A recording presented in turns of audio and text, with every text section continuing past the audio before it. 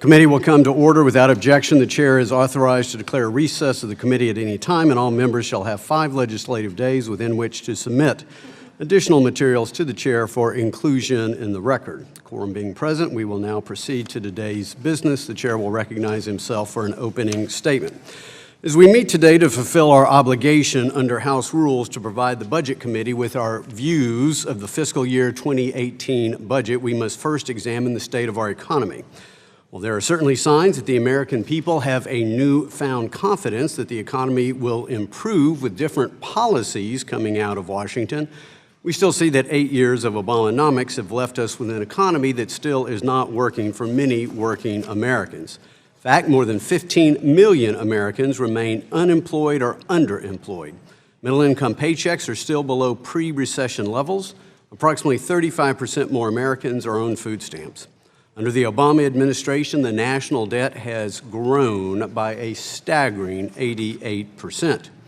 As we look at the rapidly spinning national debt clocks to our left and right, front and center, we see our debt stands at nearly $20 trillion. That's more than $158,000 for every American household on average, and it is outrageous as it is frightening.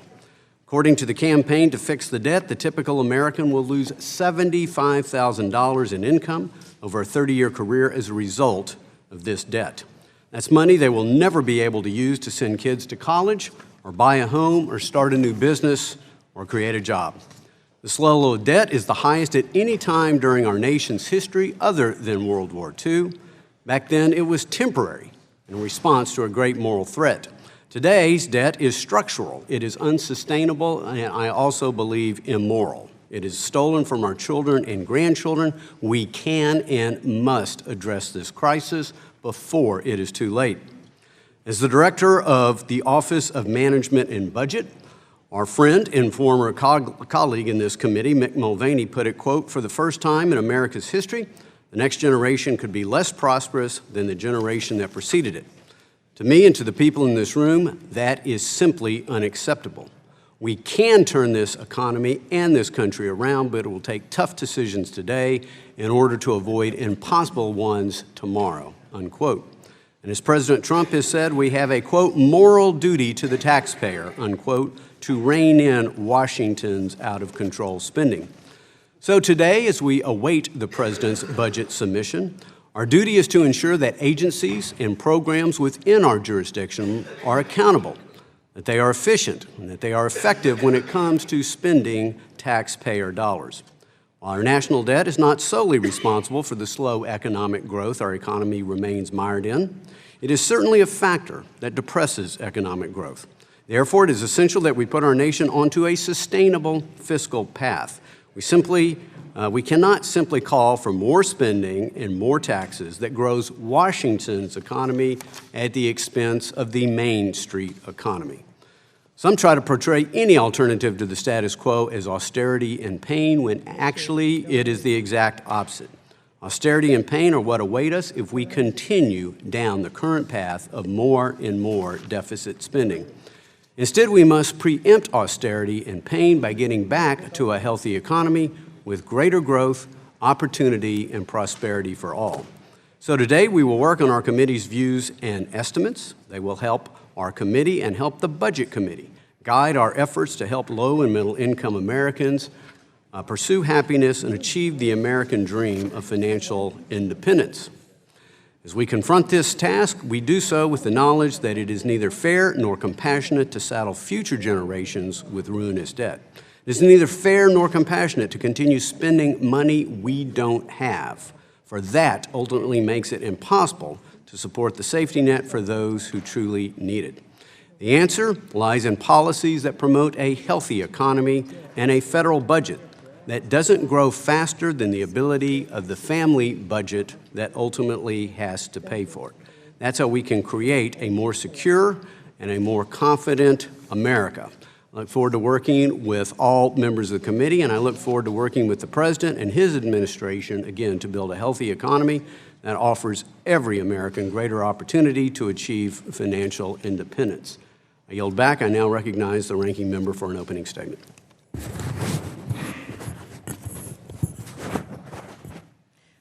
Thank you, Mr. Chairman. Today, this committee will consider views and estimates on the budget for fiscal year 2018. This is important work as our committee has jurisdiction over critical issues of consumer and investor protection, financial stability, affordable housing, and a number of other programs essential to the health and well-being of our nation's most vulnerable individuals. Let's first acknowledge that our economy is in the 8th year of recovery following the Great Recession. January marked the 83rd straight month of private sector job growth, the longest consecutive stretch on record. During that time, the economy has added over 16 million private sector jobs. The housing market has stabilized and wages are rising. Considering the crashing economy the Obama administration inherited, this is remarkable progress. That said, we still have significant challenges to address.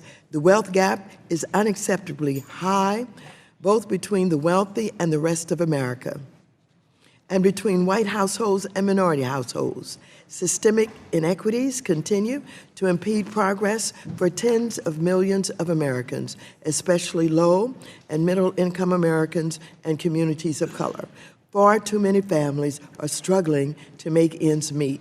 The policies proposed by the majority and the Trump administration would do nothing to address these challenges. Instead, they plan to slash funding to programs that benefit families and strengthen communities and strip away important protections that allow them to keep more of their hard-earned money in their pockets. For example, consider the Wall Street First agenda being pushed by President Trump, the billionaires in his administration, and the majority. Their plans to help out Wall Street by dismantling Wall Street reform and destroying the Consumer Financial Protection Bureau would be exceptionally harmful for all Americans and lead us down the path to another financial crisis. And then there's the fact that Trump has signed a bill into law that ends the requirement that companies like ExxonMobil that drill for oil or natural resources in foreign countries like Russia, which interfered with our election, have to disclose what they've paid those foreign governments, like Putin's, for those drilling rights. Suspicious actions like this are why I'm calling for an independent investigation of Trump's ties to Russia. Republicans should join me and other Democrats in this effort. The majority should look at its views, document, and ask, would this benefit all of America or just a few elites? If they reflected on this question, they might realize that their document makes no mention that there are nearly 550,000 homeless people in America today. Mr. Chairman, did you know that over 1/5 of people experiencing homelessness are children and nearly 7% are veterans? This is simply unacceptable and should be acknowledged as a problem in the committee's views. Democrats are committed to not just ending homelessness, but also to promoting strong consumer and investor protections, ensuring access to affordable housing, and helping American workers and small businesses thrive.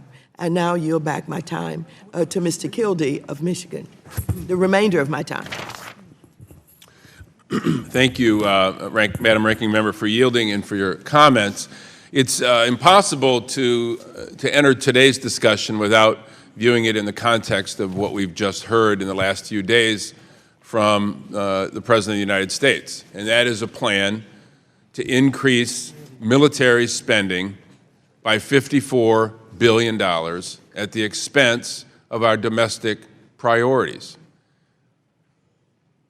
We have responsibilities on this committee, but we also have a responsibility in Congress. A certain part of our jurisdiction on the committee deals with the strength of communities, and it's impossible for me to imagine how we meet that obligation if the majority embraces in whole President Trump's goal of dramatically increasing military spending without a plan as to how to spend it, especially in light of the fact that due to a report that the Pentagon quashed, the Washington Post exposed, there's over $100 billion in savings that could be derived simply through efficiencies at the Pentagon. That would be a better place to go get any additional support for thoughtful military spending, not cutting support to communities, not cutting by 27% the Environmental Protection Agency, which has as part of its obligation to help communities with brownfields rebuild. If we're going to make college affordable, if we're going to invest in medical research, we have to have priorities that the time of the gentlelady has expired. Now, pursuant to notice, I call up the views and estimates.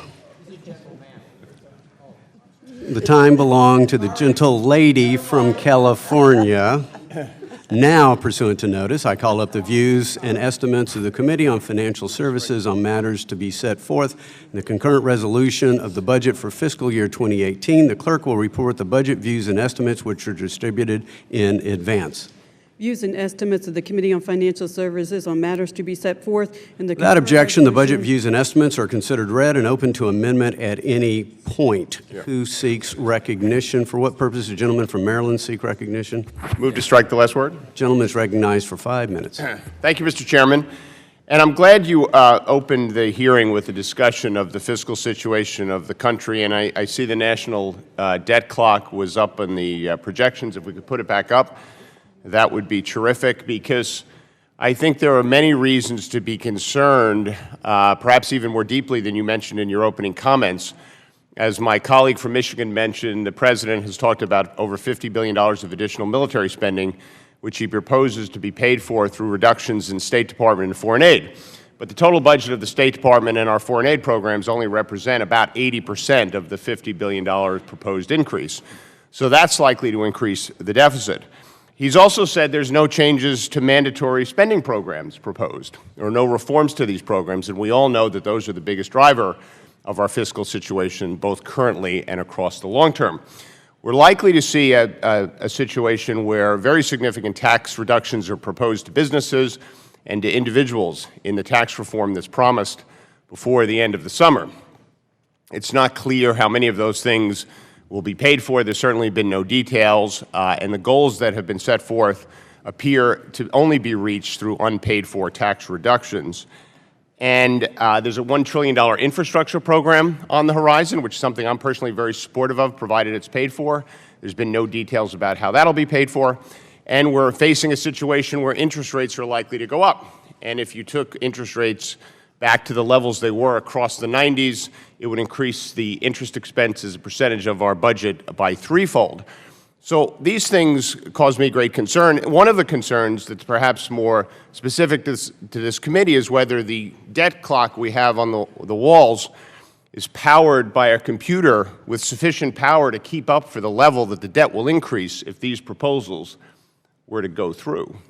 So I think this is really a time for concern as it relates to the fiscal trajectory of the country, and I hope it becomes an important part of this committee's discussion across this next year. I yield back. Gentleman yields back. Who seeks recognition?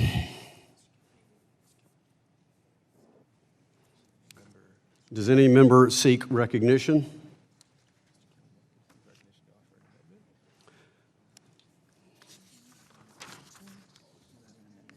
For what purpose does the gentleman from Michigan seek recognition? Well, I move to strike the last word. The gentleman is recognized for 5 minutes. I just ran out of time, of course, in the opening statement. I just want to complete this thought. This notion that the President, and I assume from what I've heard, members on the other side are embracing this notion, that without a specific plan, the United States should simply massively increase military spending, and as my friend from Maryland pointed out, which ultimately will have the effect of either substantially reducing or eliminating vital programs important to national security and to our domestic agenda, or explode the deficit. That it's impossible, unless somebody is coming up with their own math, to put the numbers together in a way that is justified. It's also important to keep in mind that as a percentage of GDP, our domestic discretionary spending is rather low. I mean, it's going to a level, in fact, would go below the levels that we saw in 1962 if, in fact, we move in the direction that the President suggests. We have to keep in mind that there are consequences that come with these decisions. We can't ignore those consequences and somehow pretend that they will happen on someone else's watch. I recall just a few months ago, the head of the Environmental Protection Agency being excoriated by members on the other side for not having the capacity or the will to intervene when my own hometown of Flint was facing a crisis. The argument there was that the EPA should have done so much more, should have inserted itself into that crisis, should have acted with more aggressive intervention. And yet, in order to fund a massive military buildup at a time when our national security would be much better served by being more focused on thoughtful diplomacy, rather than that, we're going to see enormous military spending at the expense of the protections that will have consequences. Or, for example, we saw with great celebration last year a bipartisan effort to significantly increase federal support for medical research, 21st century cures, bipartisan legislation. Just know that the budget priorities that the President is suggesting, $54 billion in military spending, will lead to dramatic cuts in research into cracking the code on diabetes, cracking the code on Alzheimer's, multiple sclerosis. Think about, beyond the budgetary impact of that, the families whose lives are affected and who think about these diseases on a daily basis and hold on, cling to hope that their federal government is willing to invest in research that could ease their suffering and, of course, ultimately will have the effect of reducing federal spending. If we want to bend the cost curve on health care, we would invest in medical research. So you can't escape, we can't escape the reality that this direction that the majority is taking us, huge increases in military spending, will mean increased suffering here at home. It will mean a reduction in the kind of investment that people truly depend upon.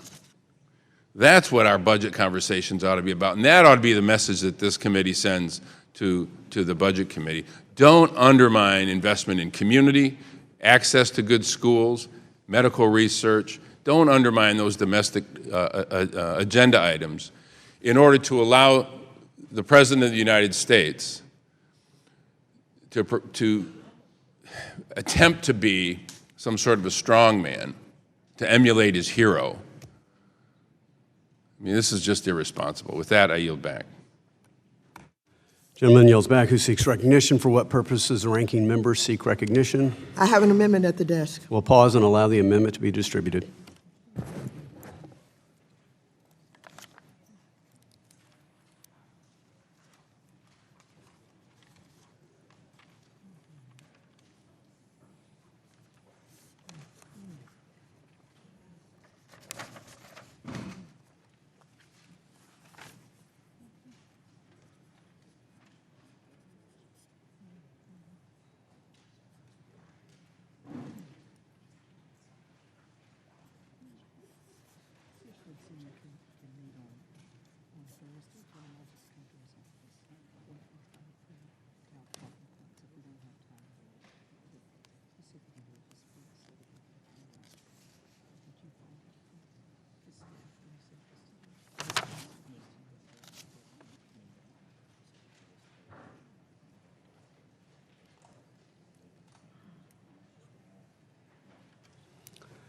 Have all members received a copy of the amendment? So the clerk will report the amendment. Amendment offered by Ms. Waters on page 11, line 32, insert the following. Without objection, the reading of the amendment is dispensed with, and the gentlelady is recognized on her amendment. Thank you very much, Mr. Chairman. My amendment adds language on homelessness to the Republican budget views and estimates. While it seems that Chairman would prefer to ignore the issue, the Democrats are here to remind you once again that there are nearly 550,000 homeless people in America today, and they deserve our attention. Mr. Chairman, year after year, we've not been able to get any attention from you on this issue. As I have already pointed out, homelessness is not mentioned in your budget views and estimate.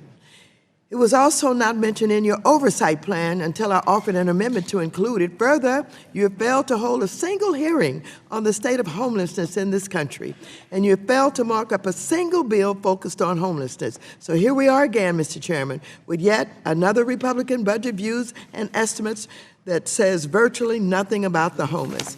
Now, understand that the homeless do not have an army of well-paid lobbyists coming to us for attention to their needs, but it's about time this committee start paying more attention to those who are in need, rather than those with powerful lobbyists at their beck and call. We have a responsibility to all of our constituents that includes the homeless. In fact, in the state of Texas, there are 23,122 homeless people, making it one of the top 5 states with the largest number of homeless people.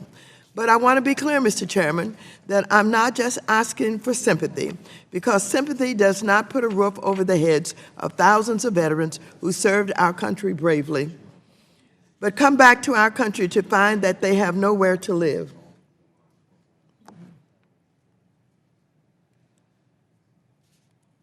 Sympathy also does not provide stability for thousands of children and youth who are struggling to keep up in school because they have nowhere to go after school hours.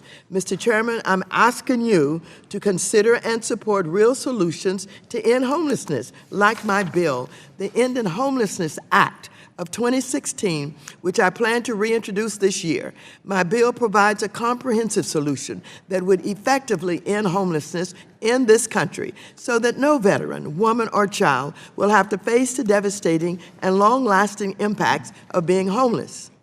At the very least, Mr. Chairman, we must ensure that this committee take action to reauthorize the U.S. Interagency Council on Homelessness, which is slated to sunset on October 1st of this year.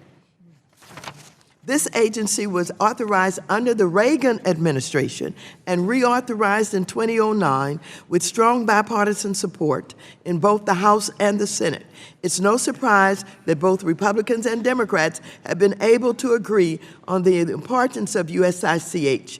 The agency has led our national effort to end homelessness, ensuring the most efficient use of limited resources by focusing on effective coordination across all sectors. I understand that in his address to Congress tonight, Mr. Trump will call attention to the forgotten men and women, but it seems that Mr. Trump has also forgotten the homeless, as there is no indication that he will speak about homelessness or housing issues at all tonight. Indeed, Mr. Chairman, Republicans have forgotten about the homeless, and it's time that we come together to fight on their behalf. Mr. Chairman, there is simply no excuse for this committee to continue to ignore those with the greatest housing needs. So I would urge my colleagues to adopt this amendment. I thank you, and I'm just thinking the President is proposing $54 billion to increase the weapons of war. Can't we just get $13 billion of that?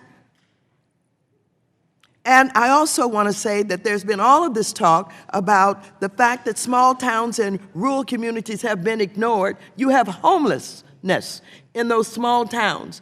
You have general stores that have closed down. You have no rental units in those places. You don't have clinics and hospitals. Come on, let's do something. I yield back the balance of my time. Gentlelady yields back. For what purpose? Gentleman from Wisconsin seek recognition. Move to strike the last word. Gentleman's recognized for 5 minutes. I want to thank the gentlelady for recognizing some of the issues that we have, specifically in rural America. There is a problem with homelessness. I've mentioned to her and to the rest of the committee members that I hold a homelessness and hunger summit every year in my community. I mentioned also that last year Secretary Castro came and participated in that event with us.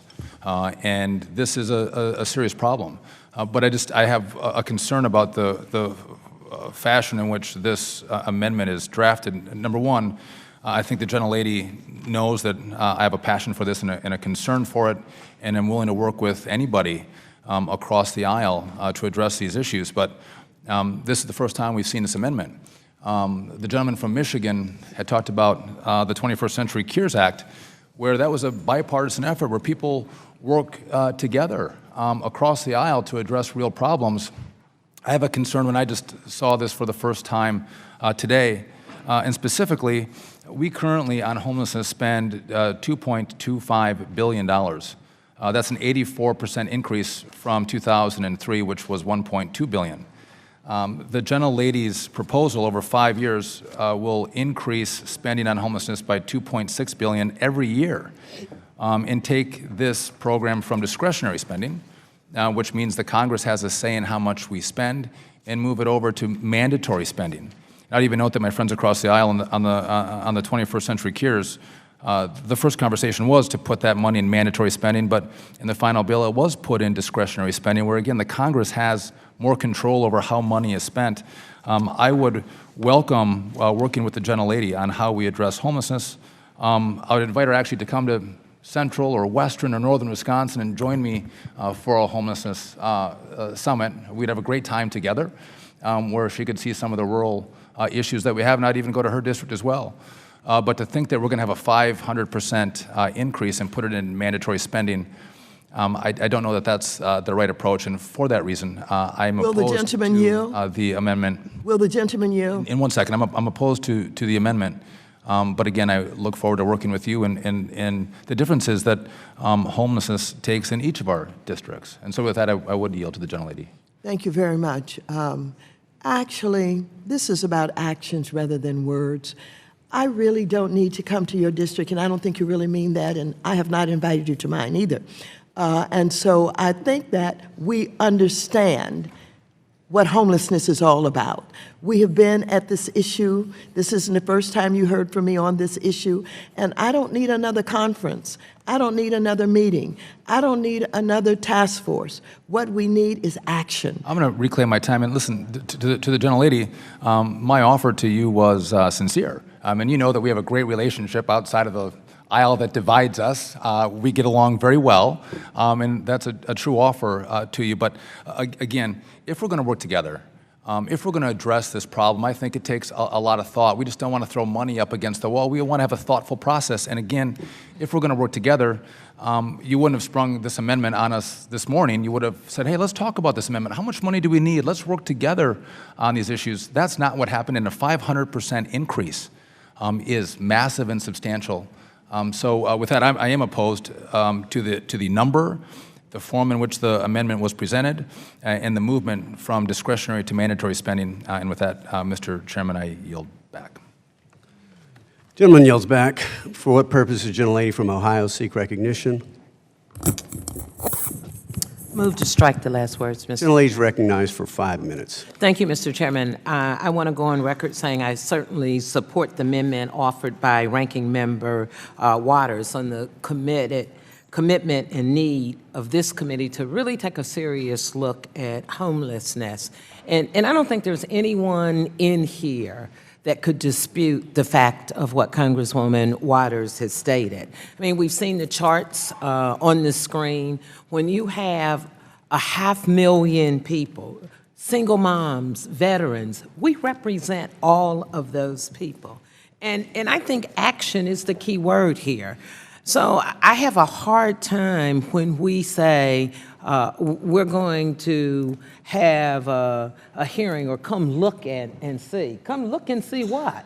We know that these individuals are living in crises. We know they're homeless. And I do applaud you for recognizing it and admitting it, Congressman Duffy. But I know, Mr. Chairman, you and the rest of my colleagues over there also know it.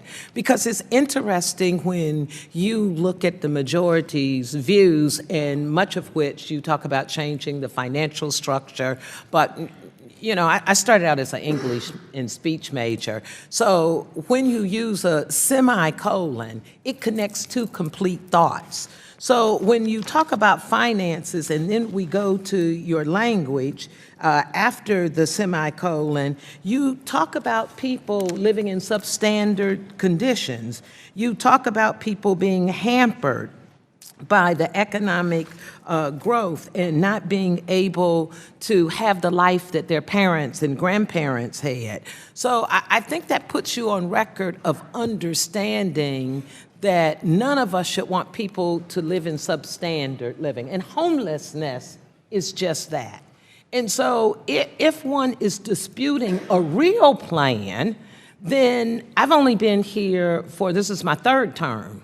And I think my colleague has been here, Mr. Duffy, a lot longer. So since we've known this, and there is no plan, only words to say no, no, no to everything, and being in the majority, I think you have more of a responsibility to develop plans versus just saying no to every single attempt that comes. I would have had more respect, understanding if you would have said, no, this amount is too much, but my work on this, my facts say that it needs to be a little less versus saying, I'll come look at it.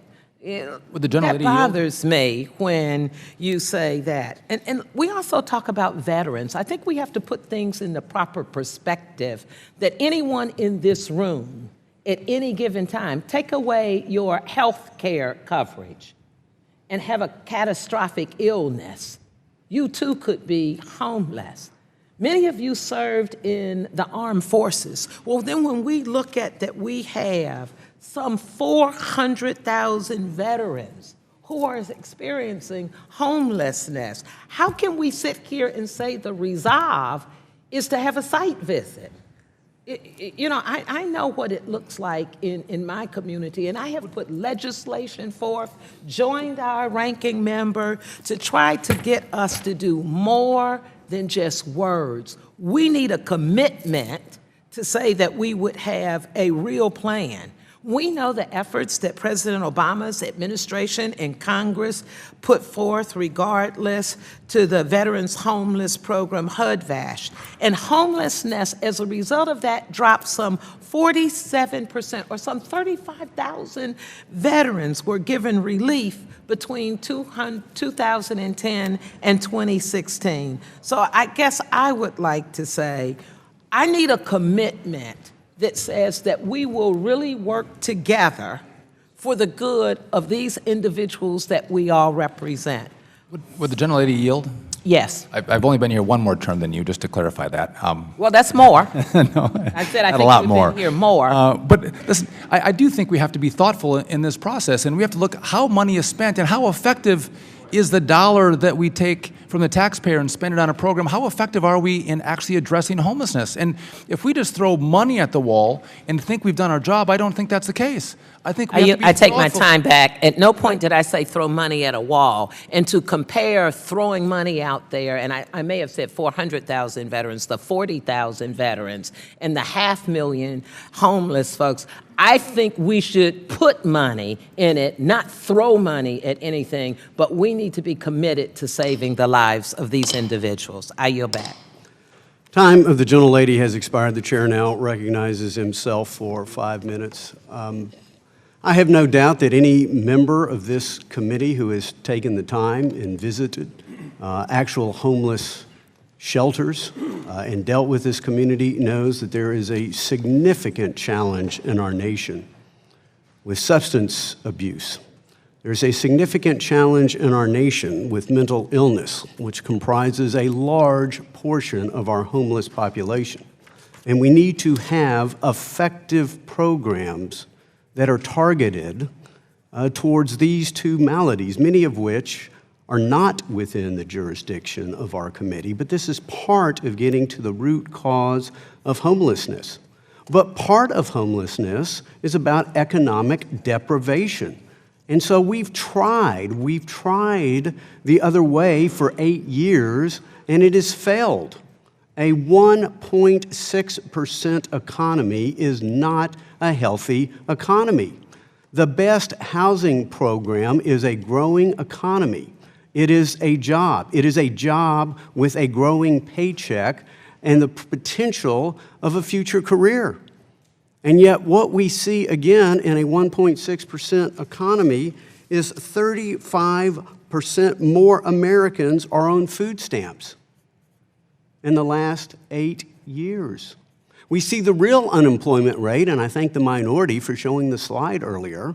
The Bureau of Labor Statistics, U6, shows that the real unemployment rate in our nation is approaching 10%.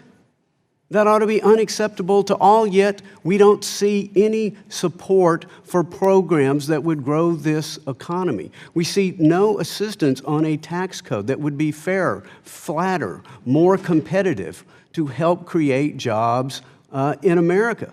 We see absolutely no relief from the weight, the cost, the volume, the complexity, the uncertainty of the administrative regulatory state that is absolutely crushing small business in America, the job engine of America. If you crush small businesses, you crush jobs. Thus, again, a 1.6% economy, when historically we're growing at twice that. And so if we're really going to address the root causes of homelessness, then we need to be addressing substance abuse. We need to be addressing mental illness. We need to be addressing a moribund, limping economy. And so I look forward to having my friends on the other side of the aisle help us to build this economy. And when I look at the gentlelady's amendment, the ranking member, number one, I would encourage her to file it in her minority budget views and estimates. As she well knows, she has the opportunity to put it there, and I highly encourage her to do that, and I have no doubt that the Budget Committee will certainly give it all the attention that it may deserve.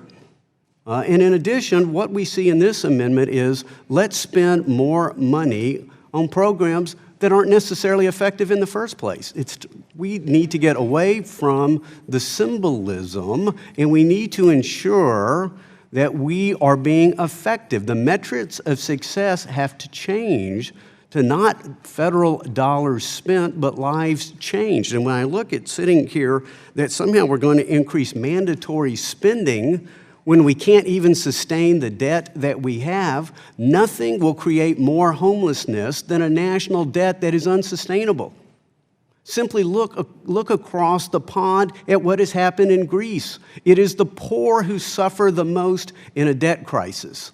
And so to sit here and say that we're going to create more mandatory spending, absolutely no way to pay for it, absolutely no indication of the effectiveness of these particular programs, no indication that there'll be any help to grow our economy with pro-growth tax reform and regulatory relief, I simply urge rejection of the gentlelady's amendment. I yield back the balance of my time. Who seeks recognition? For what purpose does the gentleman from New York seek recognition? Strike the last word. Gentleman is recognized for 5 minutes. Thank you, Mr. Chairman. You know, this really should not be a partisan issue. It should be one of our motivational issues to end poverty in America. We've got a president now that talks about nationalism. Well, there should be nothing more nationalistic about making sure that we're ending poverty in America. But yet, budgets and others tends to show where one's priorities are. I just heard Mr. Chairman talk about that we have a limping economy. Well, Mr. Chairman, I said this once before, and I just say it again. Before President Obama came in, we didn't have a limping economy. We had an economy that was almost into bankruptcy. We had an economy that was losing 750,000 jobs a month. We had an economy where the unemployment rate was in double digits. And that was under the leadership at the time, Mr. Chairman, when the Republicans had control of the White House, and for 6 of those 8 years, control of the Senate and control of the House. And spending, you're talking about deficit, spending went dramatically up during that period of time. And here we are again, on the eve of the 45th President of the United States statement to the nation. And what do we see happening again?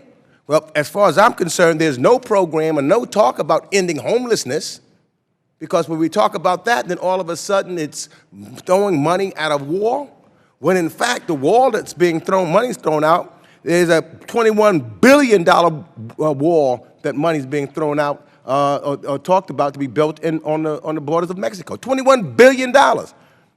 And most folks would tell you that is not effective. Yet I don't hear my colleagues on the other side of the aisle saying we're going to make sure that this is effective. $21 billion. We also hear the president's going to talk today about $54 billion for military spending. And then we hear the president also talking about tax cuts and how much is that going to take. We hear the president talking about an infrastructure of $1 trillion. So when we talk about throwing money at something and rising deficits, well, this clearly seems to me that deficits are going to rise, and they're going to rise very substantially. So I would hope that my Republican colleagues who have been very silent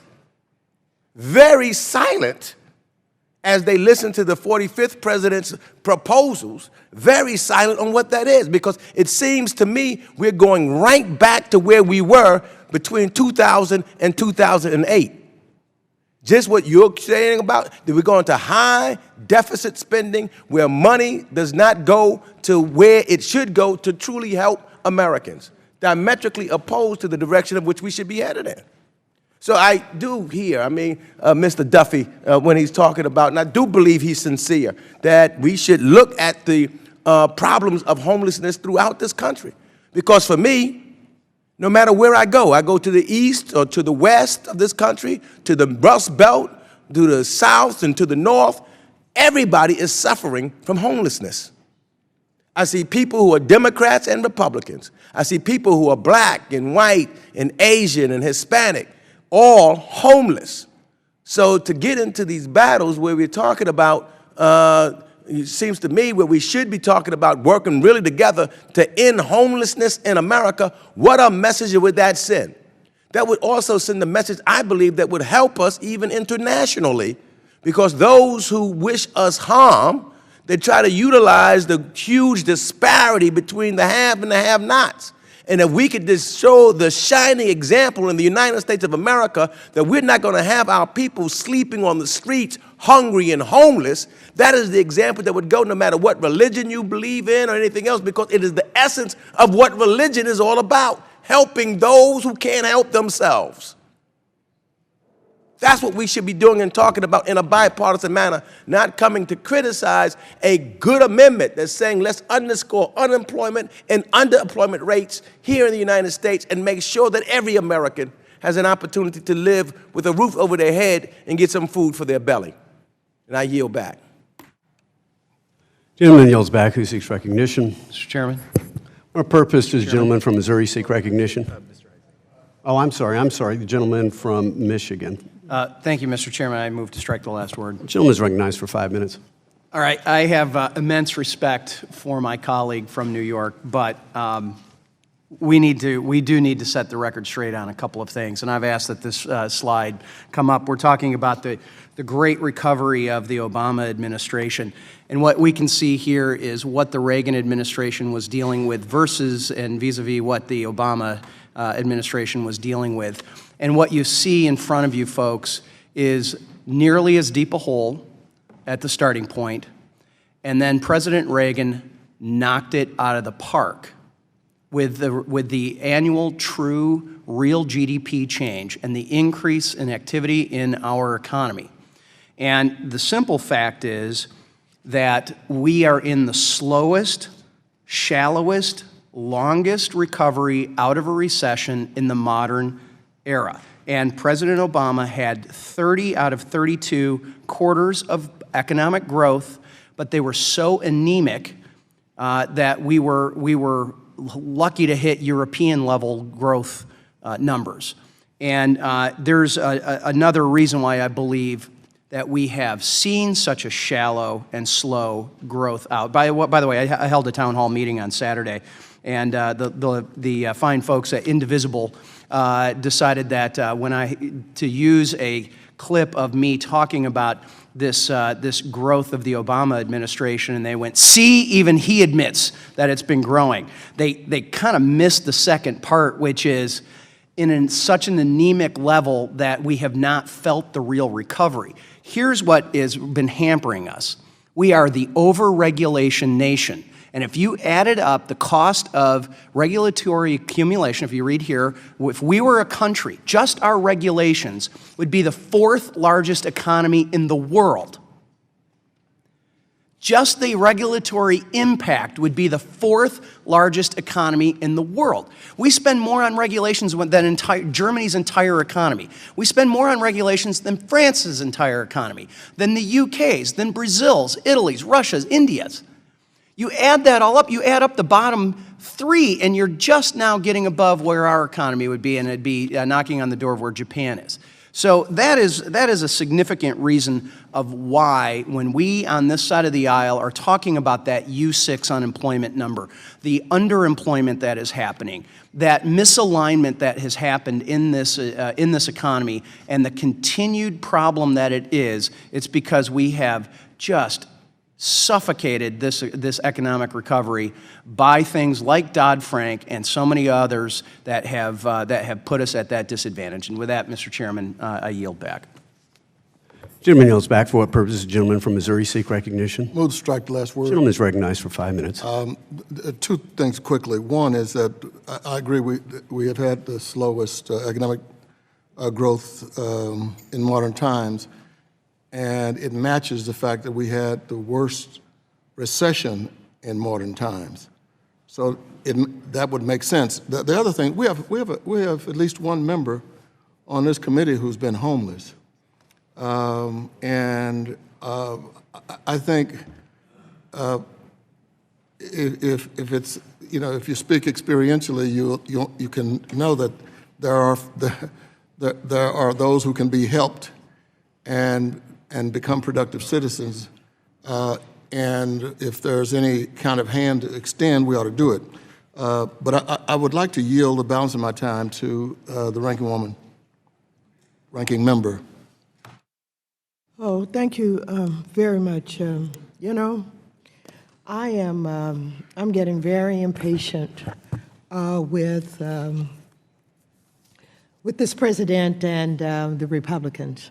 As it was stated by the gentleman from New York, we have a budget that's coming to us for $54 billion in defense, and that we're going to reduce many of the programs for the neediest people in this country to pay for a $54 billion increase in defense.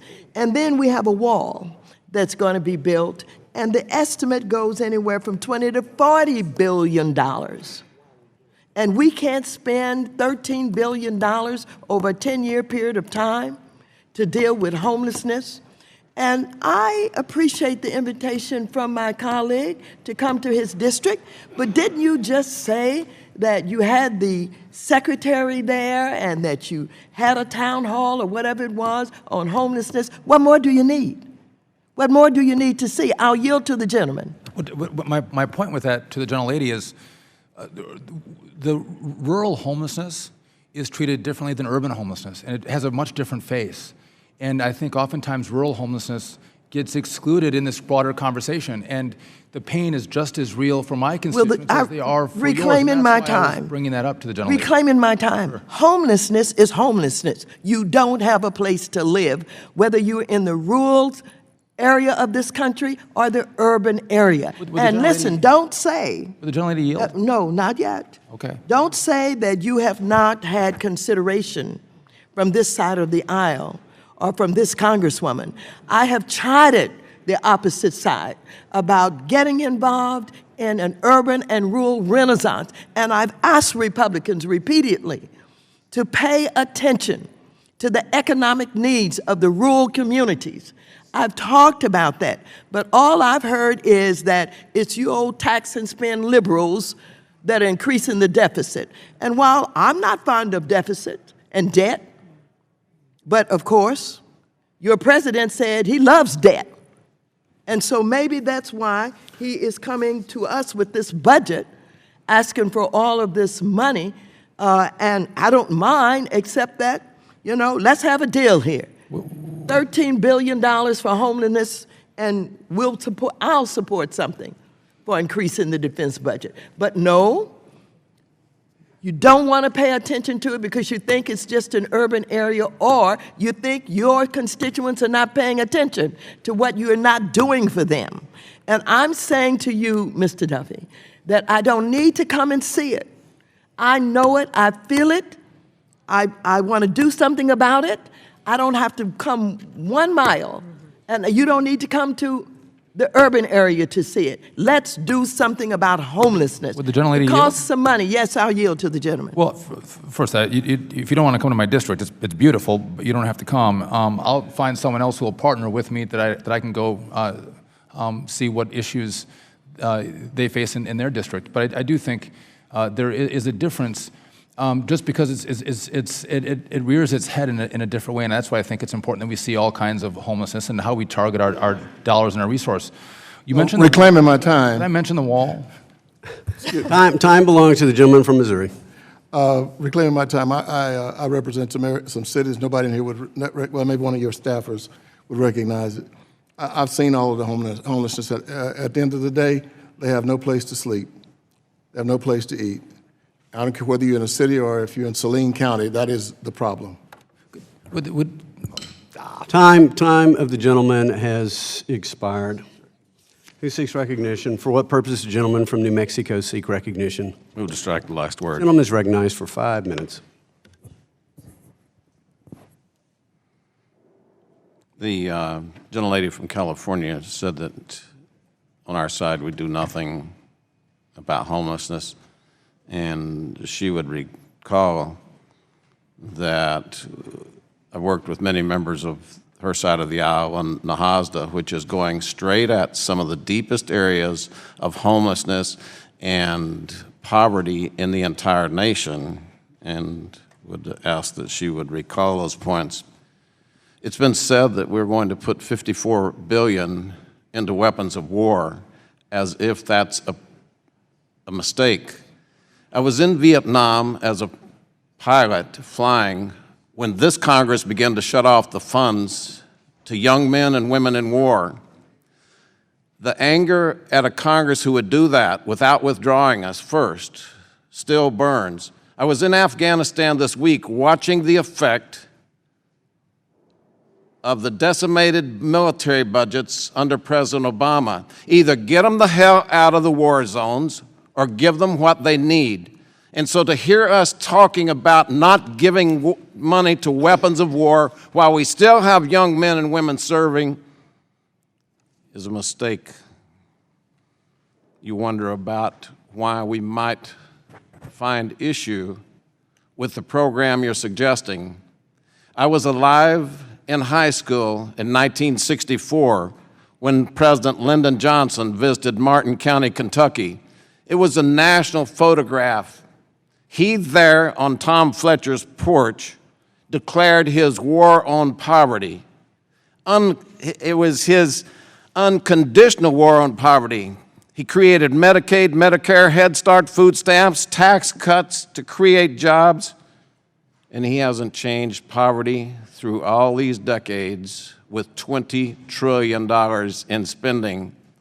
Now, if we're going to talk about things, maybe we should acknowledge the failures of the past in funding inordinate amounts of money to programs that have done very little to improve the conditions in Martin County, Kentucky.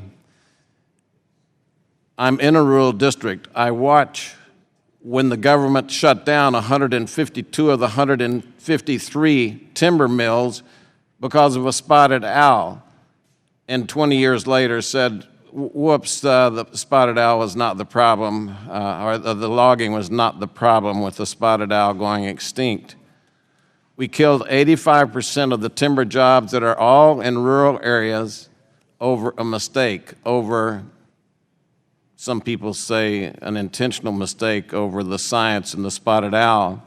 I watch as the government takes away water from ranchers, takes away grazing allotments from the ranchers, and that's what causes the poverty. That's what pushes the homelessness. Our regulatory environment coming from Washington, which cares nothing about how people are going to make a living. Dan Ash was the head of the Fish and Wildlife Service. He is the one who makes the decision on the endangered species. And I talked to Dan Ash and said, what about the people that this decision is going to throw out of a job? And he said, I do not have to be concerned about the economic effects of my decision. Those are the things that create poverty and homelessness in rural areas. My district is one of the poorest districts in the country. When I see a slide saying what the projected income should be, that's not a case in my district. 50% of the houses in my district are manufactured housing. So all people want there is just the ability to make a living. Just get the government off our back. We can live fine. Just don't kill our jobs because of some regulatory input. Don't dump heavy metals into our streams like the EPA did in the Gold King mine spill. Don't burn our forests down. Cut them in advance. The rural areas could cure their poverty if it weren't for the heavy hand of government. I yield back. Gentleman yields back. Who seeks recognition? Green from Texas. For what purpose does the gentleman from Texas seek recognition? To strike the last word. Gentleman is recognized 5 minutes. Thank you. Mr. Chairman and Ranking Member, I thank you for the time. This is how history repeats itself. What we are seeing right now is a preview of what is to come, and it is an indication of what will be done to cause history to again repeat itself. Permit me to explain. We're talking about now increasing the war budget because the Defense Department engages in war, the war budget by $50+ billion, $54 billion by some counts. We're talking about cutting the peace budget, that's the State Department, by tens of billions of dollars. And we talk about how this is going to impact the economy in a positive way. Well, it didn't impact the economy in a positive way when Bush funded 2 wars on credit, and when he took a surplus from Clinton and turned it into a $6 trillion deficit. History is about to repeat itself. We're already talking about sending in troops in Syria. History is about to repeat itself. We went into Afghanistan. We went into Iraq. We're on the verge of seeing history repeat itself before our eyes. And the people who are most conservative are going to fund the effort to see this happen. I don't think they're doing it intentionally. I don't think that they're doing it with any kind of malice or forethought. I think they're about to make the same mistake they made before. We're asking for a small amount of money to help people who are in need of some place to live, while others are pushing hard to spend money on war and cut peace. You're cutting peace when you cut the State Department. This is history unfolding before our eyes, dear friends. Can we not see that the same people, not the same people as in the people who are speaking now, but from the same side we heard comments about how we needed to deregulate. It was deregulation that gave us the 327s and the 228s. All of these years of ups and downs in your mortgage rates with only a few years of a fixed rate. That was deregulation that brought that on. No doc loans. Deregulation did that. We're about to deregulate now with a plan to cut something, some regulation, every time you produce a new regulation. That is a fatuous folly process. It makes no sense. It's arbitrary and capricious to say you're going to cut every time you increase a regulation. If you have something good that's there, you got to go through and find out what is less good and then bring something else on. But history is about to repeat itself. We are about to see this country slide into war again. And as for the root cause, it will be what it was before, and that is our not paying attention to spending money on the military at the expense of other programs. I want a strong military. I support a strong military as much as anybody else. But what I don't support is funding these wars on credit, which is what the other side is ultimately going to do. I don't support building a wall saying that someone else is going to pay for it and then having taxpayers pay for it, which is what the other side's about to do. Don't be deceived by words of who's going to pay for the wall, and then a resounding echo of Mexico. Mexico is not going to pay for this wall. They're not going to embarrass themselves because somebody has the guts. Well, a lot of things can be said, but somebody has the intestinal fortitude, I suppose, to stand before a large group of people, the world, and say, we're going to make Mexico pay for the wall. Won't happen. Unless you find some clever way to say, well, it was in that piece of legislation that we passed.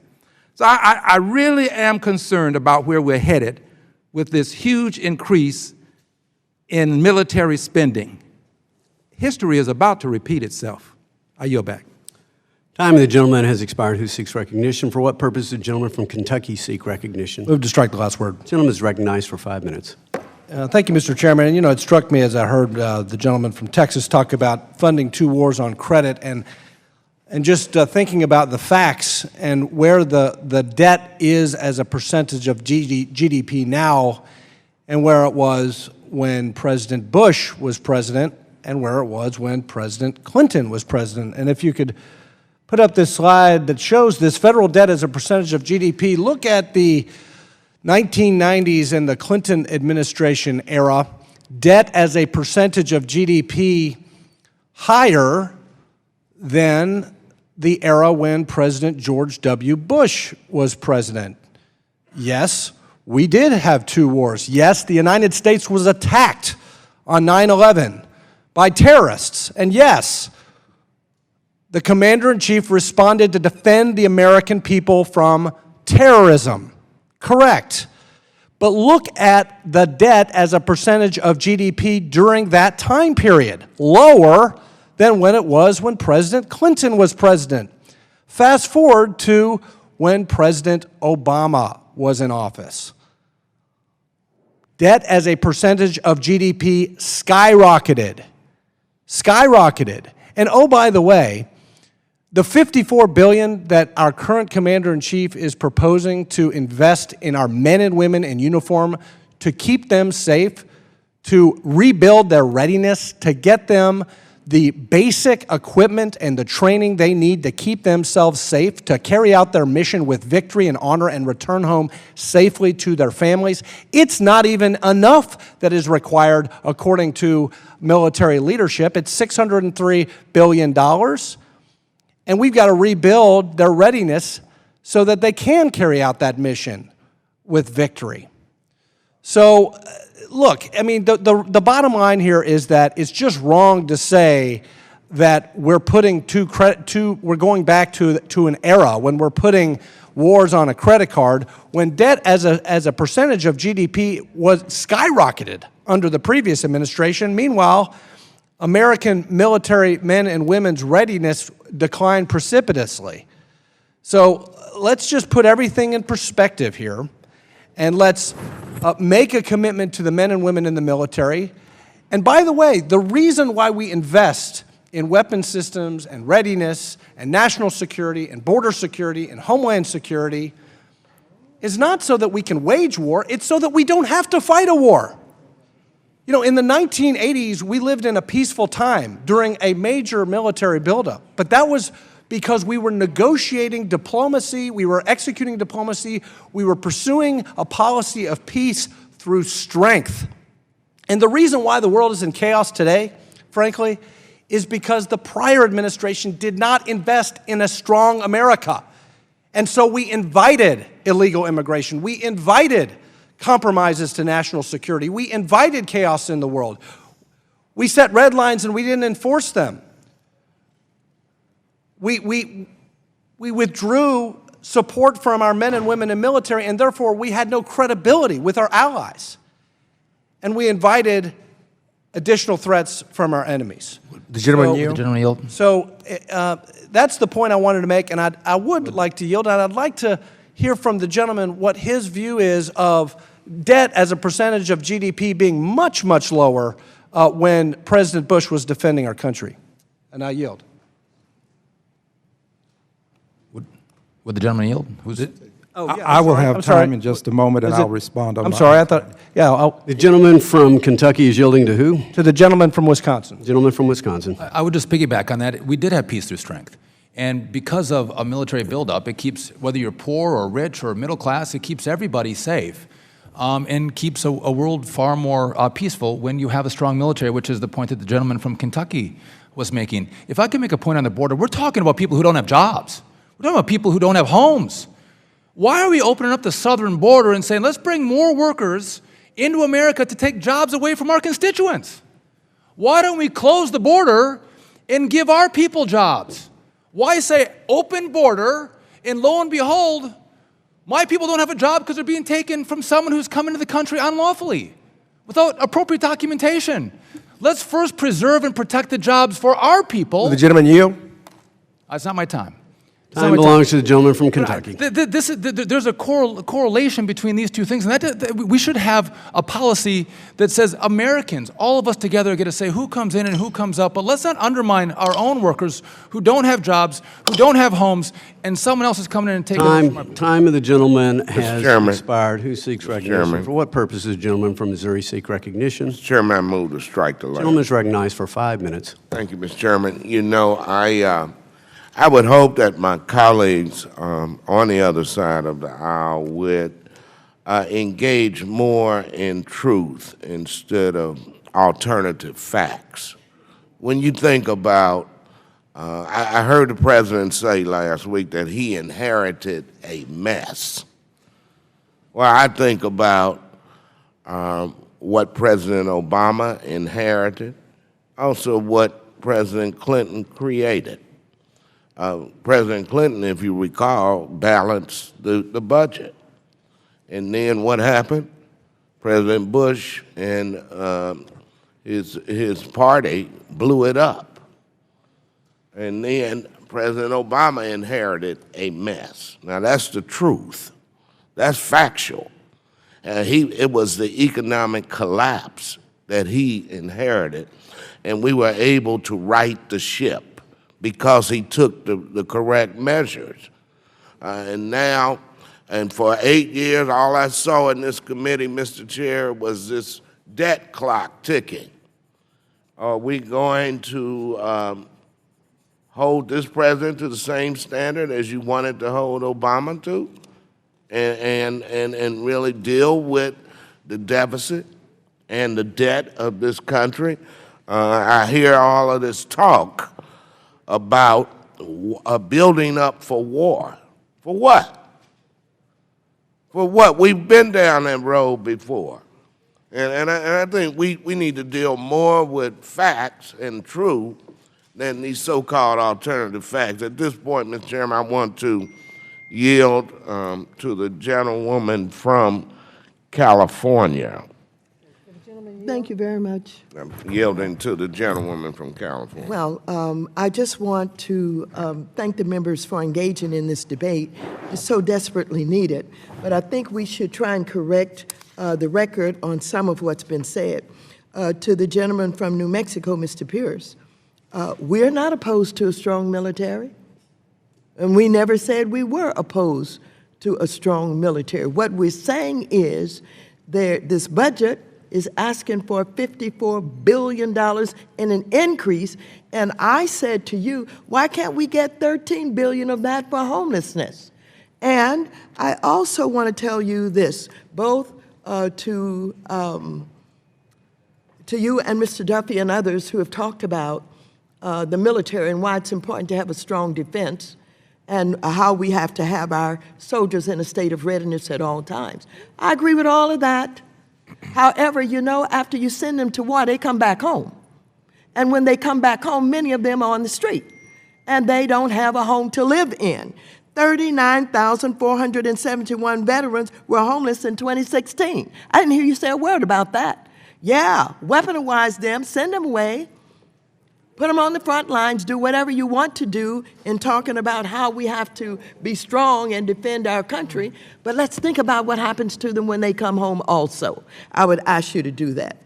In addition to that, I would just like to talk about how we got into this position. How many people remember 2011 and sequestration? I'll yield to the gentleman from New Mexico. I think that the President suggested it to the leadership of the Republican Party. I voted no because I thought it was a bad deal that we would use our troops as hostages on any negotiation for a tax increase. I thought it was a bad deal. I told Mr. Boehner, and I told Mr. McConnell. So it has worked out to be a very bad deal. It still is a bad deal. The idea of using soldiers as hostages in a budget negotiation has always turned my stomach, and it still does. Yield back. But I think, you know, it is important to also recognize what it did to the economy. Wouldn't you agree? I don't find agreement on that. I don't find any resolution to the problems for jobs in my district. The jobs have never come back that they've talked about nationwide. I don't see the recovery. And I want to ask Mr. Duffy, who talked about the open time borders. belongs to the gentleman from Missouri. Does he yield? I continue to yield, yes. No one has advocated open borders, and I think we need to get this discussion straight. As a matter of fact, we have talked about comprehensive immigration reform, not open borders. I yield back. Time of the gentleman has expired. Who seeks recognition? Oh, I'd like to strike and. I'm sorry, who seeks recognition? I'd like to. Gentleman from Texas seek recognition? Yes. I'd like to yield the balance of my time to Congressman Green. Thank you for the yielding of time. Let's talk about the sequestration that the ranking member mentioned. A part of that was an agreement that we would have spending cuts across the board, that we would not isolate domestic spending. Why don't you keep your word, those who voted for it? You ought to keep your word. What you're about to do is break the commitment that you gave. You gave your word. Mr. Pierce, you didn't vote for it. I compliment you. Neither did I. But you ought to keep your word. You ought not now, and by the way, let me step aside for just a moment. I remember Ranking Member Waters. Ranking Member, I remember your saying that these agreements to keep a cap on military spending will not be honored. She said that when this was being debated, and her words are as true now as they were then. She knew what she was talking about, but you ought to keep your word. You ought to do that. Now, with reference to illegal immigration, this is amazing to me, because it was your party that literally extended an informal invitation for people to come here and work. You wanted their labor. You looked the other way as they crossed the border when they were coming in. Now we have 11 million here. But when they were coming, you wanted them to come here and work.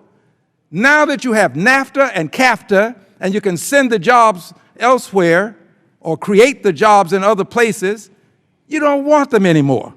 You can't do this. Your hands aren't clean. You have been complicit. And as a result, you can't now decide you're just going to throw 11 million people out of the country. There's something about that that offends the American people. This is why we can't get comprehensive immigration reform done. I see Mr. Duffy eager to. You don't even have to ask, Mr. Duffy. I yield to you. Thank you. The time belongs to the gentleman from Texas, Would Mr. the gentleman Gonzalez. from Texas allow Mr. Duffy to speak and then reclaim when I ask? Yes, I do. We're talking about the border. We're talking about the border right now, and an open border. I think that we can get immigration reform reclaim done. the time, please, sir. It is, the time Would you reclaim, belongs to please? the gentleman. Reclaim the time, please, and yield to me. Reclaim the time. The time Would you yield belongs to to, me, the please, gentleman sir? from Texas, Mr. Gonzalez. Yield to back to allocate. Congressman Green. Open borders is a fiction that you created. That's something that you've done.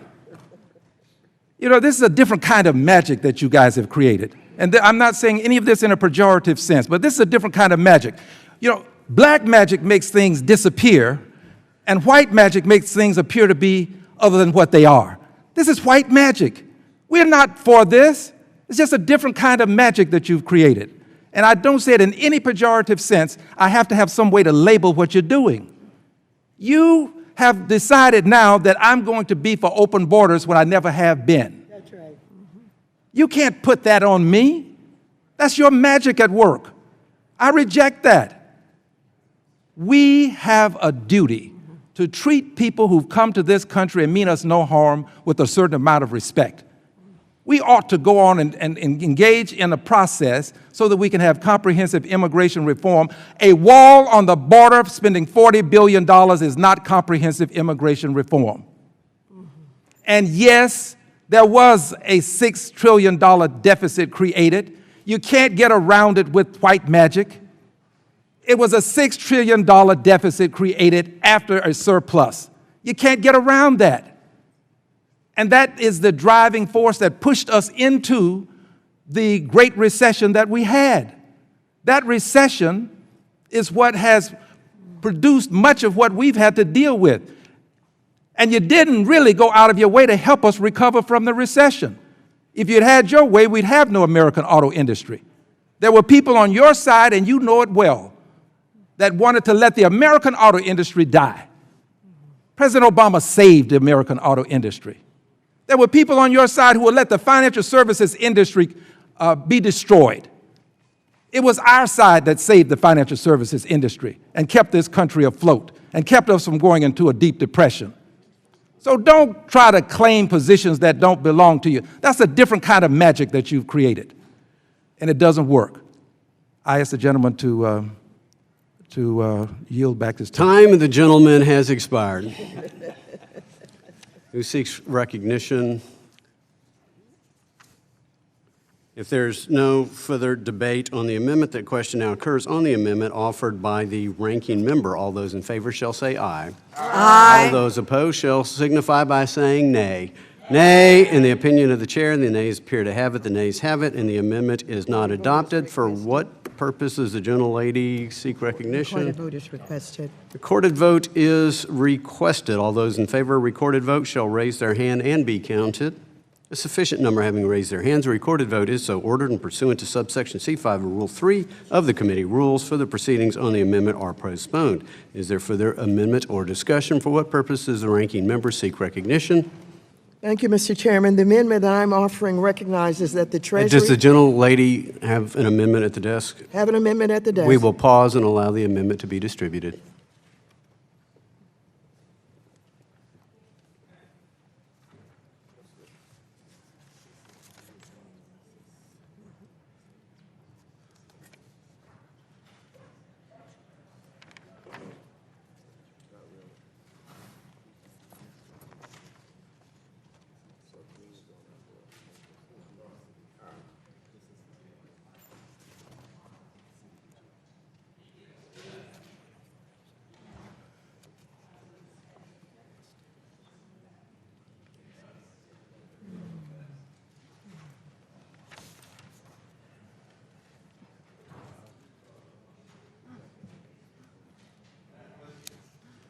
Have all members received a copy of the amendment? If so, the clerk will report the amendment. Amendment offered by Ms. Waters on page 16 on line 28 after illicit. Without objection, the reading of the amendment is dispensed with, and the gentlelady is recognized on her amendment. Thank you, Mr. Chairman. The amendment I'm offering today recognizes that the Treasury Department's Office of Foreign Assets Control, which administers and enforces economic sanctions, has an increasingly important role in furthering our foreign policy objectives and safeguarding our national security. In particular, the amendment would establish that the committee views the imposition of sanctions on Russia for its active interference in the most recent American election and unlawful annexation of Crimea as essential to holding the Russian government accountable. Although the majority's underlying budget views and estimates briefly note the importance of countering the growth of threats like ISIS, there is no discussion of the Treasury Department's role in countering Russian aggression and the Kremlin's shocking interference in the most recent election on behalf of Donald Trump through the use of sanctions. I believe that addressing this omission is critical. Indeed, President Trump's bizarre and disturbing pattern of siding with Russia and against the conclusions of intelligence community raises urgent concerns that the sanctions put in place to hold Russia accountable may be in jeopardy. Indeed, it should concern all Americans that Putin, whom Fox's Bill O'Reilly called, quote, a killer, end quote, and who armed Assad in Syria as he attacked innocent civilians, appears to be the only man that Donald Trump will not disparage. For example, when asked during a Fox News interview about Putin's reputation for murdering Russian journalists and dissidents, President Trump gave a shocking response stating, quote, we have a lot of killers in our country too.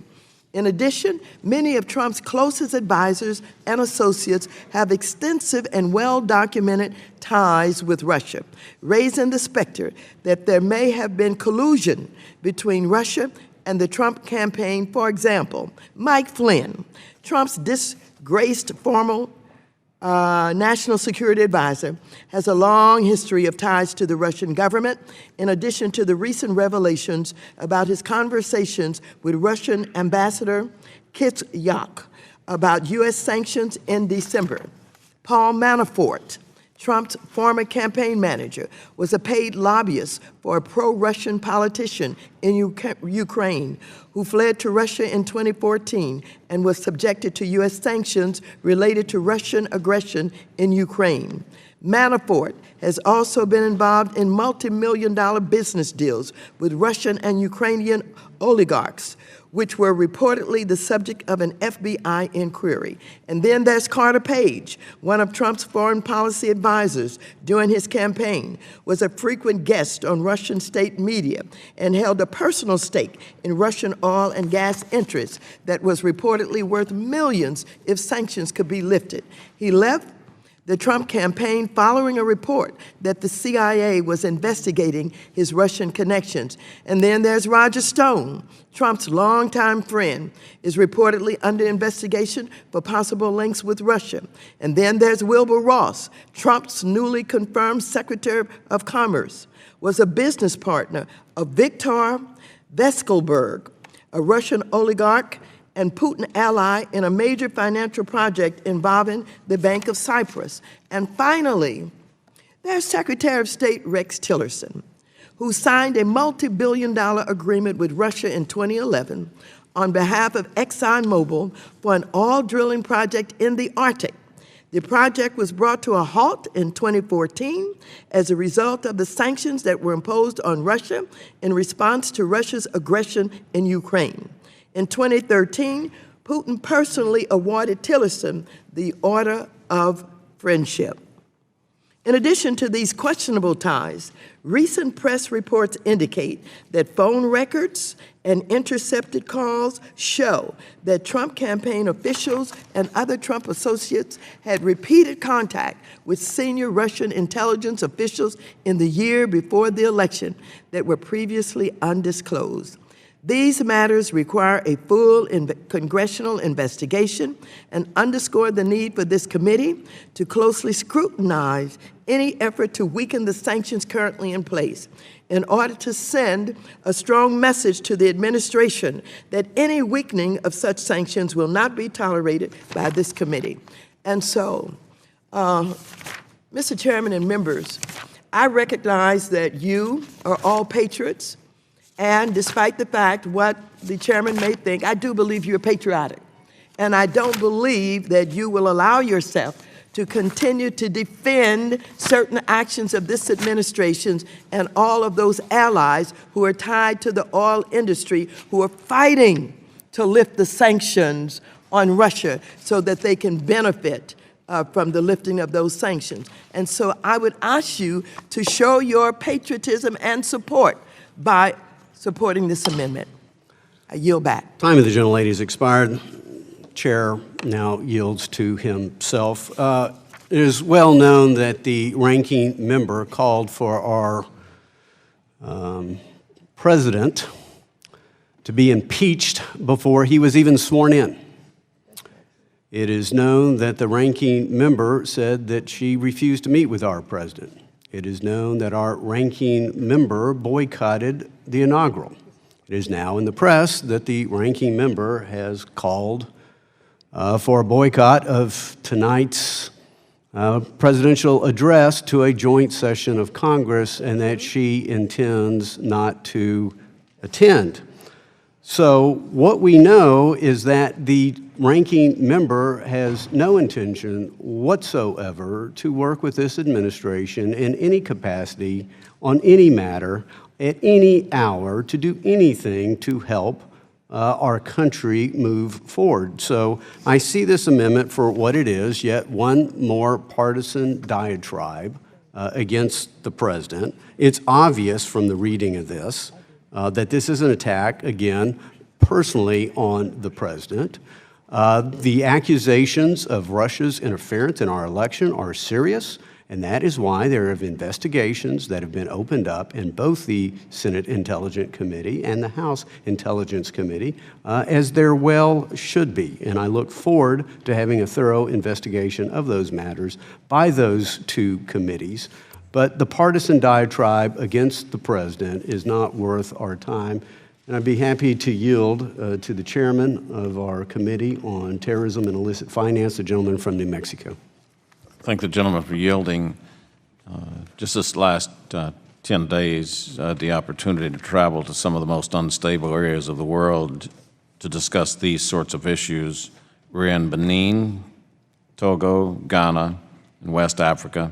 We went to the Western Sahara, Ethiopia, Uganda, to the Czech Republic, and we were actually going into Ukraine to discuss the Russian incursions there, but ice fog kept us from doing that. The suggestions that the gentlelady has made are far broader ranging than what this subcommittee or even this full committee can work on. I've received confirmation that those committees who join us in jurisdiction will be happy to have joint hearings, but to undertake this sort of a broad-scale effort from just inside the Financial Services Committee would be inappropriate. I think that the idea of interrupting terror financing is one that both sides of the aisle agree on implicitly. I've met with Ranking Member Perlmutter and the committee, and there are very few disagreements that we even see in front of us.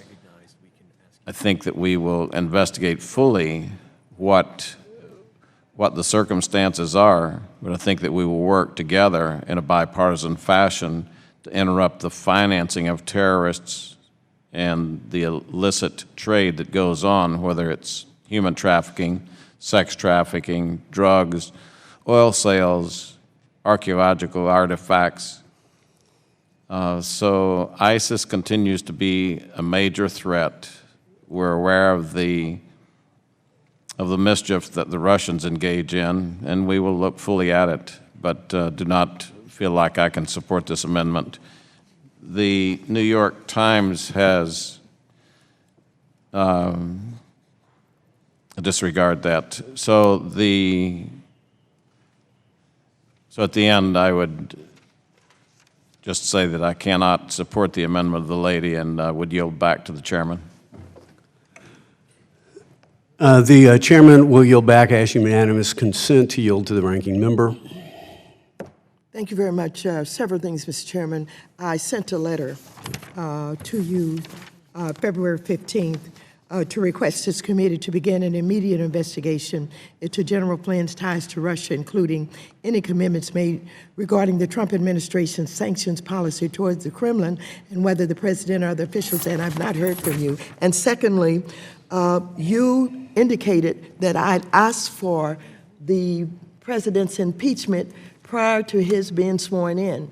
I have not asked for the president's impeachment without having said that I believe that a investigation, the correct investigation that drills down, will find reason for impeachment, and that's a difference. And I did not call for a boycott of the State of the Union message. I said I am not attending. Please correct the record. Gentlelady yields back. Who seeks recognition? For what purpose does the gentleman from Kentucky seek recognition? Move to strike the last word. The gentleman is recognized for 5 minutes.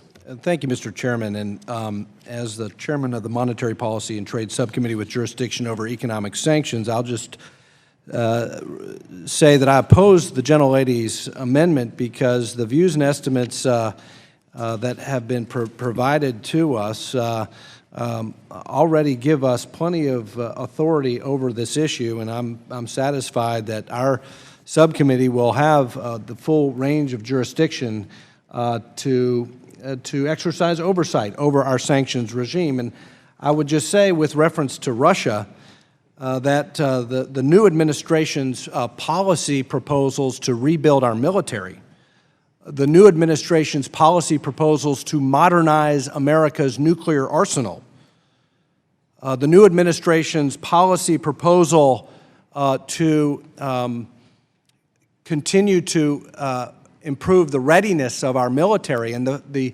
proposal to increase our defense budget by $54 billion and deal with our readiness and weapons procurement shortages. The new administration's decision to send the Vice President and the new Secretary of Defense to Munich to strongly reaffirm America's commitment to the NATO alliance. The new administration's UN ambassador's speech at the UN, in which she said this: "I consider it unfortunate that on the occasion of my first appearance here is one in which I must condemn the aggressive actions of Russia. It is unfortunate because it is a replay of far too many instances over many years in which United States representatives have needed to do that. It should not be that way. We do want better relations with Russia, but however, the dire situation in eastern Ukraine is one that demands clear and strong condemnation of Russian actions. The sudden increase in fighting in eastern Ukraine has trapped thousands of civilians and destroyed vital infrastructure, and the crisis is spreading, endangering many thousands more. This escalation of violence must stop." Again, I'm quoting President Trump's UN ambassador. Quote, "The United States stands with the people of Ukraine, who have suffered for nearly 3 years under Russian occupation and military intervention. Until Russia and the separatists it supports respect Ukraine's sovereignty and territorial integrity, this crisis will continue. Eastern Ukraine, of course, is not the only part of the country suffering because of Russia's aggressive actions. The United States continues to condemn and call for the immediate end to the Russian occupation of Crimea. Crimea is a part of Ukraine. Our Crimea-related sanctions will remain in place until Russia returns control over the peninsula to Ukraine. The basic principle of this United Nations is that states should live side by side in peace." That is President Trump's UN ambassador. That does not sound like a pro-Russia policy to me. Will the gentleman yield? And let me just finish. Okay. Let me just finish. So I would just respectfully submit, and I can yield whatever remaining time I had. This amendment, to me, looks less substantive and more about political grandstanding. And I would just note that what is not holding Russia accountable is allowing Russian annexation of Crimea and then doing absolutely nothing, which is what the previous administration did. What is not a strong policy against Russia is unilaterally withdrawing missile defense from our allies, Poland and the Czech Republic, at the beginning days of the Obama administration. That is not a policy to contain Russia. Drawing a red line in Syria and doing nothing and inviting Russian unchecked intervention in the Middle East, that is not a policy to contain Russia. And in 2012, when President Obama was talking about and mocking Mitt Romney for calling Russia the #1 security threat to the United States, that statement was not a statement that indicated any seriousness whatsoever vis-a-vis Russia. So I would just submit we put this all in context. This administration is taking a hard line on Russia, and rebuilding our military puts meaning and substance to our diplomacy with respect to Russia. And it's a welcome contrast to a policy of weakness related to Russia from the previous administration. I'll yield back. You will the gentleman yield? And I will yield the remainder of my time to the ranking member. Thank you very much, and I thank you for reading the statements of the UN ambassador, but that's not the president, and we know one thing has been consistent with this administration is the president tweets one thing at 3 a.m. in the morning, and then he have people from his administration who are saying another thing. We cannot depend on anything that's going on in this administration because there's no consistency. There's nothing but chaos. Time of the gentleman has expired. Who seeks recognition? For what purpose does the gentleman from New York seek recognition? Strike the last word. The gentleman is recognized for 5 minutes. Thank you, Mr. Chairman. And I appreciate the gentleman's statements, but I just came back from a Delta, Germany. Got to meet a number of our colleagues from the Bundestag in Germany. Bipartisan delegation, so I think we all heard the same thing. And yes, with Secretary Kelly and Mattis that were there, the question that we asked them, did they feel comfortable with the United States and this president position on Russia? After hearing with those and the vice president that was there. Number one, they were very concerned because of the lack of really focus on the EU at that particular point. And for their viewpoint, the EU and NATO are one and the same. But we all know, I mean, did not hear the gentleman read the words that the 45th president utilized when he talked about the irrelevance of NATO and the EU. These are words that were heard by the world, not by one of his surrogates, but by the 45th president of the United States. And the issue that they had, and I think that the reason why this amendment is so important, is that they too were unsure as to where the president ultimately would be on the issue of sanctions to Russia. That's what this is about. It's about nothing else. It's about where we are with issues of sanctions on Russia. And they have been holding up their end of the bargain in Germany. And what they are afraid of is that the United States of America will not hold its end of the bargain, holding Russia accountable by sanctions. And this amendment just basically, so what the question that they had to us was, what will the Congress do? What will the United States, what is the Congress's position? Because we are confused about the president's position. And what they wanted and was hoping for is that Congress would give them some reassurance that we would stand by and not allow, because we are a separate body, and I would hope that we would utilize the independence of us being not part of the executive branch. So they want to know, what is Congress's position on sanctions? Will Congress, forget the president at this point, will Congress stand and say that we're standing with our EU allies and our NATO allies? What is Congress's position? And this amendment states clearly, or will state clearly, what Congress's position is.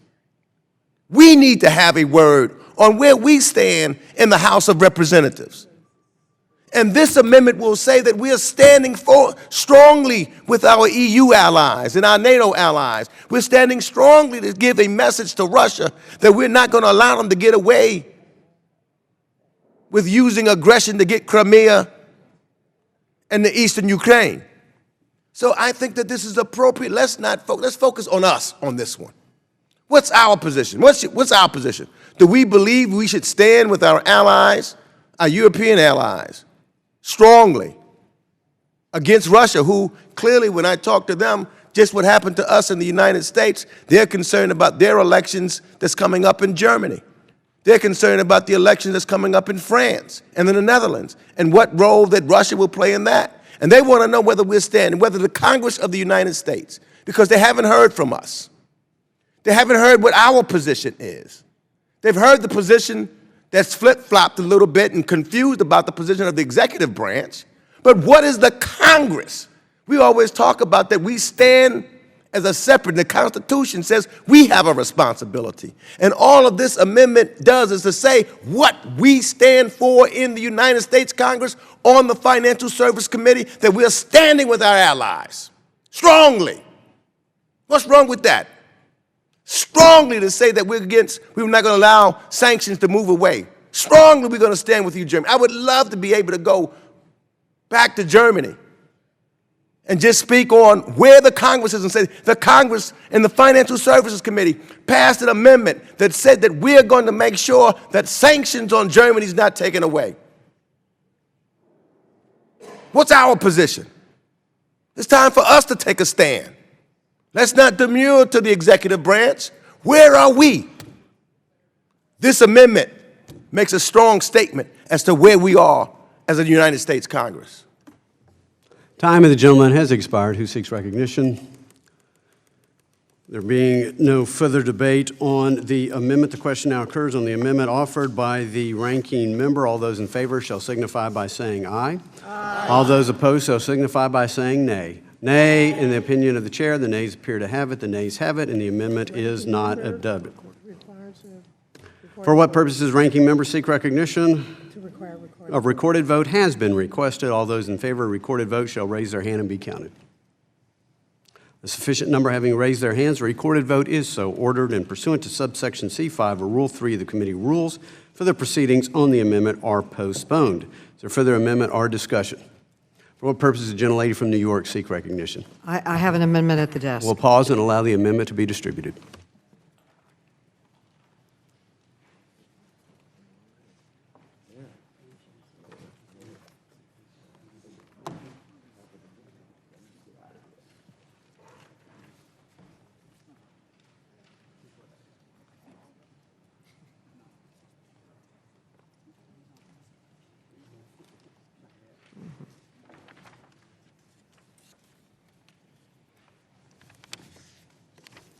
Have all members received a copy of the amendment? If so, the clerk will report. Amendment offered by Mrs. Maloney on page 3, strike lines 6 through 22. Without objection, the reading of the amendment is dispensed with, and the gentlelady is recognized on her amendment. Thank you, Mr. Chairman. My amendment strikes the majority's section on the orderly liquidation authority, which is highly misleading and I believe fundamentally flawed. The orderly liquidation authority is critically important because it allows the FDIC to safely wind down a large non-bank financial company like Lehman and AIG without causing a financial crisis or resorting to a taxpayer bailout. I think we are all familiar with the uncontrolled collapse of a systemically important financial firm and the danger and damage it can do to people and the broader financial system. We were able to wind down banks under the FDIC, and they were able to work together to save institutions and to shore up our financial system. But with our non-bank financial institutions, there was no such authority. All we could do was either bail them out or let them go bankrupt. And neither was a good course of action. We know the outcome of Lehman, which was disastrous, and the outcome of AIG. So I vividly remember the week of the financial crisis. I was at a financial meeting at Princeton University, and at the end of that weekend, I had 11 non-bank financial institutions, investment banks. At the end of the weekend, 8 of them had gone under, and the consensus of that conference was the most important thing we could do to bring stability to the system would be orderly liquidation for non-bank facilities. We saw what happened, and by repealing OLA, I think it really puts taxpayers more at risk. Under OLA, we wrote into it that firms' losses were to be borne by shareholders, managers, and creditors. All costs are borne by private actors and stakeholders. It was literally written in that under the bailout, no provisions to put government money would be allowed under OLA.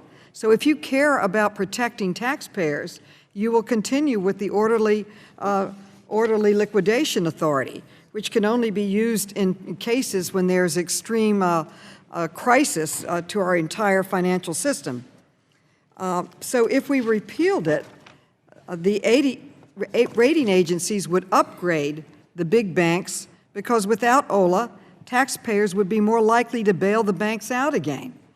So if you want more bailouts and more taxpayer money at risk, you would vote to repeal the orderly liquidation authority. But if you're tired of taxpayer bailouts, the orderly liquidation authority is the only credible option that will end taxpayer bailouts once and for all. And under Dodd-Frank, one of the few areas that was bipartisan was when Senator Shelby worked with Senator Dodd on the orderly liquidation authority. Senator Shelby was concerned about bailouts, so he worked to tighten the language on the orderly liquidation authority to prohibit taxpayer bailouts, and those changes made it into the final text of Dodd-Frank. Senator Shelby said that the bipartisan deal on the orderly liquidation had, and I quote, and I'm quoting Shelby, resolved to my satisfaction the concerns that some of us have expressed about government bailouts.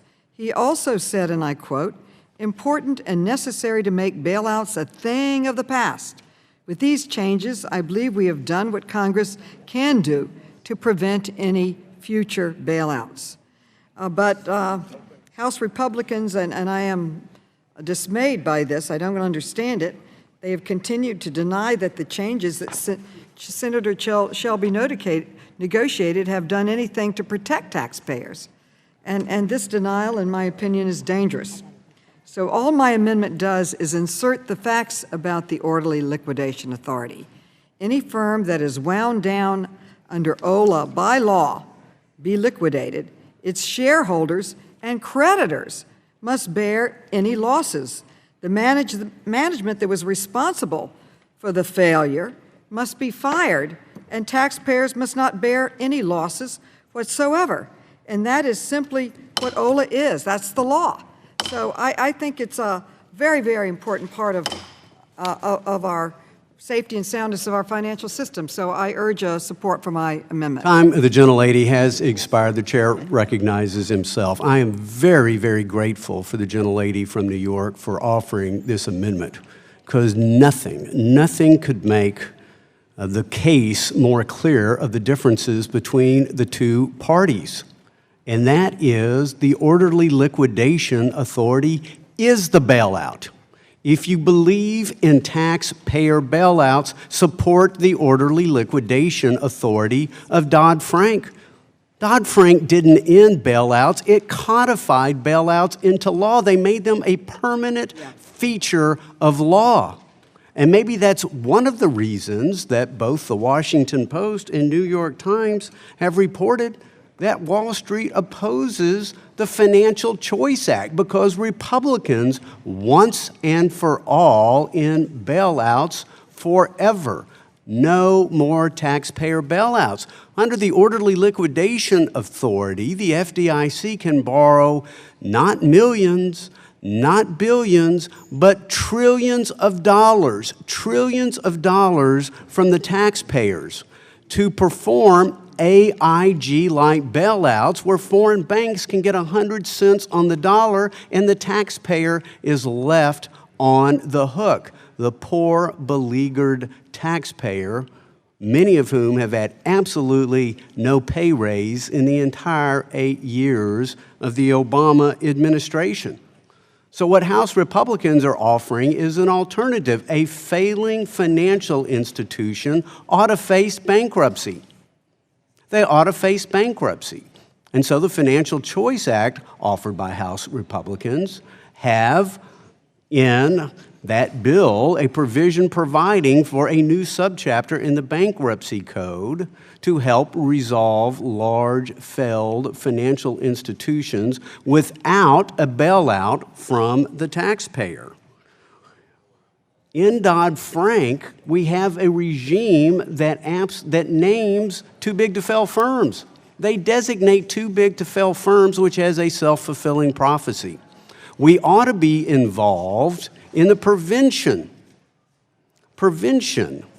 And so the way we do that is with market discipline, and all of a sudden, investors, shareholders, creditors, counterparties knew that the free ride was over for Wall Street, no more taxpayer bailouts, that they would have to suffer any losses. Then they would do their research. They would do their due diligence. They would be more careful in what they invested in, and we would have far fewer financial panics, and we would not see a financial panic, the likes of which we saw in 2008. And so again, I'm very, very happy that the amendment was offered because it really goes to the core of the difference between the two parties. And again, it's one of the reasons that much of Wall Street opposes the Financial Choice Act, because the free ride is over. The free ride on the taxpayer back is over. It is the difference between bankruptcy and taxpayer bailout. And so the Orderly Liquidation Authority needs to be removed from law. The ability of the federal government to designate some firms too big to fail and others too small to matter must be removed from law. We need market discipline, not regulatory micromanagement that told financial institutions that they had to reserve practically no capital against mortgage-backed securities and sovereign debt, think Fannie, Freddie, and Greek bonds. These federal regulators were the ones who got us into the mess in the first place. And unfortunately, the Orderly Liquidation Authority codifies their role. And so this amendment, I urge rejection so that we can indeed have bankruptcy instead of bailout, and that we can have market discipline instead of regulatory micromanagement that brought us into the crisis in the first place. I yield back the balance of my time. Who seeks recognition? For what purpose does the gentleman from Texas seek recognition? I seek recognition to support the amendment and to yield. Strike the last word. Strike the last word. Gentleman recognized for 5 minutes. I seek recognition, Mr. Chairman, to strike the last word, to support the amendment, and to yield to the gentle lady from New York. I thank the gentleman for yielding, and I ask unanimous consent to place in the record an article by Ben Bernanke and Brookings why Dodd-Frank's Orderly Liquidation Authority should be preserved. Covered under general leave. And in this article, it points out that the only way to preserve and help the taxpayer is orderly liquidation. Otherwise, they're on the hook. Now, the chairman pointed out that there is a possibility that the FDIC could borrow from Treasury to lend to a troubled firm during a financial crisis. And this would be a temporary liquidity backstop, and it'd be necessary for critical operations. How many of my colleagues have been to court? Do courts move quickly? Under the financial crisis, we lost 8 firms in my district alone. We lost firms were falling.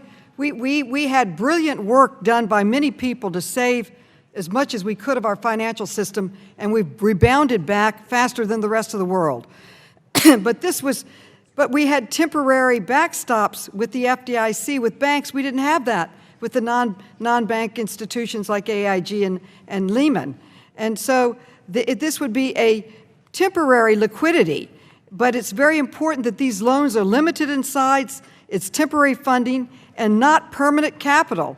And they are backed by first claims on the firm's assets. And if that's not enough, by an assessment on larger financial firms, the one group that is guaranteed by law, not to see losses in an orderly liquidation authority is the taxpayers. This protects the taxpayers.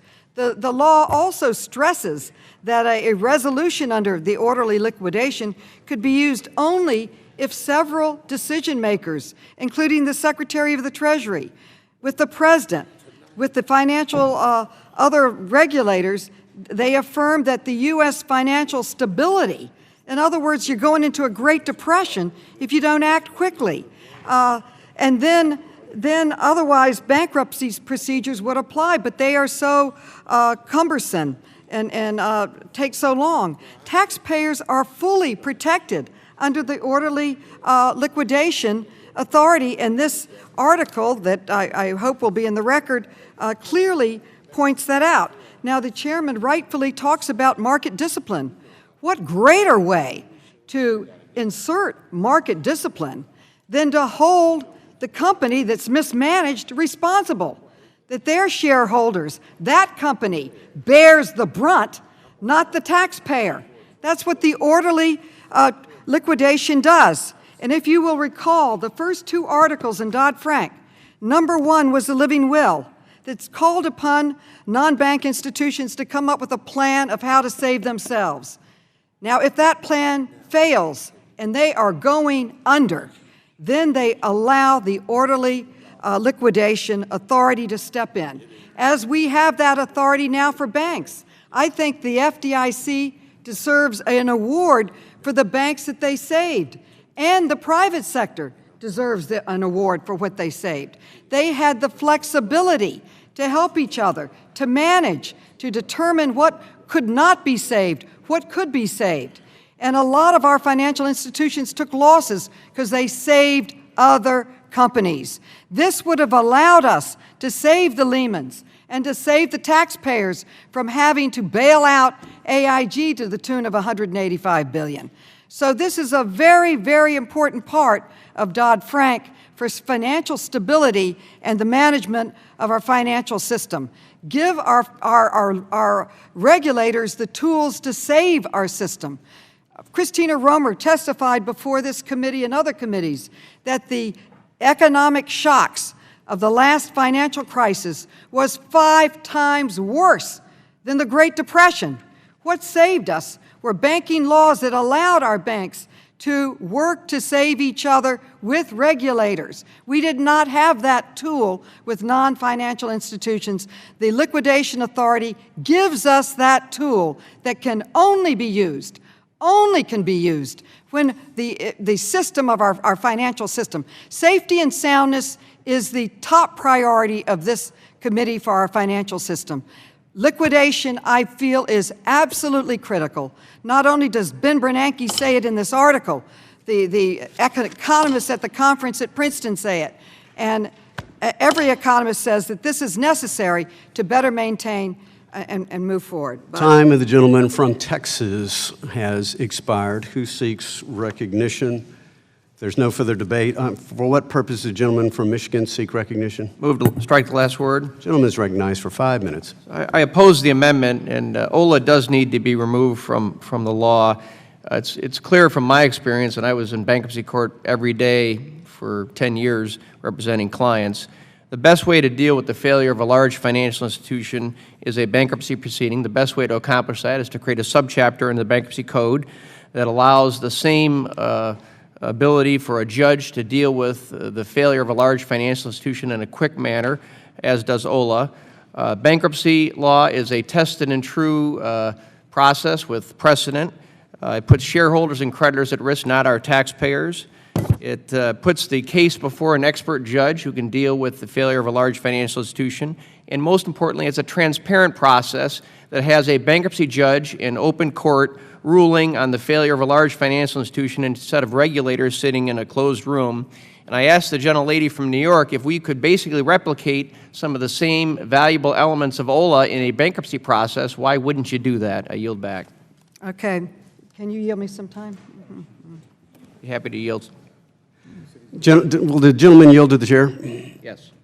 I would just want to point out to the gentlelady from New York who brought up the living will process, as the gentlelady knows, the large financial institutions that are designated too big to fail or designated systemically important financial institutions have to put forth a plan where they are not resolved with taxpayer funding. And so if Dodd-Frank works so well, then we clearly do not need the orderly liquidation authority. That would be my first point. My second point would be when she says the taxpayers will not be called upon. Well, these were the very same people. I'm not necessarily saying the gentlelady from New York, but many of us said, oh, the taxpayers will never have to backstop Fannie and Freddie. I remember our previous chairman saying he wouldn't vote for any taxpayer funds for Fannie and Freddie, yet we know Fannie and Freddie received the single largest taxpayer bailout in the history of our republic.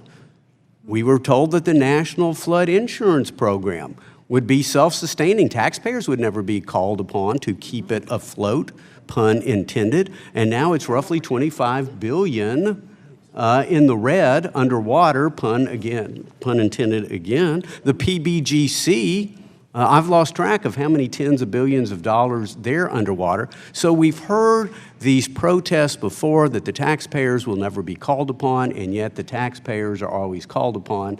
I thank the gentleman from Michigan for his comments, and I thank him for yielding time. Gentleman yields back. Who seeks recognition? For what purpose? Gentleman from New York seek recognition? Strike the last word. Gentleman is recognized for 5 minutes. I yield to the gentlelady from New York. I thank the gentleman for yielding. And Mr. Chairman, I thank you for pointing out the importance of the living will. I think that's a very important requirement on our banks, that they have a plan of how they prevent going under. But God forbid that the plan doesn't work and they go under, as we had in 2008, where we almost went into a Great Depression and not having any way to build out without a financial system there to help us do it. But you have to move quickly. Now, bankruptcy, as we know, is a legal proceeding overseen by judges or a group of judges. But it is not common sense or plausible that judges would be as effective as financial regulators in preparing for a speedy resolution. Hopefully the living will's enough. But if it isn't, and you're going under fast, you don't have time to go talk to a bankruptcy lawyer or go to court. It is going to be resolved in 24 hours. It's going to be resolved over a weekend. You talk about losing jobs, and the gentleman from New Mexico was very eloquent about the jobs that he's lost in his district. In one weekend, I lost 8 major banks went under in just my district because they could not work quickly to solve the problems. And if you want an effective financial regulation in preparing for a speedy resolution or managing one during high financial stress, we remember it. I had people screaming at me, calling me all night, I'm going under, I'm going under. When the financial system is in turmoil, we should be able to retain the option of a resolution. And regulators are better equipped to handle this because they're prepared for it. That's what they know. They're working with the knowledge of the balance sheets, the operations of the largest firms every day. And so a resolution likely, as I said, would take place over a day or a weekend, placing the premium on advanced knowledge and expertise. Both in the Fed and FDIC have devoted extensive resources to detailed planning for resolutions of major firms. I say, look at what the FDIC did in the financial crisis for banks. They saved them. They restructured them. Those that were beyond help went under, but many were saved. The whole financial system came together, worked together. A lot of banks that were healthy took on weak ones to save our system so that our small businesses had a place to deposit their checks and pay their people. I can tell my mother about the Depression. She breaks down crying. Her father, my grandfather had a business. They went bankrupt. There were no banks to pay anyone. His business, every business went under. We averted that because of the swift work of our financial people. I would say, Mr. Chairman, I respect very much your devotion to, I respect very much your devotion to the taxpayer. I really do. And your focus on saving taxpayers' money. And we have an honest disagreement on this one provision that I think is absolutely critical. And I would like the opportunity to work with somebody on the other side of the aisle to present a joint bipartisan paper to you on why we believe the resolution authority will do what you want. In your heart, you want to save the taxpayer. I do too. Now, you mentioned flood insurance, GSEs, and this, that, and the other. They're different issues, and they are going to be debated, and they're going to be resolved in this committee with a lot of research and hard work. I'm just talking about the resolution authority to be able to respond quickly and swiftly in a financial crisis to save our non-bank institutions as we were able to save so many banks during our crisis. And I sincerely believe in my heart, this is not partisan, I don't want to ever live through another financial crisis like we had. Believe me, I lived through 9/11, I lived through Sandy. The financial crisis in terms of pain and suffering to people and our whole overall financial system was by far more painful. I want to prevent it. And I believe that this authority is among the most important things we can do to prevent it. Hopefully, you're right. Hopefully, you'll never have to go past the living will. But God forbid you have to go past the living will, and we are going under, and going under fast. We don't have time to go to court. We need our regulators to have the tools with the private sector to work and try to save as much as we can. And so I respectfully request support for my amendment, and I feel that it's critically important to the financial security and safety and soundness of our financial system. Time of the gentleman from New York has expired. Who seeks recognition? For what purpose does the gentlelady from Ohio seek recognition? Move to strike the last. Gentlelady is recognized for 5 minutes. Thank you, Mr. Chairman. I just have two quick remarks. With all respect to my colleague from Michigan, on his comments about what bankruptcy judges can do, let me just say, I live in a whole house full of judges and attorneys. And I think one of the things that was failed to mention is, in my opinion, that judges, when making those decisions, don't have the financial stability of the country in place when they're doing that. And I think that's a major difference. So often in this committee, we talk about our side, the other side, or Democrats and Republicans. And I think this is another area that we can come together. And I'm so glad that my colleague introduced the Brookings article, which I had been reading this morning and dissecting. And I think it's very important to note for those who may not have had a chance to read it. Here is an article from someone who is, I think by both sides of the aisle, would be considered a major expert in the field. Someone who got his start looking at world issues when he worked for the Council of, as the Council of Economic Advisors leaders for President Bush. Someone who also worked, as we certainly know, as the chair of the Federal Reserve through the Republican presidential administration and with President Obama, and who has talked with both sides of the aisle in this committee about these issues and others. And I think it's important to quote that he said in his review of repealing Title II to eliminate the OLA would be not only a mistake, but a major mistake, imprudently putting the economy and the financial system at risk. And I think it's very important for us to note that many of the things that was said, Mr. Chairman, by some of my colleagues on the other side of the aisle, which I have no reason to dispute, but when you have Bernanke, who I think has more experience in this particular area than us, and someone who I think brings Republican and Democratic views to this committee is certainly worth noting, and I suggest that the members read it. Thank you, and I yield back. Gentlelady yields back. Is there any further debate on the amendment? If not, the question now occurs on the amendment offered by the gentlelady from New York. All those in favor shall signify by saying aye. Aye. All those opposed shall signify by saying nay. Nay, in the opinion of the chair, the nays appear to have it. A recorded vote has been requested. All those in favor of a recorded vote shall raise their hand and be counted. Sufficient number having raised their hands, a recorded vote is so ordered, and pursuant to subsection C5 of Rule 3 of the committee rules, for the proceedings on the amendment are postponed. Is there further amendment? For what purpose does the gentleman from New York seek recognition? I have an amendment at the desk. We'll pause and allow the amendment to be distributed.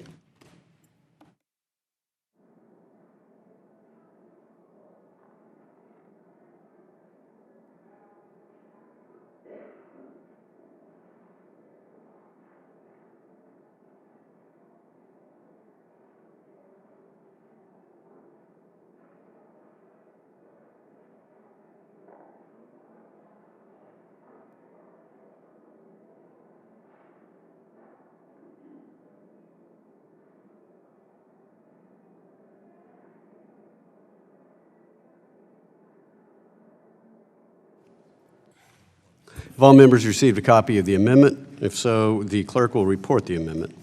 Amendment offered by Mr. Meeks and Mr. Green on page 13. Without objection, the reading of the amendment is dispensed with. The gentleman is recognized on his amendment.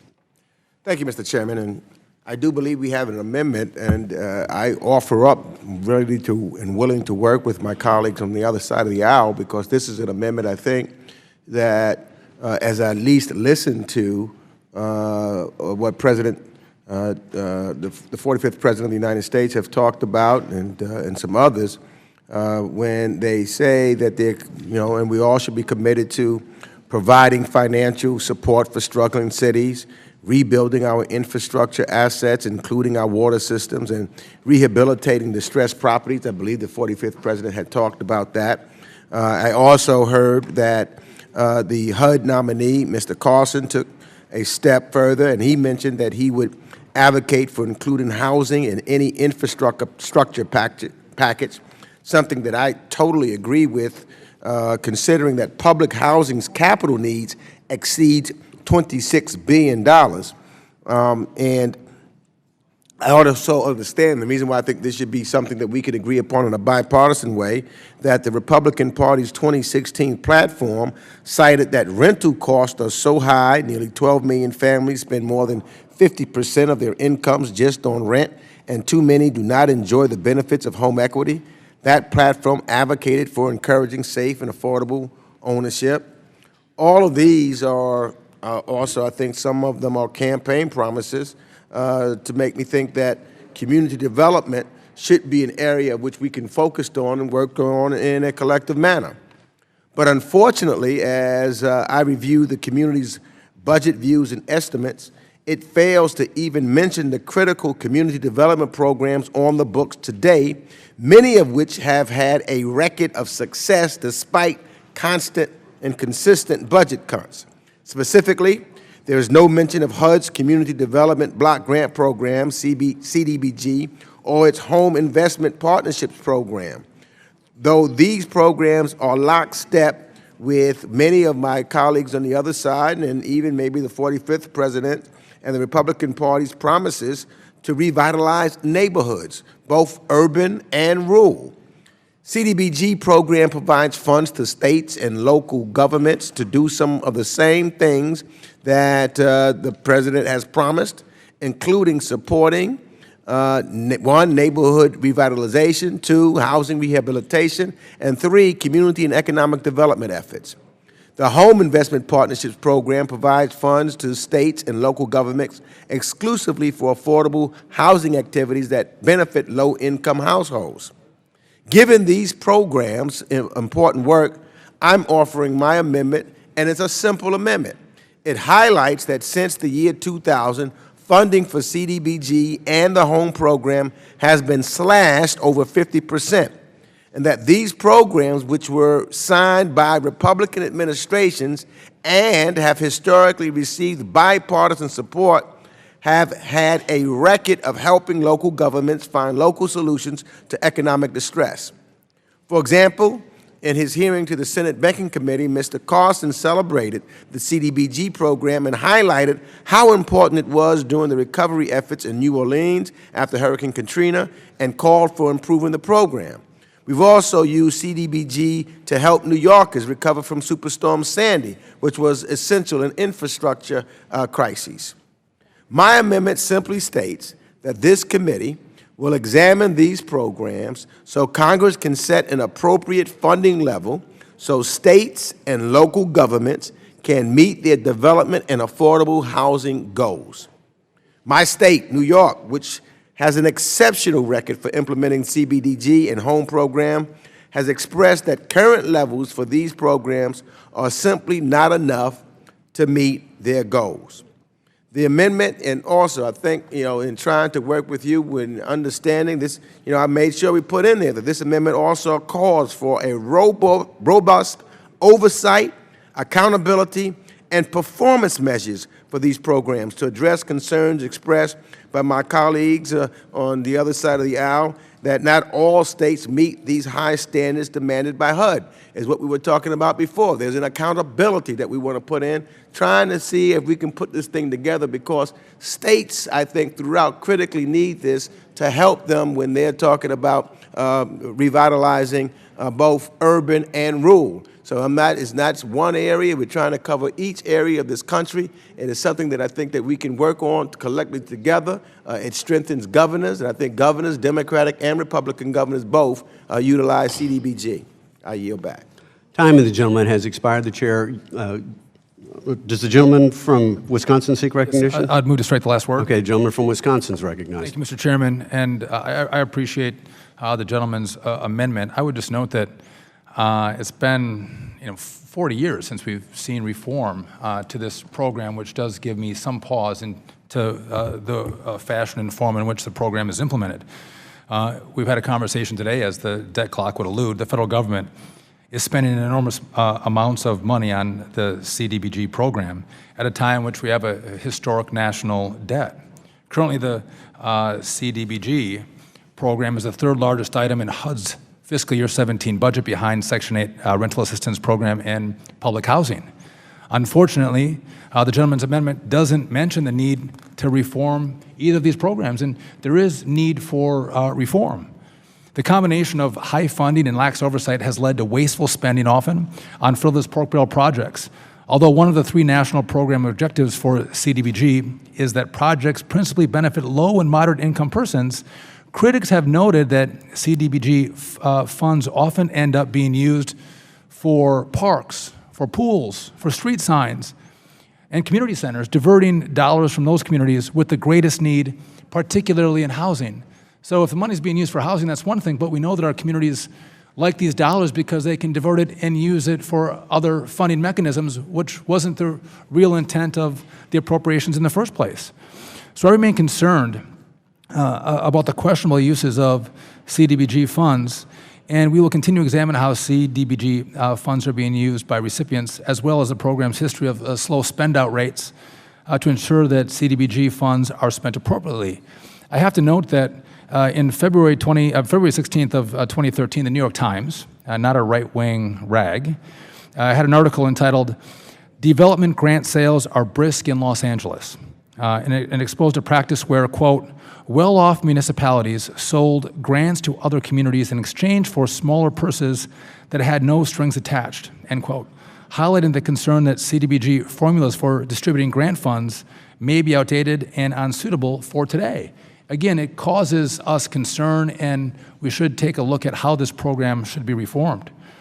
Over the years, oversight of the CDBG program have fallen far short of accounting for how our taxpayer money is being spent. So despite being a large block grant of money that gives states considerable discretion in determining how individual funds will be spent, a 2006 GAO review of the CDBG program found that, quote, "HUD does not centrally maintain the data needed to determine compliance with statutory spending limits," end quote. So GAO further added that HUD did not develop a plan to replace monitoring staff or fully involved in its field staff in plans to redesign an information system that uses to monitor the program. This is a program that, again, my community likes. They love the program. But I do think it's incumbent upon us to look and see how this money is being spent. Is it really going to the intended purpose of this Congress? And that oversight from HUD and from this committee and from the Congress, I think would put a sharper pencil on making sure dollars are being used for the low and moderate income people who need the help. With that, I would yield to the gentleman. Thank you. First, let me just say to the gentleman, and I appreciate your comments, but that's why we made sure that in this amendment, we talked about a robust oversight, accountability, and performance measures for these programs to address concerns that you just mentioned, so there need to be that. We talked about, in fact, if you look at what took place just in 2013 at HUD, especially with regard to the home program, they made various new rules and regulations, which requires participating jurisdictions to adopt written policies to improve program oversight and monitoring of recipients of the home funds. It updates the property standards that home-assisted housing must meet. So Just quickly finish your point so I can respond. I've got 30 seconds left. Go ahead. Take it. Well, I appreciate the gentleman's comment, but I do think we should have a rigorous review of the program, get data back on the program on how money is being spent before we take the next step in your amendment. And I think we have an opportunity to do that, and I would be willing to partner with you in that effort. But as of now, especially with, again, the New York Times and GAO expressing some broad concerns on the use of taxpayer money, not really for the intended purpose of the program, gives me pause and concern. Time of the gentleman has expired. Who seeks recognition? Green from Texas. For what purpose does the gentleman from Texas seek recognition? To strike the last word. The gentleman's recognized for 5 minutes. Thank you, Mr. Chairman. Mr. Chairman, I support this amendment. I think that Mr. Meeks has given us an opportunity to do all of the things that the chairperson of the Housing Subcommittee has called to our attention. And I want to thank Mr. Meeks for allowing me to co-sponsor this amendment with him. It is indeed his amendment, but I do believe strongly in it, and I'm honored to be associated with it. Mr. Chairman, I would also add this. The cuts equaling about 50% or more since 2000 would indicate to me that these two programs have been successful in spite of the efforts that have been leveled against them. Notwithstanding these cuts, they have still been successful in communities across the length and breadth of the country. Now, the language, the operative language in this amendment is contained in the last sentence of the amendment. The language indicates the committee will review spending under home and CDBG with an eye toward establishing appropriate funding levels. With an eye toward establishing appropriate funding levels. That's the language that I believe the chairman of the Housing Subcommittee can embrace, because this is the language that allows for what the chairman has been calling to our attention. I think this is a compromise amendment. I don't think that it goes as far as I would like to see it go. But I do think that it covers the opportunity to examine the programs and review, as it is indicated, review spending under home and CDBG with an eye toward establishing appropriate funding levels. I don't know how much more you can compromise on working with the other side, Mr. Meeks, so I commend you, and I will yield time to you for you to further your argument. Thank you, Mr. Green, and that's exactly what I want to point out, Mr. Duffy. What I've tried to do here, I mean, oftentimes we have amendments and bills of which we don't work with one another. And so we didn't set a level, and my concern is, as we move forward, there was no mention of the home program or CDBG program, and I know I've talked to both Democratic and Republican governors who depend upon CDBG. And so I tried to work the amendment with something and tried to even have my staff talk to some of the Republican staffers to see if we could really get something done, because it's tremendously important that we accomplish something that will help individuals who need these helps. And the best ones that I know to do redevelopment in their areas. They know best what's needed in their communities. You know, and when you analyze it, CDBG funding cuts have already contributed to deficit reduction, but further cuts will hurt local job creation and community development investments, which I think both sides have talked about. We want to create more jobs. Well, CDBG has helped create more jobs, and counties utilize the flexibility, and that's what was so important. I know in New York, when we were talking about Hurricane Sandy, the flexibility of the CDBG funds to support projects that meet their local priorities in addressing community and economic development, whether it's housing and water and infrastructure and human service needs, with oversight. So I think that, you know, to the language that we try to put forward is the same language, Mr. Duffy, that you've indicated. I have not set forward a specific amount of money, although I wanted to. I would have, but I did not, in the attempt to make sure that we had something that we could truly work on and get something done, because there is nothing mentioned of these two programs at all in... Would the gentleman allow me to reclaim time? Yes. Thank you. I just want to make this point, if I may, Mr. Meeks. These communities that we're talking about are food deserts. They've been devastated. The infrastructure is poor at best. And the marketplace is not going to cause these communities to get revitalized. Market forces work in a good many circumstances, but these programs have been meaningful and they have been beneficial to a good many people that you and I will never meet and greet.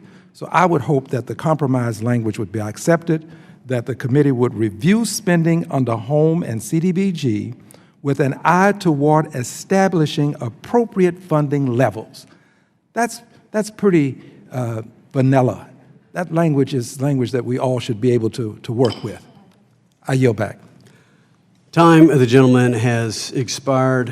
Who seeks recognition? For what purpose? The gentleman from North Carolina seek recognition.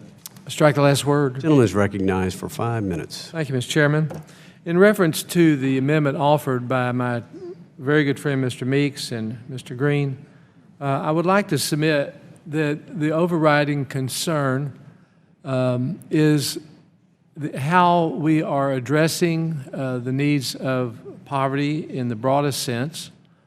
The American taxpayer has supported massive amounts of funding since 1965 in the new Great Society in excess of $20 trillion. We've got 80-plus programs that cost about $800 billion a year. So I don't think it's the concerns of these issues are related to one side of the aisle. I was very much involved 20 years ago in community redevelopment in Charlotte and flew up here 4 times for something that ended up being very constructive, replacing the most drug-infested, crime-infested area of our city. It was called Dalton Village. Now it's Arbor Glen, and a wonderful pastor is engaged in that, has been for nearly 25 years, helping these kids, which I've been a part of for many years. So this is not something that is just shared by a certain group and other people opposing it. No, we want to do things that are meaningful, that are true safety net, but we want to value the American taxpayer and make sure that we're being fiscally accountable. And so I would submit to you that programs like this, which on surface have merit and relevance, warrant much more oversight in terms of what we're doing and duplication with other programs, and make sure that we streamline this so that the American taxpayer and his interests are preserved. Thank you, and I yield back. Gentleman yields back. For what purpose does the gentlelady from Ohio seek recognition? Gentlelady is recognized for 5 minutes. Microphone. Gentlelady, can you turn on your microphone? Thank you, Mr. Chairman. I just want to briefly say to those on the committee how much I support this amendment. This is an area that I have a lifelong commitment to working in. We will probably recall that it was around 1974 when a Republican president founded this program. And I only bring this up with some of the good news because one of my colleagues on the other side of the aisle mentioned all the negative or maybe even inappropriate expenditures that came from the dollars in whatever community he was referencing. But I think it is so important for us to hear all of the good things that this program has done. And I'm in the heartland of America in Central Ohio, and I can tell you unequivocally that the CDBG dollars that have gone into communities across the 7th largest state in this country has made a difference in all of the things in the majority's views report that talks about where we should be getting to. How we improve the standards of life, how we give people a better quality of life than their grandparents and parents had. I can assure you that these dollars to improve our neighborhoods, to improve infrastructure, has also garnered partnerships with our business communities and with our colleges. The Ohio State University, the largest single campus university in the country, partnered with the city of Columbus through their medical department to make sure that the neighborhoods were healthy, to renovate houses in the neighborhood with the Public Housing Authority, with the city of Columbus. And it was all about improving the economic security by putting a roof over people, changing the infrastructure of those communities, which also, Mr. Chairman, spoke to what you said earlier. If we're going to deal with increasing monies in housing, whether it's through Ranking Member Waters' amendment or this amendment, you said we should be talking about mental health and we should be talking about substance abuse. Well, let me just tell you, when you put programs like this and you provide safety in where people live, when you give them that environment of security, it also helps with those other things. And yet, I don't see us talking about putting monies into programs for substance abuse, for mental health, to help us. I think it's a partnership deal. And I think if we wanted to leave here and feel good about what we're going to do with the budget, we should be able to put all your actions, because all I'm hearing is words. Every single amendment that comes up is the same thing. We need more oversight. Well, I looked up here. Some of you all have been here more than the 4 or the 6 years that Duffy. Some of you have been here almost since the beginning, and the answers are still the same. So don't we have an obligation on both sides of the aisle to stop the counterattack and come up with some solutions? Earlier, one of my colleagues talked about how we should put the $54 billion in the military. I have no problem with providing adequate funds for those who are serving our country. I grew up during the Vietnam era when many young men needed the proper equipment, needed the funds there. But we are the mothers and fathers of the legislation. And so for us to make it an either or is wrong. It's like if I have 4 children, 2 boys and 2 girls. One of my sons and one of my daughters goes off and fights in the war. I want them to have adequate funding. But do I want it over my son and a daughter who needs mental health, who needs housing, who needs money? No, we should not make it or agree that it is okay without a plan, without any actions. And I want us to remember this. I haven't seen a plan from President Trump or his administration, and yet every time we bring up a solution or to the problem, it's beaten down. Yet, let's see what happens later, today or tonight, when we don't have clear plans and we just hear somebody saying, we're going to put money over here. Let's revisit that when we come back here. And we're always saying it has to be a trial and tested plan.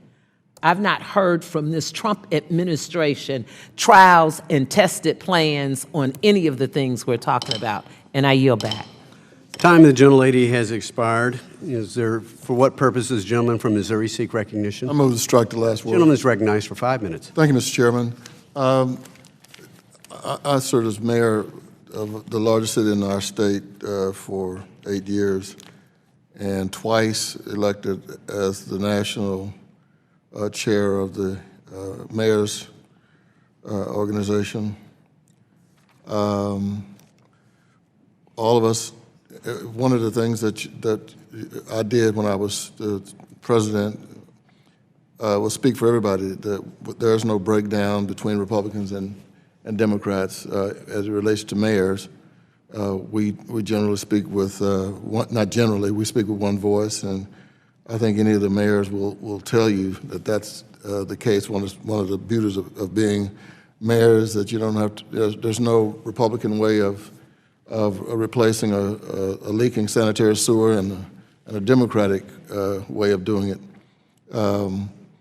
And I can tell you that when the CDBG program was put in place, the flexibility given to local communities was one of the reasons that everybody embraced it.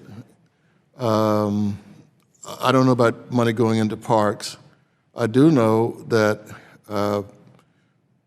if a city receives a CDBG allotment, if it is an entitlement city, every program that's funded from that CDBG must be audited every year. At the end of the year, every city in the country, if they receive CDBG, must provide an audit that goes to HUD. Now, here's the thing that I think I want to make sure that one of the members here from Wisconsin understands, although he may already know this. Entitlement cities receive a specific allocation. And now that allocation has been dropping for the last decade. But you'll know in Milwaukee what the allocation will be. You'll know in Cleveland. Now, in my district, Kansas City, Missouri is an entitlement city. Independence, Missouri, with 145,000 people, is an entitlement city. None of the other cities are entitlement cities, which means that my rural community, Excelsior Springs, Sweet Springs, Richmond, Marshall, Lexington, Concordia, they don't. When you cut CDBG funding, or when you fail to increase it, understand that it does damage to rural communities. What I think people forget is that even though money comes directly to the entitlement cities, and Kansas City, St. Louis, Independence, Springfield, the rural communities don't get a specific allocation. It goes to the state, and usually it's administered by the Economic Development Department in the state of government. All of the all of the little towns must apply if they want a grant for a specific project under CDBG. It is very difficult. It is becoming almost impossible. I'm working on a project in Marshall, Missouri. You probably never even heard of the city. If we're unable to get a CDBG grant, we're not going to be able to do the housing program. This is a town where there hasn't been a new house built in 10 years. 12,000 populated town. The community development program is even more important today than it ever has been. We cannot continue to squeeze the rural communities, and they depend now on CDBG. I think one of the problems we've had is people hear the term CDBG, Community Development Block Grant, and they think big cities. Ladies and gentlemen, I'm telling you, the more we fail to see the symbiotic relationship between rural and urban, the more we're going to do damage to this country. We need community development block grant money to do housing in little tiny towns that are struggling right now. We cut money in the CDBG. Understand this. For those of us who represent small towns, you're squeezing them and squeezing them because they've got to compete with 50 other towns to just get a $100,000 grant. We don't do any 202 projects in these little towns. They can't get 108 loans in these towns because the repayment comes through CDBG. We are not doing, in my estimation, what is in the best interest of the country. We're hurting small communities. I yield back to balance my time. Time of the gentleman has expired who seeks recognition. For what purpose does the ranking member seek recognition? Move to strike the last one. Gentlelady is recognized for 5 minutes. I'd like to thank my colleagues, Mr. Green and Mr. Meeks, for offering this important amendment. Programs like CDBG and HOME have a successful track record of bringing together effective public-private partnerships to create more affordable housing and stimulating the economy. As our minority views note, CDBG leverages $4.07 for every dollar of CDBG funding invested, and it has created or retained over 387,000 jobs between funding year 2015 and 2016 alone, benefiting over 42 million people through affordable housing and public services. HOME has supported nearly 1.6 million jobs and generated $100.7 billion in local income since its inception, while building over 1.2 million units of affordable housing since 1992.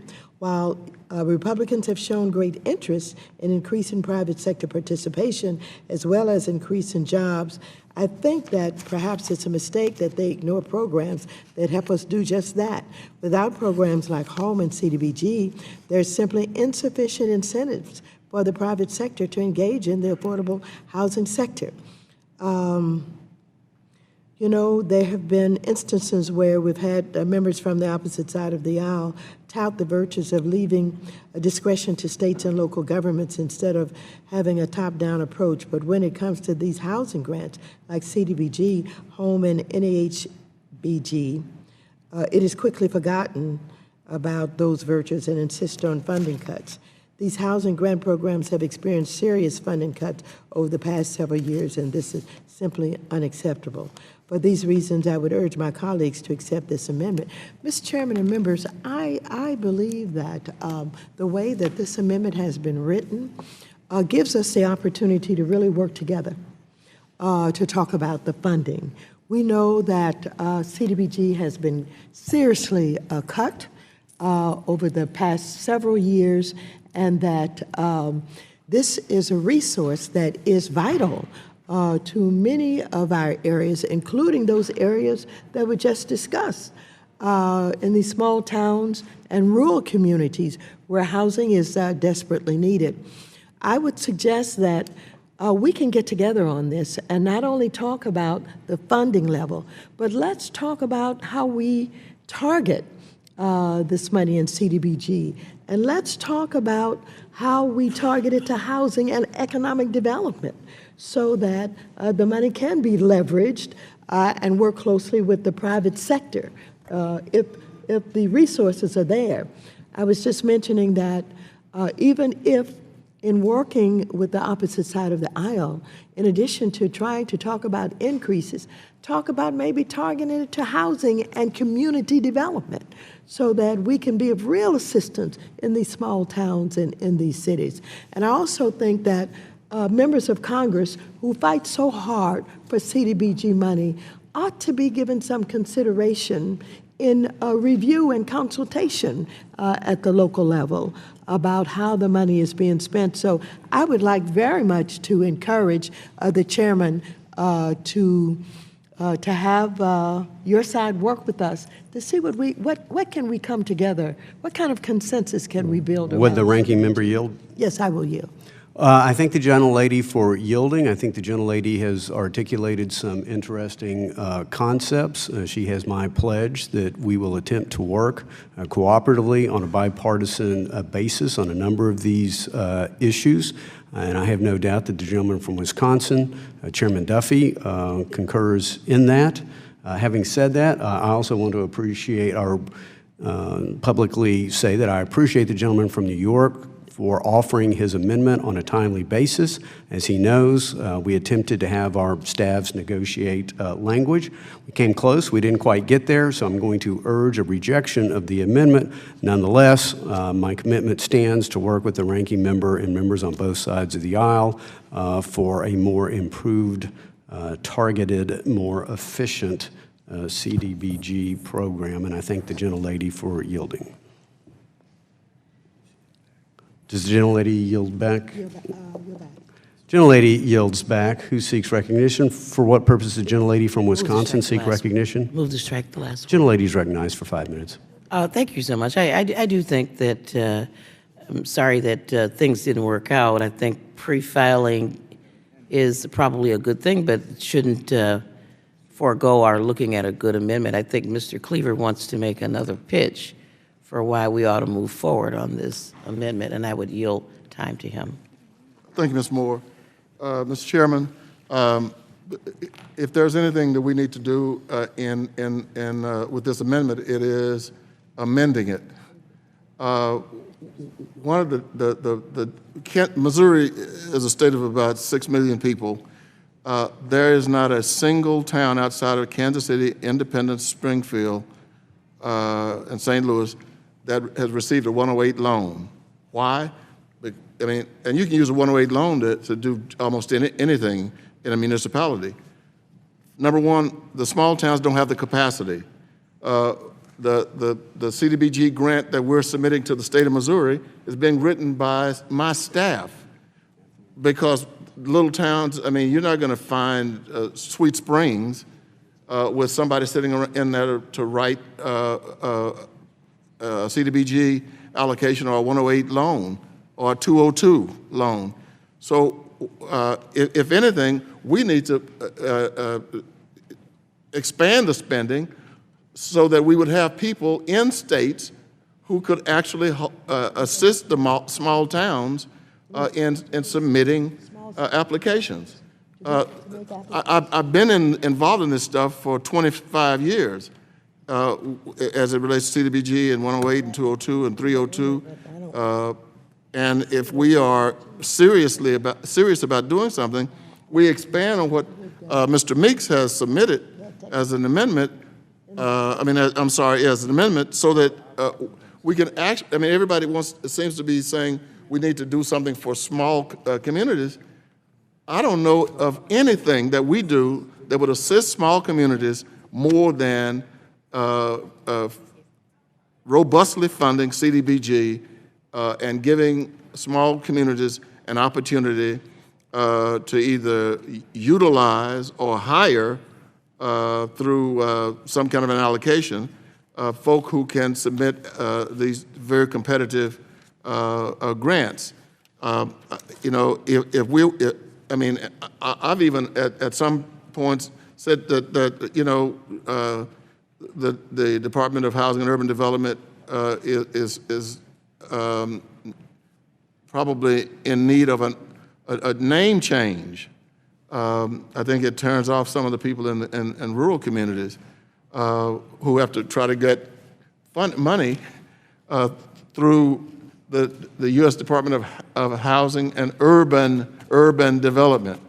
And if we really are serious and really want to do something that would be monumentally impactful to towns large and small, it would be to approve Mr. Meeks's amendment, but also considering some amendments to it. And then, I mean, we can do this, ladies and gentlemen. This would be a good thing for the country if we decided to work together on Mr. Meeks's amendment and make it applicable for the entire states. I yield back to balance my time.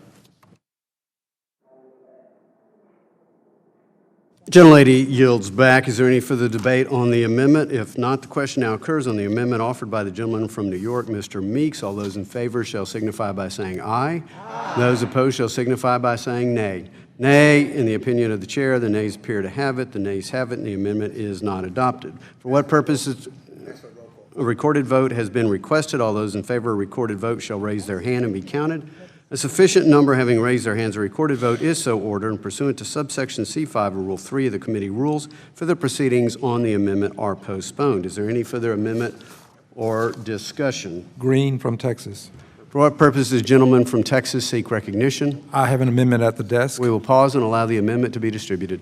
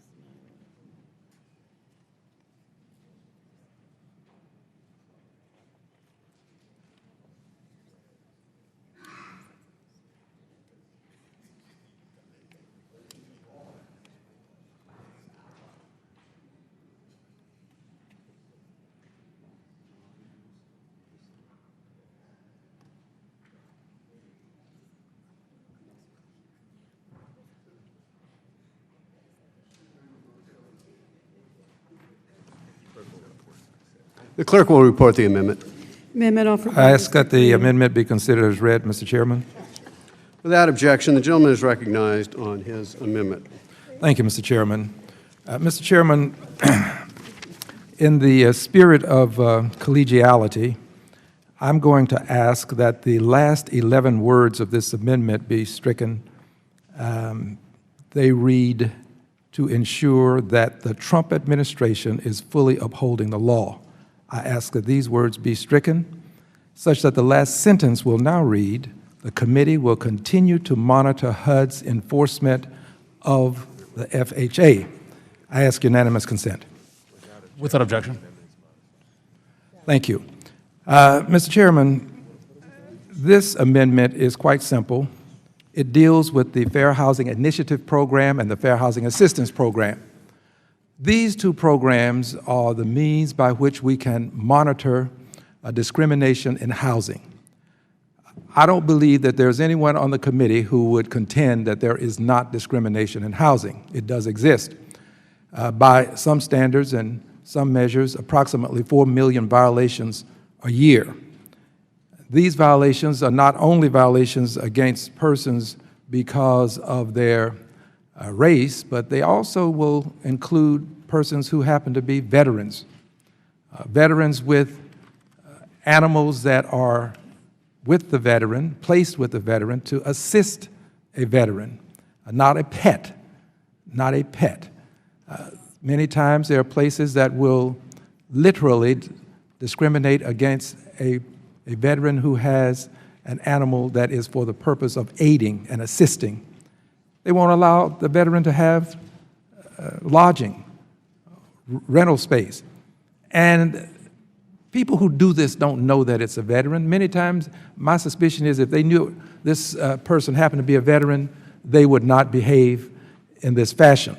But they don't always know. So there are other people who are caught up in this housing discrimination.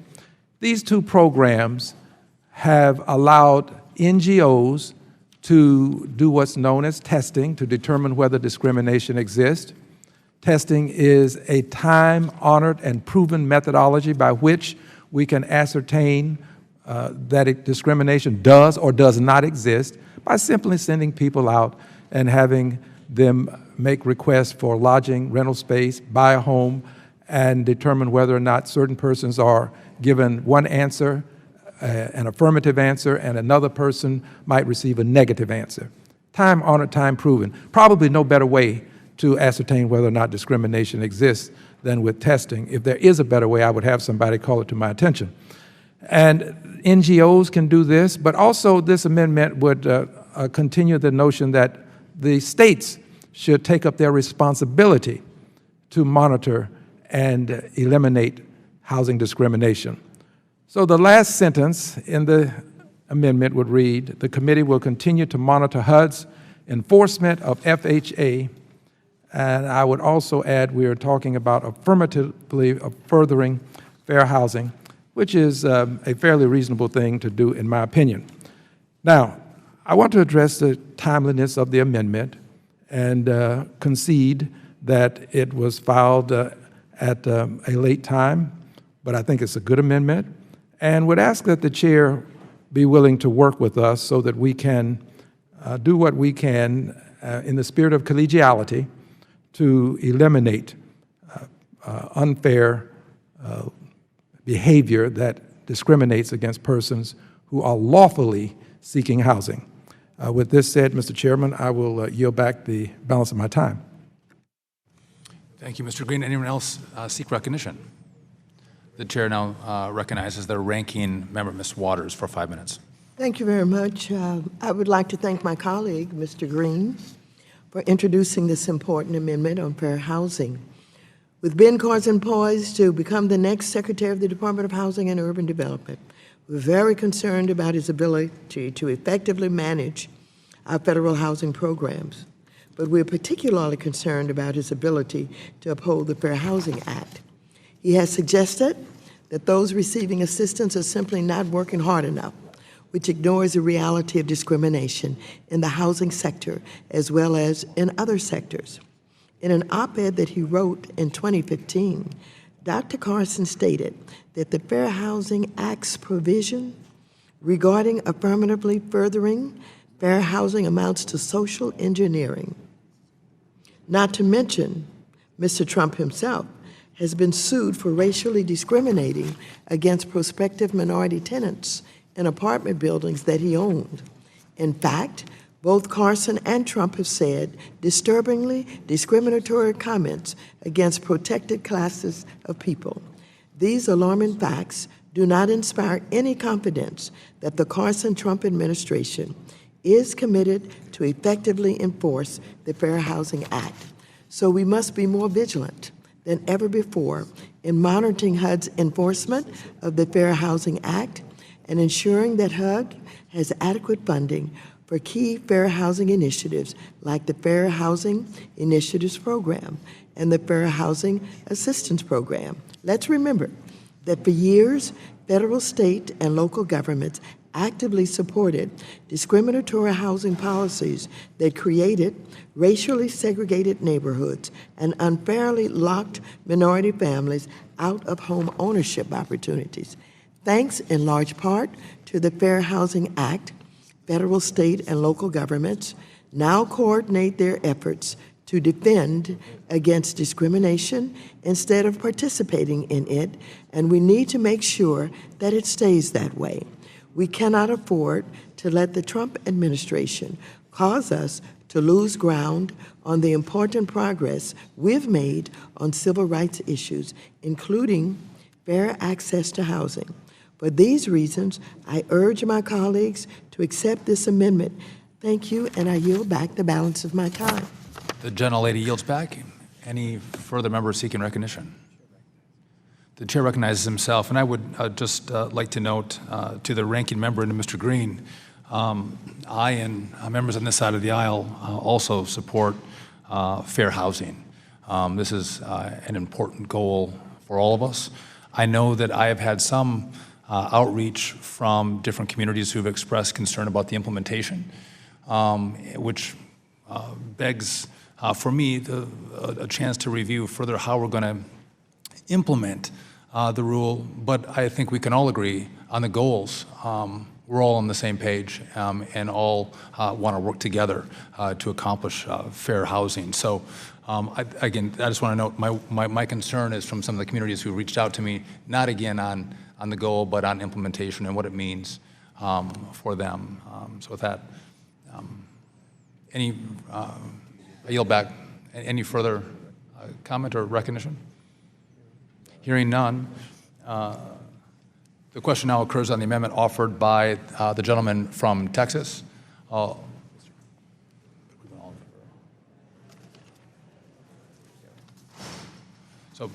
all those in favor may signify by saying aye. Aye. All those opposed shall signify by saying nay. Nay. In the opinion of the chair, the nays have it. Does the gentleman request a recorded vote? So a recorded vote has been requested. All those in favor of a recorded vote shall raise their hand and be counted.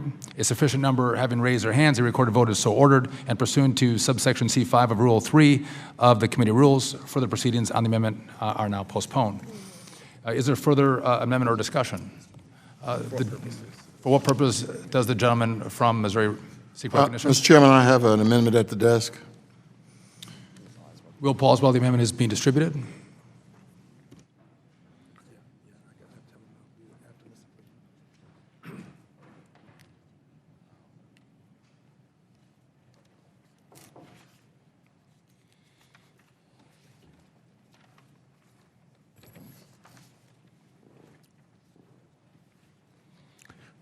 Mr. Chairman, thank you. One moment.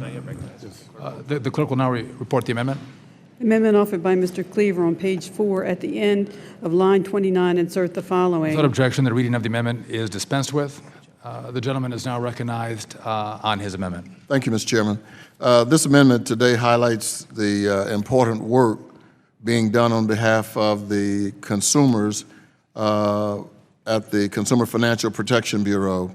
In fiscal year 18 budget, views and estimates, the majority contends that the Consumer Financial Protection Bureau's structure and funding make it uniquely unaccountable to the President, the Congress, and the American people.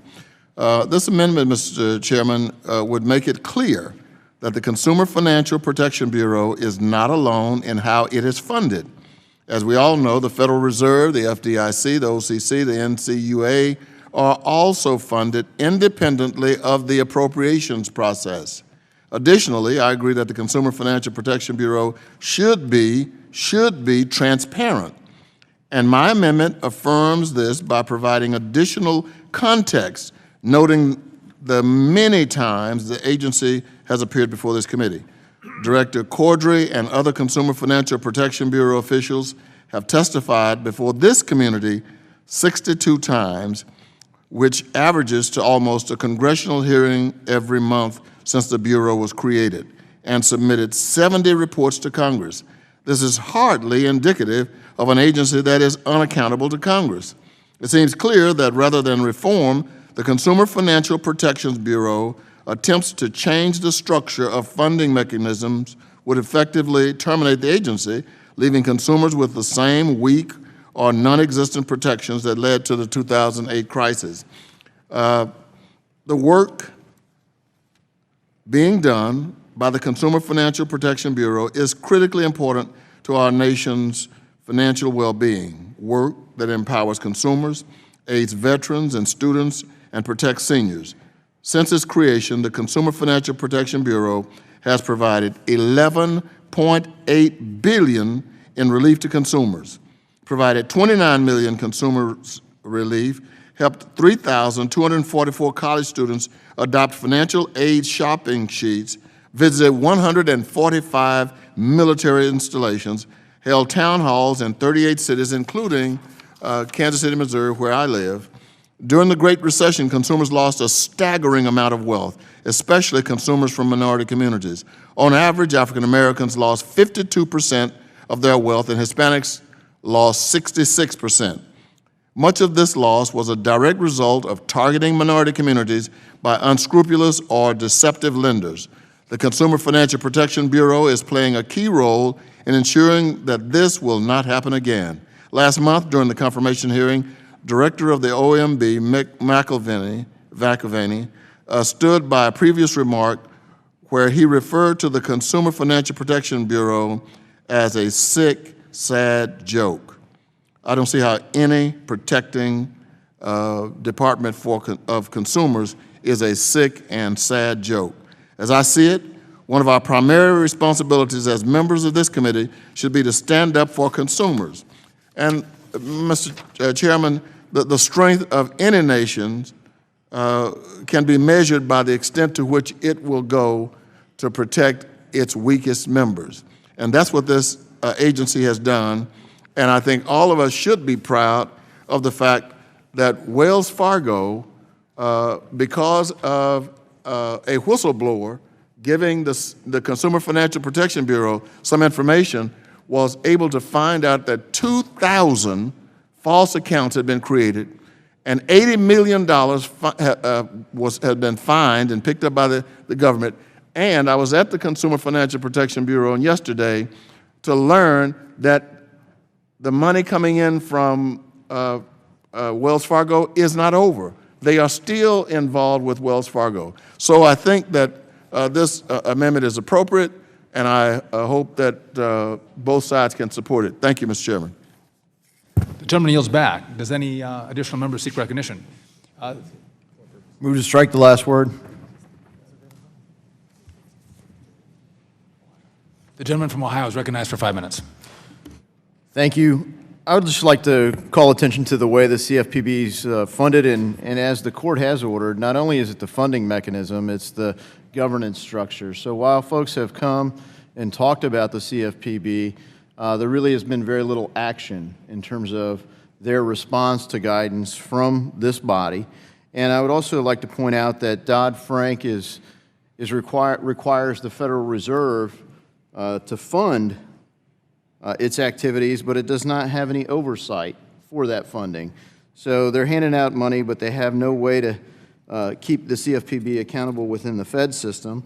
And the other thing is when the CFPB was formed, the way it was formed was with very little thought to governance in general, or I should say perhaps a lot of thought to governance. And the thought to governance was to not have any input from members of other opinions. It pulled the consumer protection function and duplicated it. Like so many other things in the federal government, you have duplication of effort. So instead of saying this body is now responsible for consumer protection, you left all the other regulatory bodies with a mandate to do consumer protection, and then you doubled down on it as if to say that the other bodies don't do consumer protection. Well, clearly they do. That's part of their mandate. And in spite of that mandate, you rightly point out Wells Fargo, which is an egregious offender. It highlights the need for serious reform to Dodd-Frank because in the face of all this extra regulation and extra bodies, extra oversight, extra audits, and structure that was put in place, they were able to pass all this and create false accounts. The regulatory scheme of Dodd-Frank has not been effective at its intended target, or as its alleged intended target, at the Wall Street banks, the banks, the very banks that say they caused the financial crisis, have had their executives talk about how Dodd-Frank has actually helped them because it's created a regulatory moat around their business models. And CFPB is sought to do all sorts of activities on behalf of consumers, which is a noble goal, but it's not as if our federal government had no care for consumers prior to CFPB.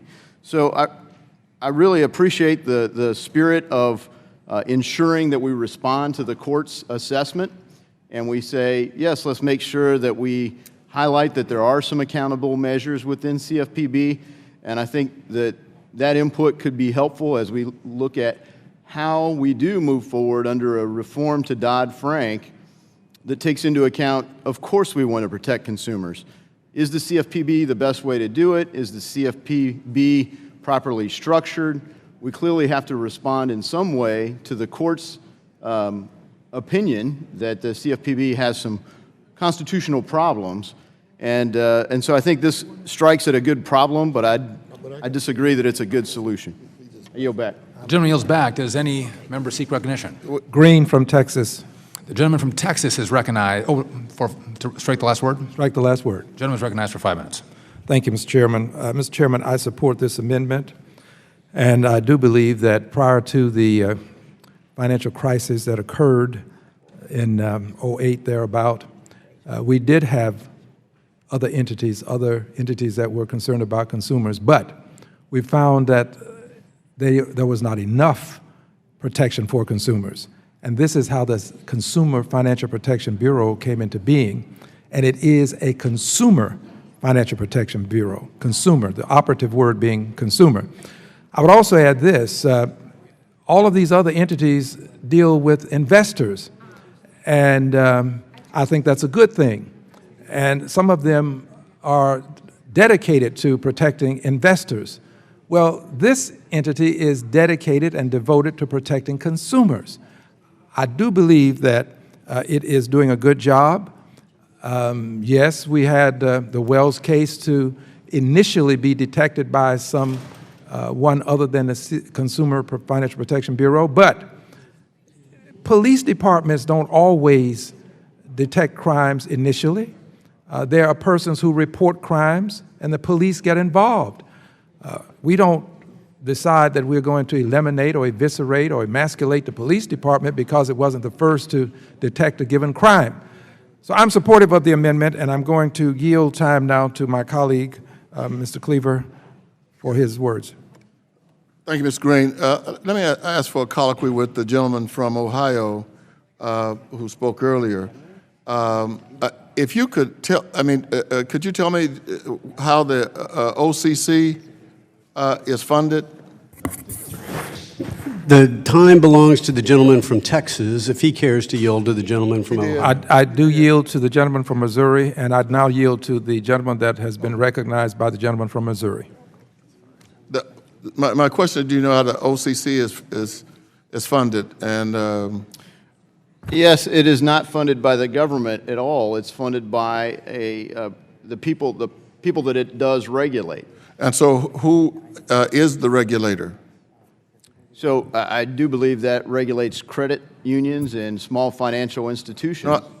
Yes, it's a controller of the currency who does it. The point I'm trying to make is that when you look at the financial services industry and the regulators, it's not just the Consumer Protection Bureau that, I mean, we used to say it's uniquely funded, and it's not. It's not uniquely funded. You know, it does have a somewhat of an independent operation, and I think the courts are saying that thus far that the agency is constitutional. I think you used the word yeah, I think you may have used the word unconstitutional. I was here for every hearing as we created the Consumer Protection Bureau, every one. I didn't miss a single hearing, and the thing that got to me was this one thing. We have protections specifically for all kinds of groups and people in the country. We had absolutely no protection agency for consumers. This is for consumers, and the CFPB has more than proved its worth based on the fact that almost exclusively with Wells Fargo, but they've also been able to get $11.8 billion in relief to other consumers, which is outside the Wells Fargo fiasco that they caught.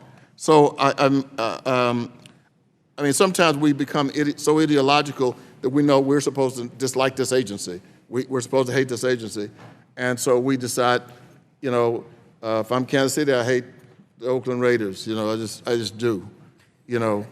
And so, I mean, you know, so if I'm a Republican, I just hate what the Democrats created, and the Democrats, well, I just hate if the Republicans. And I mean, if there's one thing that I think the people in this country are trying to say to us, is they're sick of it. They're sick of it. I mean, can we make some reforms to the Consumer Protection Bureau? Probably. But to just say arbitrarily, you know, it's bad, and we need to put a board over it, and they're getting too much money, and they don't report to anybody, which is not true. They report it to us right behind those desks 72 times. Time of the gentleman from Texas has expired. For what purpose does the ranking member seek recognition? I move to strike the last word. Gentlelady is recognized for 5 minutes. I commend the gentleman from Missouri's thoughtful amendment to correct the record on the CFPB's, that is, the Consumer Financial Protection Bureau's independent funding, clarify the Consumer Financial Protection Bureau, clarify that they have not been shielded from congressional oversight and has been producing results for consumers in every state since it was created. I would encourage my colleagues on the other side to reflect on the full set of facts and the Consumer Financial Protection Bureau's record instead of seeking to close their doors. The Consumer Financial Protection Bureau's Consumer Complaint Database has collected over 1 million complaints, and 97% of complaints that were sent to companies have received timely responses. The Consumer Financial Protection Bureau has visited 145 military installations to help ensure service members and their families are better protected from predatory financial practices. The consumer watchdog has successfully recovered nearly $12 billion for 29 million consumers harmed by predatory and illegal financial practices. But these large numbers do not speak to the individual stories of fraud that the Consumer Financial Protection Bureau seeks to stop. For example, the Consumer Financial Protection Bureau took action against one of the largest payday lenders in the country, Cash America, for robo-signing court documents in debt collection lawsuits and violating the Military Lending Act by illegally overcharging military service members and their families. Millions of dollars were returned to these defrauded consumers. Another example, 9/11, first responders with cancer and other illnesses and football players with brain injuries were allegedly scammed out of millions of dollars by being lured into costly advances on settlement payouts, which lies about the terms of the deals.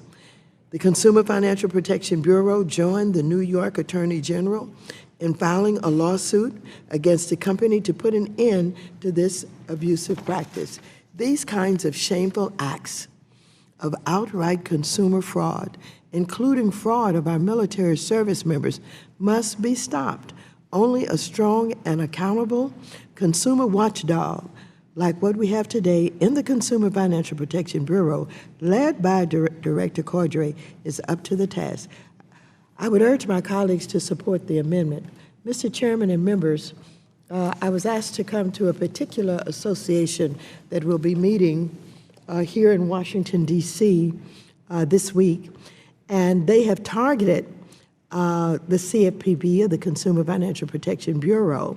They want to get rid of the Consumer Financial Protection Bureau's oversight and attention to debt collection, payday loans, and qualified mortgages. I cannot for the life of me understand how any elected official can be against protecting consumers. I do not get it. I do not understand how any elected official would ignore the fact that the poorest of our communities, the most vulnerable people, are ripped off daily with every kind of scheme that you can imagine.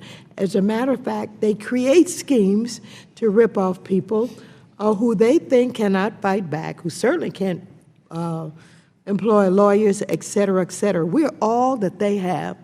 And the centerpiece of the Dodd-Frank reform is the Consumer Financial Protection Bureau. Prior to that, our regulatory agencies had ignored them. They didn't pay attention to them. This government did not look out for consumers. And now we have something that works. Why in the world would we want to get rid of it? Why would we want to undermine it? The President of the United States has not only targeted all of Dodd-Frank, but he specifically targeted the Consumer Financial Protection Bureau. We may not be able to win on this amendment, but I tell you, this is going to be a fight, and we're going to put up a fight. We're going to educate folks about what is going on. We're not going to allow this Bureau to be decimated and to be stopped from doing the job that we intended it to do in the Dodd-Frank reform. I yield back the balance. Time of the gentlelady has expired. For what purposes, gentleman from West Virginia seek recognition? I move to strike the last word. Gentleman is recognized for 5 minutes. I'd like to yield my time to the distinguished gentleman, the congressman from Ohio, Mr. Davidson. Thank you, Mr. Mooney. Thank you. I just wanted to point out that the fallacy in the argument in the amendment, talking about the things that the committee has done in terms of protecting people who have been victims of those who would lie, cheat, or steal in the financial sector. There are bad actors in every sector, and there are consumer protections that I think would be transpartisan. People would say, yes, of course we want to protect the consumer. But the gentleman's amendment talks about the funding mechanism for the CFPB, not whether the CFPB has done good work or not. And the court's opinion wasn't only about funding. The main point was the governance of it. So your amendment, sir, I believe is concerned with the funding mechanism and makes a fair point that there are other things that are funded differently, but is it the point of the amendment that the People's House is somehow not representative of consumers who make up all of our districts, that we could subject this body to an appropriation? So we're not talking about the content of the amendment when we're talking about the things that the committee has done to protect consumers. So, of course, I think members of every group here on Capitol Hill would want consumers to be protected. The question is, can they be subjected to an appropriations process? Can they have a proper governance structure? And can the consumer protections that are sought be accomplished in any other way? And in all of history, those protections were done without the CFPB. The goal of the CFPB is good. If you put consumer in it, it's hard to say, gee, I'm opposed to protecting consumers. The question is, how can we do that well? And I look forward to participating in the work of this committee going forward as to try to reform Dodd-Frank, to continue to protect our consumers, and to fundamentally make sure that our markets thrive. I yield back to Mr. Mooney. Thank you, Mr. Chairman. I yield back the balance of my time. The gentleman yields back. For what purpose, the gentlelady from Ohio seek recognition? Move to strike the last words, Mr. Gentlelady's Chairman. recognized for 5 minutes. Mr. Chairman, let me say I proudly support the amendment offered by Congressman Cleaver. And I'm really glad to hear my colleague from Ohio use the word consumer and say, if you put consumers back in it. Well, I think there's a reason you're hearing us say the Financial Consumers Protection Bureau. Many people actually did not understand, our constituents, when you say CFPB, they had no idea what you were talking about. Probably should make it a rule, Mr. Chairman, that you can't say initials. You have to say the entire word. So I think it's important for us to educate, as Congresswoman Waters said today, the public, and it's worth repeating, all the millions of dollars that were saved. We talk about accountability, whether it's for operational or financial. 62 times Richard Cordray came before this body. It was not absent of talking about funding, talking about resources, talking about programs. I think it's also important to note in those 62 times that we brought Richard Cordray here, many of my colleagues on the other side of the aisle called him an unaccountable bureaucrat. Well, let me just tell you the Richard Cordray that I know. The young kid who worked at McDonald's for $2.30. The young kid that went to an Ohio college. The young kid who studied everything he could to be a 5-time Jeopardy winner. The grown man who goes back home to his community and to be with his family and to be with those consumers. Is he perfect? Absolutely not. And we have taken him to task on this side of the aisle when there were mistakes. But I can tell you this amendment is something that I certainly support. And it was interesting, as we talk about consumers, earlier today we talked about housing, and we talked about CDBG, and we talked about home and all the grants, and we heard many of the things that didn't happen as it relates to accountability and as it relates to service. Well, there's a theme here that's all built around consumers. And I'm really proud today, Mr. Chairman, and in the audience, I have the president of my county commissioners, Commissioner John O'Grady.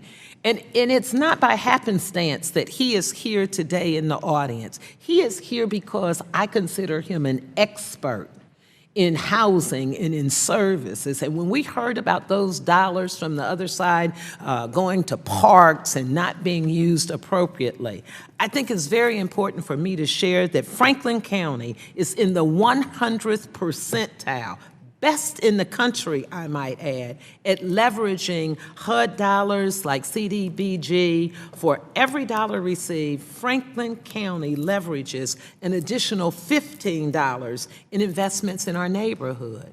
Well, we want to protect those neighborhoods. So I think there is a direct linkage with what Democrats are trying to say here as we review our budget.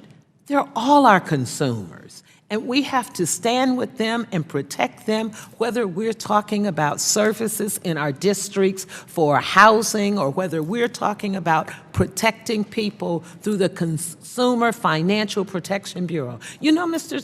Chairman, at one time, people went to the Better Business Bureau when they wanted to redress any injustice against them.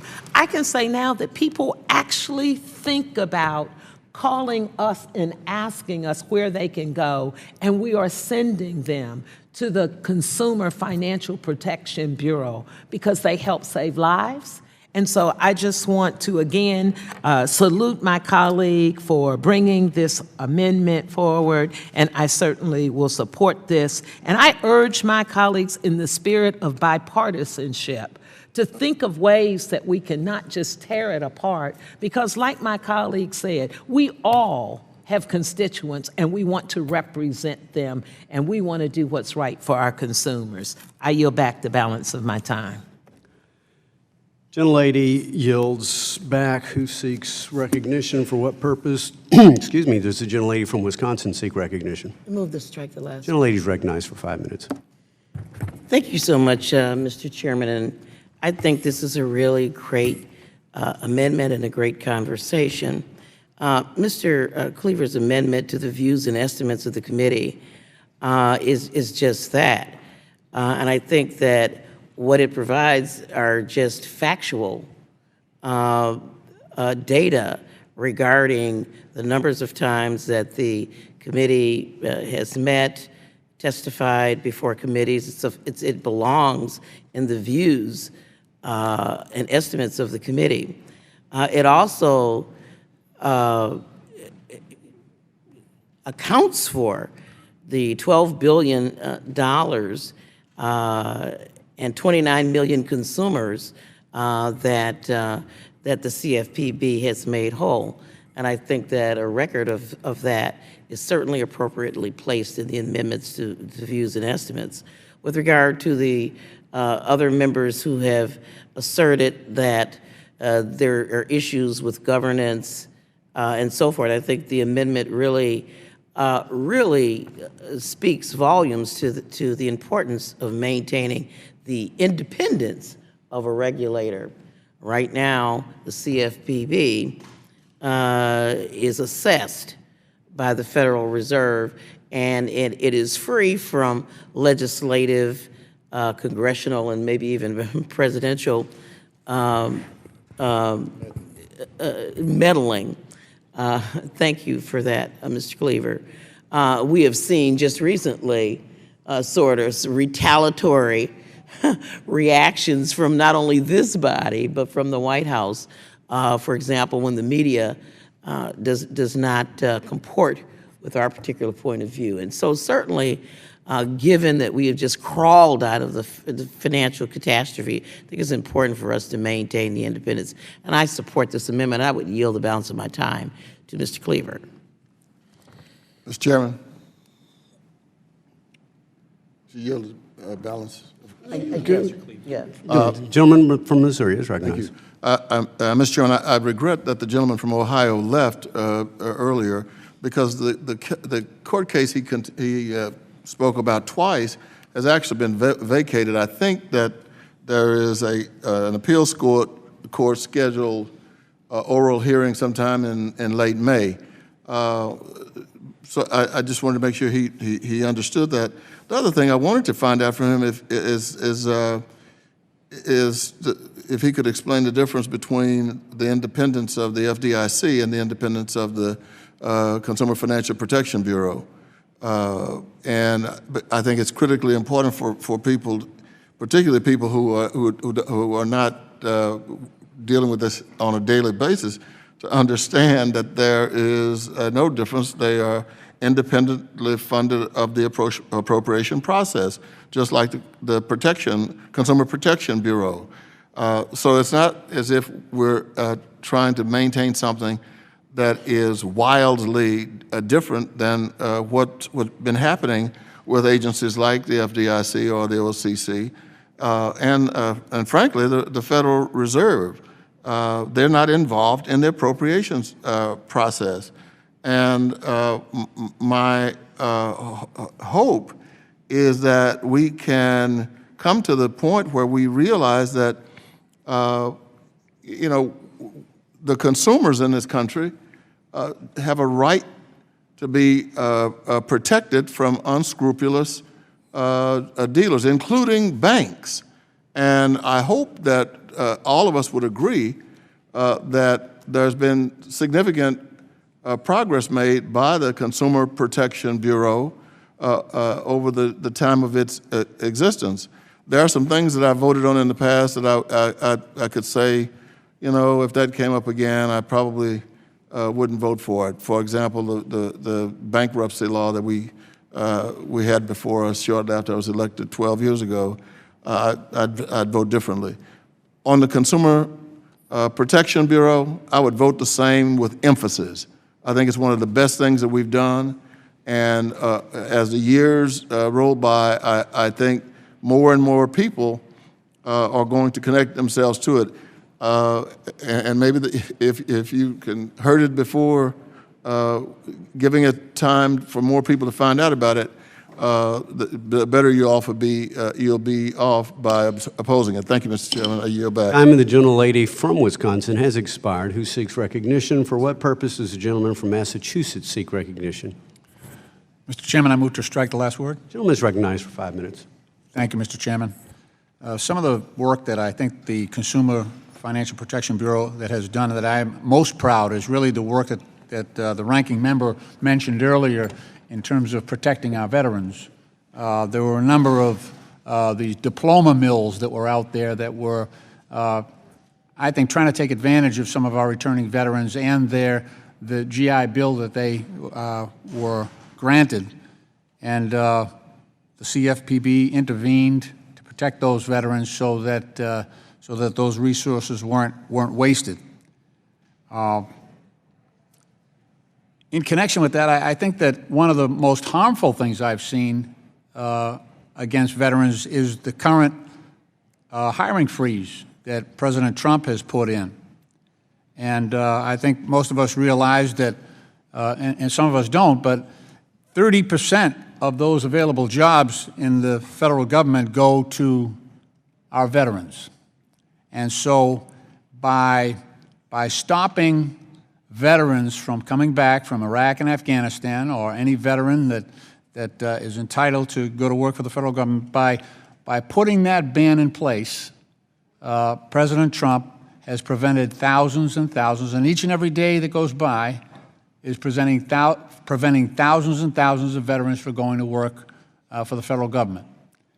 Some of our agencies, like the VA, where you have overrepresentation of veterans coming back and going to work for the VA, or going to work for the TSA, or Department of Homeland Security, positions that are very covetous of the skills that our returning veterans come back with. Treasury Department, the State Department, FEMA, HUD, Social Security Administration, the FAA, all these jobs that the veterans would come back and fill, they're frozen out. They're frozen out because President Trump has put a hiring freeze in, preventing veterans from going to work for the federal government. 30% of those jobs, 30% of those jobs are veterans' jobs. And I think this is a disgrace. Look, I know that my colleagues on the other side of the aisle support veterans. So why don't we support the bill that I've got right now filed that would create an exemption for veterans, so that if there's an open job at the VA, taking care of our veterans, by the way, then we should allow a veteran to fill that job. If there's an open job at Department of Homeland Security, and there's a veteran needing a job, we should let the veteran fill that job. If there's an open spot at the National Park Service, or at any of these financial regulatory agencies, we should let the veterans fill those jobs. These young men and women have put on the uniform for this country. They've served.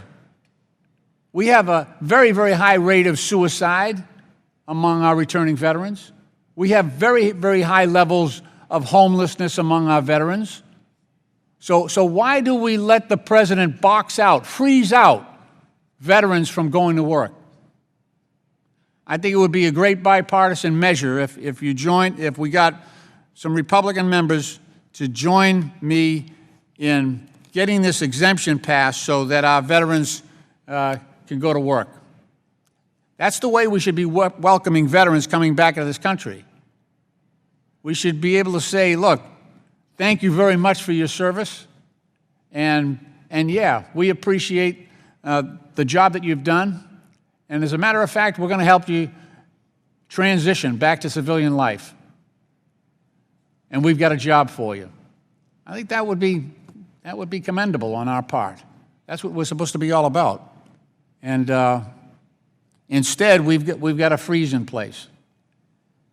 It seems counterintuitive that we would today be attacking one agency, the Consumer Financial Protection Bureau, that's out there trying to protect veterans, and at the same time, we're freezing those veterans out who have done their service in Iraq and Afghanistan and would like to come back and go to work. So that's an open invitation to any of my Republican colleagues who would like to sign on to my bill. I'd be happy to have you. Thank you. I yield back the balance of my time. Gentleman yields back who seeks recognition. If there's no further debate on the amendment, the question now occurs on the amendment offered by the gentleman from Missouri, Mr. Cleaver. All those in favor shall signify by saying aye. All those opposed shall signify by saying nay.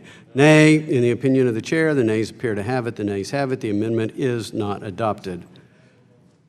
Recorded vote has been requested. All those in favor of a recorded vote shall raise their hand and be counted.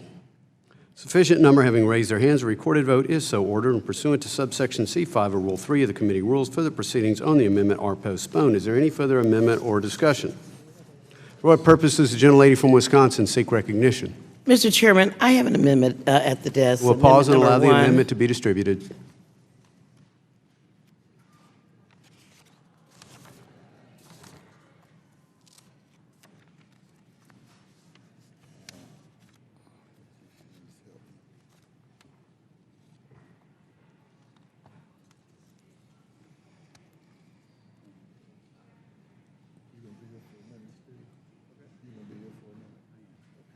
I just want to leave her without anybody here. Yeah, I got to go to the office before I go to post. Okay.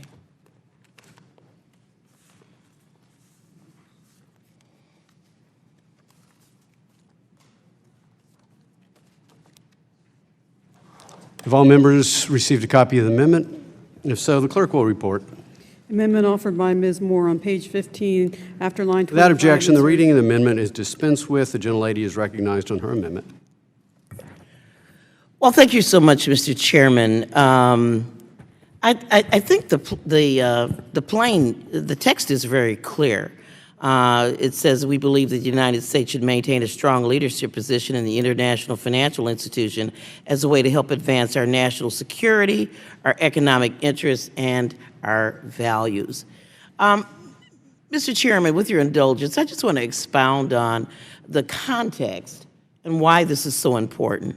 I think United States global leadership is right now at a critical tipping point. And I think that the world is moving in a dangerous position if U.S. leadership wanes in an era of nationalism and division and closing our borders. I don't know exactly what is meant by the new economic nationalism. But what I do know is that just last year, while we were waffling and not paying our fair share of IMF dues, the Asian Infrastructure Development Bank formed. And 25 African, Latin American, and European countries are joining this enterprise. And of course, this is in China, and of course, the Chinese have the kind of veto authority over the governance that the United States currently enjoys with the IMF. We also have China and the so-called BRICS nations moving. BRICS being Brazil, Russia, India, China, and South Africa. They've created a development bank, the new development bank or the BRICS Bank. As a matter of fact, the board of governors of BRICS just met for the first time, where? In Moscow, Russia. Both these banks are headquartered in China, and again, the United States, unlike the IMF, does not have veto power, decision-making power over governance, quota, amounts of money that our new president has discussed that ought to be vested in these institutions. I mean, we have Moscow, Russia, and Beijing, China, looking to drive the train of global economic leadership. I mean, we're all Americans here, Mr. Chairman. I mean, surely it's not just the Democrats who find it unacceptable for us to not have our financial hegemony in the world. I mean, this cannot just be a partisan issue. I mean, is this okay? And my amendment says no, that it doesn't. And you know, and we're talking about building walls and putting our heads in the sand, but we cannot stop the global impact. We can't stop the internet. We can't stop air travel. We can't stop economic competition and turn back the clock on globalization. We need to engage. I mean, Mr. Chairman, 95% of the world's population lives somewhere other than the United States of America. We need to be leading the debate on labor, human rights, and environmental standards with our lending authorities. Our workers can compete on skill and productivity, but we can't let these banks establish the rules of the road where people have to accept black lung disease and slave wages as workers.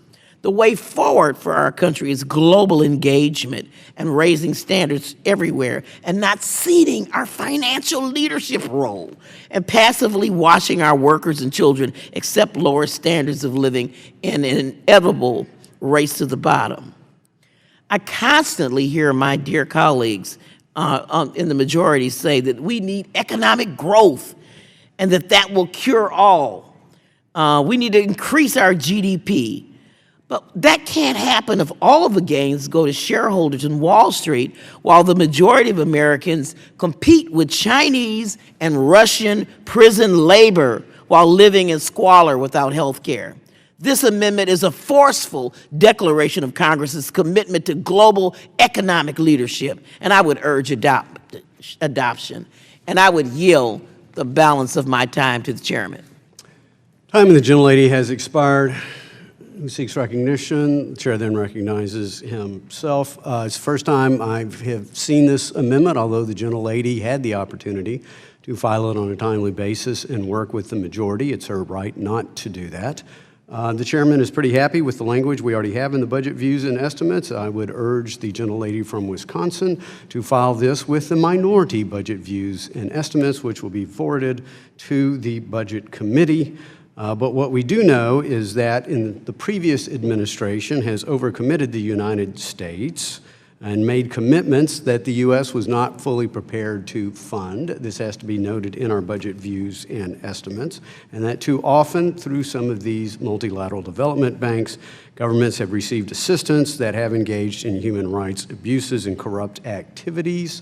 That practice must stop, and we believe that there must be rigorous program evaluations to ensure that U.S. taxpayer contributions are not squandered on ineffective initiatives. And we do know that, for example, the IMF remains bogged down by the Eurozone's problems in Greece, a 7-year debacle that, according to the Fund's own evaluation office, has undermined the IMF's credibility.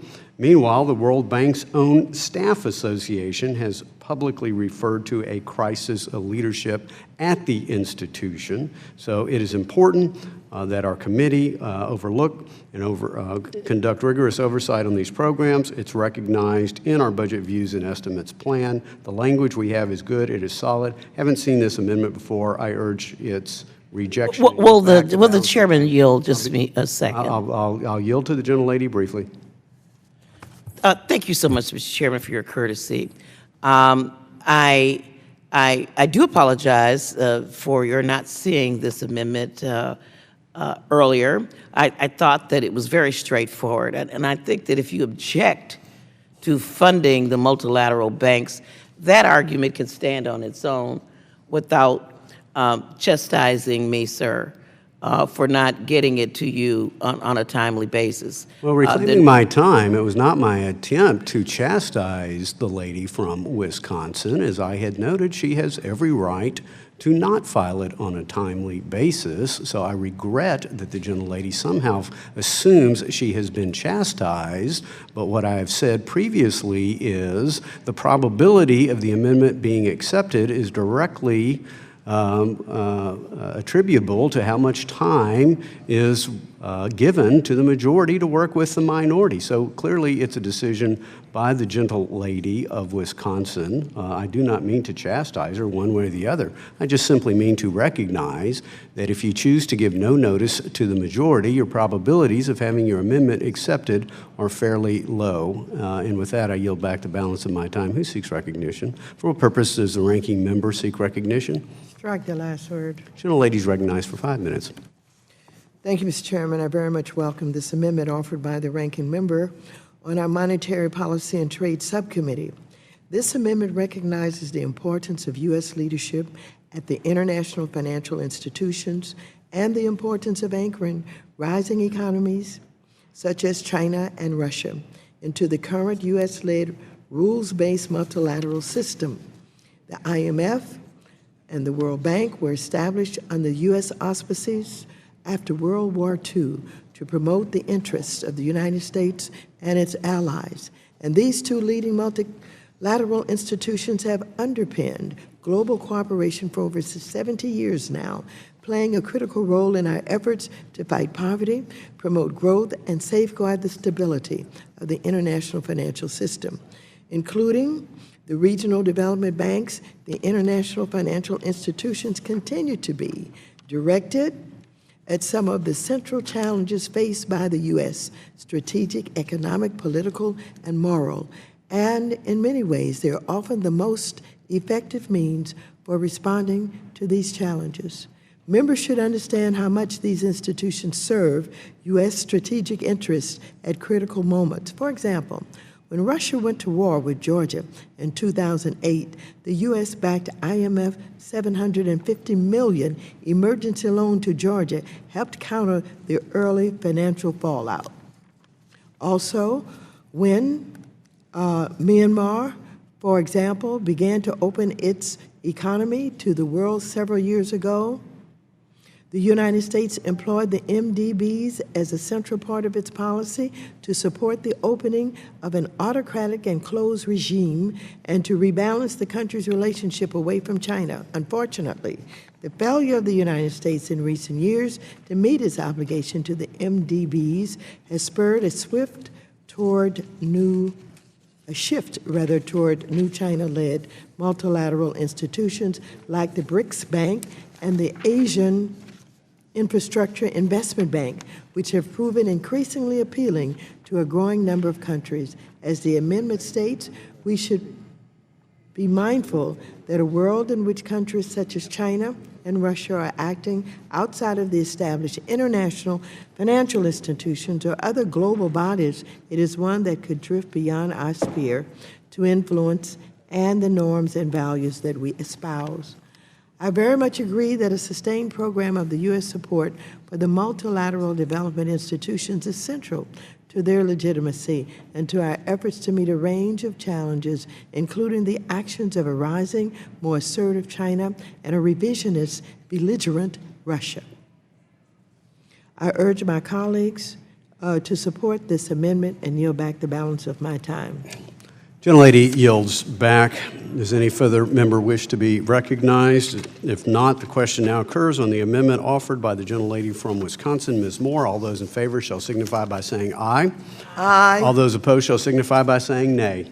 Nay, in the opinion of the chair, the nays appear to have it. The nays have it. And the amendment, for what purpose does gentlelady seek? Recorded vote has been requested. All those in favor of recorded vote shall raise their hand and be counted. A sufficient number having raised their hands, a recorded vote is so ordered, and pursuant to subsection C5 of Rule 3 of the committee rules, further proceedings on the amendment are postponed. For what purpose does the ranking member seek recognition? I have an amendment at the desk. Presently, House votes have been called. This is a two-vote series. There are 8 minutes left in the vote. The committee will reconvene immediately after House votes. Members are requested to please return to the committee room as soon as possible after votes. The committee stands in recess.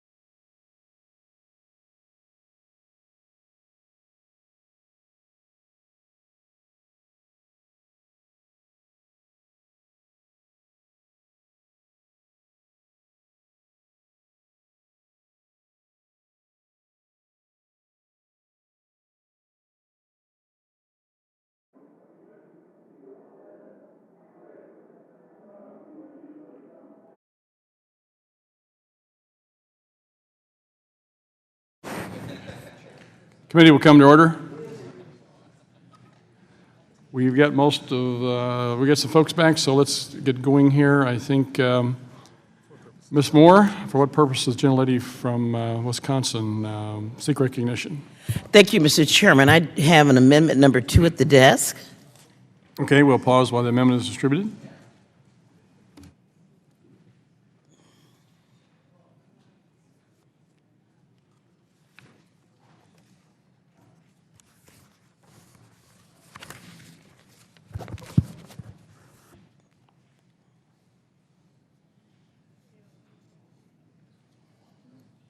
Sure.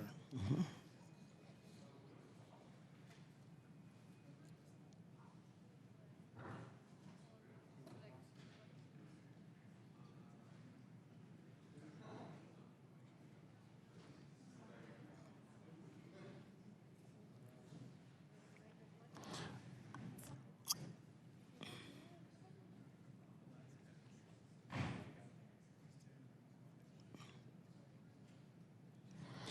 Clerk will report the amendment. Amendment offered by Ms. Moore on page 14, strike line 17. Without objection, the reading of the amendment is dispensed with. The gentlewoman from Wisconsin recognized for her amendment. Thank you so much, Mr. Chairman. This is an amendment to the views and estimates of the Committee on Financial Services. And I think it's really very clear. It is within the scope and jurisdiction of the Subcommittee on Monetary Policy and Trade, the Ex-Im Bank, which I think we should continue to conduct rigorous oversight of the Export-Import Bank of the United States, and really to value the support it gives by providing U.S. exporters with financing tools necessary to compete in foreign markets. I think it's really important to know that EXIM plays a key role in leveling the international playing field by offsetting the financing that's offered by other foreign export credit agencies. More than 80 export credit agencies around the world that make sure that their companies have a fair shot at winning export sales. It's important to note that the EXIM Bank operates on a self-sustaining financial basis, program revenue, which means that it covers its own administrative costs, program costs, reserve expenses entirely with the fees that it charges for its services. And in addition to offsetting its own administrative costs, it generates net profits that it sends to the Treasury and reduces our deficits. So not only has EXIM Bank financed more than $240 billion in U.S. exports, it supported more than 1.4 million American jobs and remitted more than $3.8 billion in deficit reduction receipts to the Treasury. Well, as you all recall, in 2015, a very vocal opposition, a minority in Congress. Certainly, EXIM Bank is supported on a bipartisan basis, but it forced EXIM to shut its doors for 5 months. And we saw the overwhelming bipartisan support in both chambers, getting this back on track. But of course, the majority Senate has not confirmed a vacant board seat, and that has denied the board the ability to support transactions over $10 million. And as a result, 50 transactions valued at nearly $40 billion that would have garnered an estimated 100,000 jobs continue to languish in the bank's approval pipeline. From my own state of Wisconsin, we saw GE and manufacturers leave the country because they could not get the EXIM Bank to support their work. The bank's diminished capacity to support U.S. exports, they've pushed our financing to a 40-year low. And of course, the deficit reduction that we've been able to generate has been reduced down from by $675 million. The committee has, we should note in this view that the EXIM has been effective in managing taxpayer risk and has a default rate at 0.26%, 0.2%. So going forward, we need to focus on fully restoring the functionality of the EXIM Bank and measuring it against any liabilities it might have. Now, I know the chairman, our chairman, is eager to have these reports filed early, but this particular amendment simply catalogs everything we already know about the EXIM Bank. These are all facts that don't take a long time for the committee to discern, and it should be added to our report. And with that, I would yield back the balance of my time.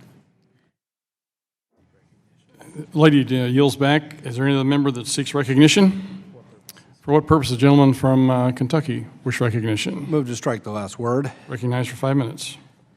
Thank you, Mr. Chairman, and I thank the gentlelady from Wisconsin, my friend and the ranking member of the subcommittee, for offering the amendment. However, I'm going to have to oppose the amendment for a couple of reasons. One is that in the views and estimates that we have, and by the way, I look forward to working with you, and we've had a conversation about that on the subcommittee, and looking forward to talking to you about your priorities. And I know that you are passionate about the Export-Import Bank, and look forward to having a discussion with you. I will say, I think that the the current draft of the views and estimates does encompass clearly the full committee and the subcommittee's jurisdiction over the Export-Import Bank, and it certainly covers our continuing oversight over that agency.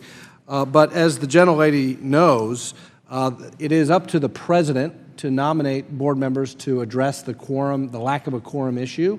And of course, it's up to the Senate, not the House, to confirm those nominees.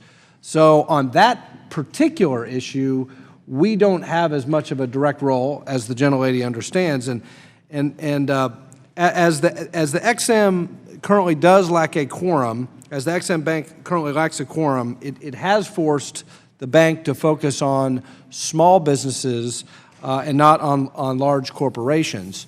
As it turns out, large corporations may not need our sympathy. In September of 2015, for instance, the bank's largest beneficiary, Boeing, blamed a lost satellite deal in Singapore on XM's lapse in authorization. Just last week, however, we learned that private financing has stepped in to help the sale go forward after all. Meanwhile, Boeing stock has risen more than 50% over the past year, more than doubling the growth of the S&P 500. So perhaps we ought to consider this as evidence that a company, certainly a large company like Boeing, can succeed without export-import bank financing. So, yeah, I'd be happy to yield to the gentlelady, and I would just conclude by saying that as we are not the Senate, we don't have a constitutional role in the confirmation process. The committee will, and I assure the ranking member of the subcommittee, we will maintain our focus on XM, but it's going to be focused on making sure the agency is accountable, and just as the underlying views and estimates details. And with that, I'd yield to my friend. Well, I do thank the chairman. Chairman yields to the gentlelady. Thank you. I do thank the chairman for yielding, and I do appreciate his comments. I just want to say that, no, we are not the Senate, but these are our views and estimates. And so I think it's entirely appropriate for us to render our view that a quorum ought to exist on the XM Bank board. I mean, we have a trade deficit for a reason. And I think the Export-Import Bank is the one tool in our toolkit that enables us to at least move toward balancing that. You also mentioned that we need to focus more on small businesses instead of, sort of crying the blues for like a Boeing. I just want to point out, Boeing came to my district as an example, and you just would be surprised about the tremendous supply chain. I come from a state that still relies heavily on manufacturing for good jobs. And the supply chain is just endless. One of the guys I went to high school with, God rest his soul, his daughter was able to pick up a contract, and she's someone with like 4 or 5 employees. And so in my district, we have all kinds of companies with 15 people, 10 people, manufacturers that really rely on their contracts with the likes of a Boeing. So I concur with you, big companies are one thing, but it's the endless hundreds of supply chain. I would yield the gentleman his time back. Gentleman's time is 12 seconds. Well, I thank you, and I'll yield back to the chairman. Thank you. Gentleman will yield his time back. With that, gentleman, Mr. Lynch from Massachusetts, recognized for 5 minutes. Thank you, Mr. Chairman. I appreciate that, and I want to speak in support of Ms. Moore's amendment, the gentlelady from Wisconsin. I never quite understand why we would unilaterally disarm by either doing away with the Export-Import Bank. The purpose of this bank is to support American companies. On my other committee, I travel quite a bit. just in India last week, and we are in stiff competition with the French Export-Import Bank, the Chinese Export-Import Bank. There are 80 other countries in the world that have export-import banks that the sole purpose of which is to protect their companies and support them so that they can create jobs in their own country. The French government right now is supporting a company that is operating the rail system in Massachusetts. And yet here we are trying to undermine the United States of America Export-Import Bank to put Americans to work. I don't get it. I don't get it. I don't get it. And look, I know people want to spread out the benefits, and people think that Boeing is getting too much of an advantage. Boeing happens to be putting thousands, tens of thousands of Americans to work. God bless them. We need more Boeings. We should be creating jobs for Americans. And the Export-Import Bank doesn't lose money. As a matter of fact, it makes enough money in putting Americans to work that it covers all its administrative costs, and it gives money back to the Treasury, almost $4 billion last year. And it was out of action for 5 months because we refused to renew its capacity to deliver loans. I would like to think that putting Americans to work is something that Democrats and Republicans could agree on. And when we did put this on the floor last session, it got overwhelming support from Democrats and Republicans. Yet there's a small group of ideologues that don't like this, that I don't get it. Maybe they really want foreign companies to have an advantage. I don't get that, but that's the only reasonable conclusion that I can come to, that they don't want to put Americans to work. They don't mind other companies using their export-import banks in our country and around the world in competition with us. The Chinese are all over the place. They're in every single country doing dams, bridges, power plants. And what is the effort of this Congress? We want to unilaterally surrender to the Chinese and to the Russians and to the French and to the other 79 export-import banks so they can have an advantage over us. And they can put their workers to work while we don't. We already have such a huge trade deficit with other countries, and we're exacerbating that problem by opposing the Export-Import Bank. I just don't get it. Now, I can understand if we were funneling all kinds of cash and it was a losing operation, I would understand that, to try to save money. But by shutting down the Export-Import Bank, we put Americans out of work, number one. We hurt American companies, number two, because they're financing their own administration. There's no net loss to the Treasury. As a matter of fact, by killing the Export-Import Bank, we are preventing them from contributing to the Treasury. And last year, again, about $4 billion. This is a lose, lose, lose, lose situation. But people, for some ideological reason, want to get rid of this. And so I just hope the gentlelady from Wisconsin's amendment succeeds, and I urge my colleagues to vote for it. Gentleman's time has expired. I recognize myself for just a few comments very quickly. I appreciate the gentleman from Kentucky's point of view. I think that we are not the Senate or the President. The President's the one who needs to fill the quorum with nominees, and the Senate needs to fill the quorum with their support of those nominees and move on. I think that's a great point. I think within the bill, as it's presently structured, the accountability portion that the gentleman points out is in there, and I think it's in the underlying document. So that makes this particular amendment, in my view, more of a messaging amendment. And while I appreciate the gentlelady's perspective and spirit of what she's trying to accomplish here, I'm not sure this is the appropriate place for this. So with that, I urge rejection of the amendment, and I yield back my time. Is there any further debate on the amendment? Seeing none, the question now occurs on the amendment offered by the gentlelady from Wisconsin. All those in favor shall signify by saying aye. Aye. All those opposed shall signify by saying nay. Nay. In the opinion of the chair, the nays have it. Yes, the gentlelady has requested a recorded vote. All those in favor of recorded vote shall raise their hand and be counted.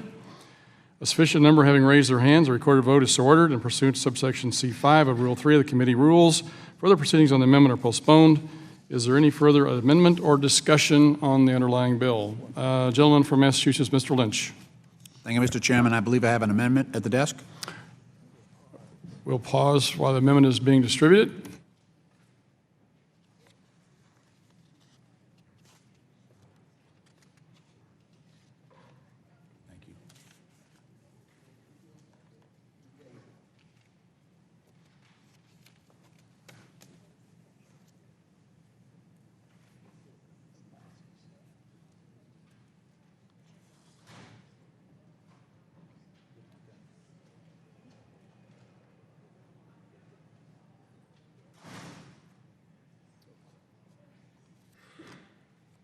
Okay, I believe it's distributed. The clerk will report the amendment.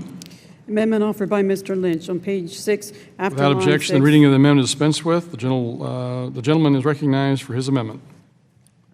Thank you, Mr. Chairman. This is a very simple amendment, one-pager, and my amendment recognizes that the Securities and Exchange Commission must devote additional resource to its enforcement and investigation operations. The Securities and Exchange Commission has the duty to robustly police the markets against insider trading by all wrongdoers, including, when necessary, against government officials who have failed to either divest of their assets or put them in a blind trust. This is of particular concern since our current president, President Trump, has and will continue to tweet out market-moving policies that those with advanced knowledge of can monetize through illegal insider trading. And I'll give you an example. President Trump recently tweeted about Lockheed Martin in a negative fashion, which caused their shares to fall by 2%. If someone had advanced knowledge of that, they could trade on that. That would be insider trading. Given that my Republican colleagues, as one of their first orders of business, repealed Section 1502 of the Dodd-Frank Act, which was a critical transparency law designed to stop oil companies from striking corrupt deals with foreign governments, it is now even more important that the SEC utilize its authority under the Foreign Corrupt Practices Act to bring actions against all companies engaged in bribery of foreign officials. Now, during the floor debate of the resolution that repealed Section 1502, Republicans pointed to the Foreign Corrupt Practices Act as a rampart, as a bulwark against measures that might seek to use bribery or other corrupt practices. However, our president, President Trump, has called the Foreign Corrupt Practices Act, and this is his quote, a horrible law. A horrible law. The Foreign Corrupt Practices Act, which prevents bribery by U.S. companies of foreign officials, he called that a horrible law. And his nominee to the SEC chair, Jay Clayton, has argued for even less strenuous enforcement. It's a new day. It's a new day. It's a sad day, but it's a new day. Now that the anti-bribery provisions of the Foreign Corrupt Practices Act are the main safeguard from corporate corruption in foreign markets, we, as members of Congress, must ensure that the SEC allocates sufficient investigative and enforcement resources to policing against Foreign Corrupt Practices Act violations. So I urge my colleagues to support this amendment, and I will yield back the balance of my time.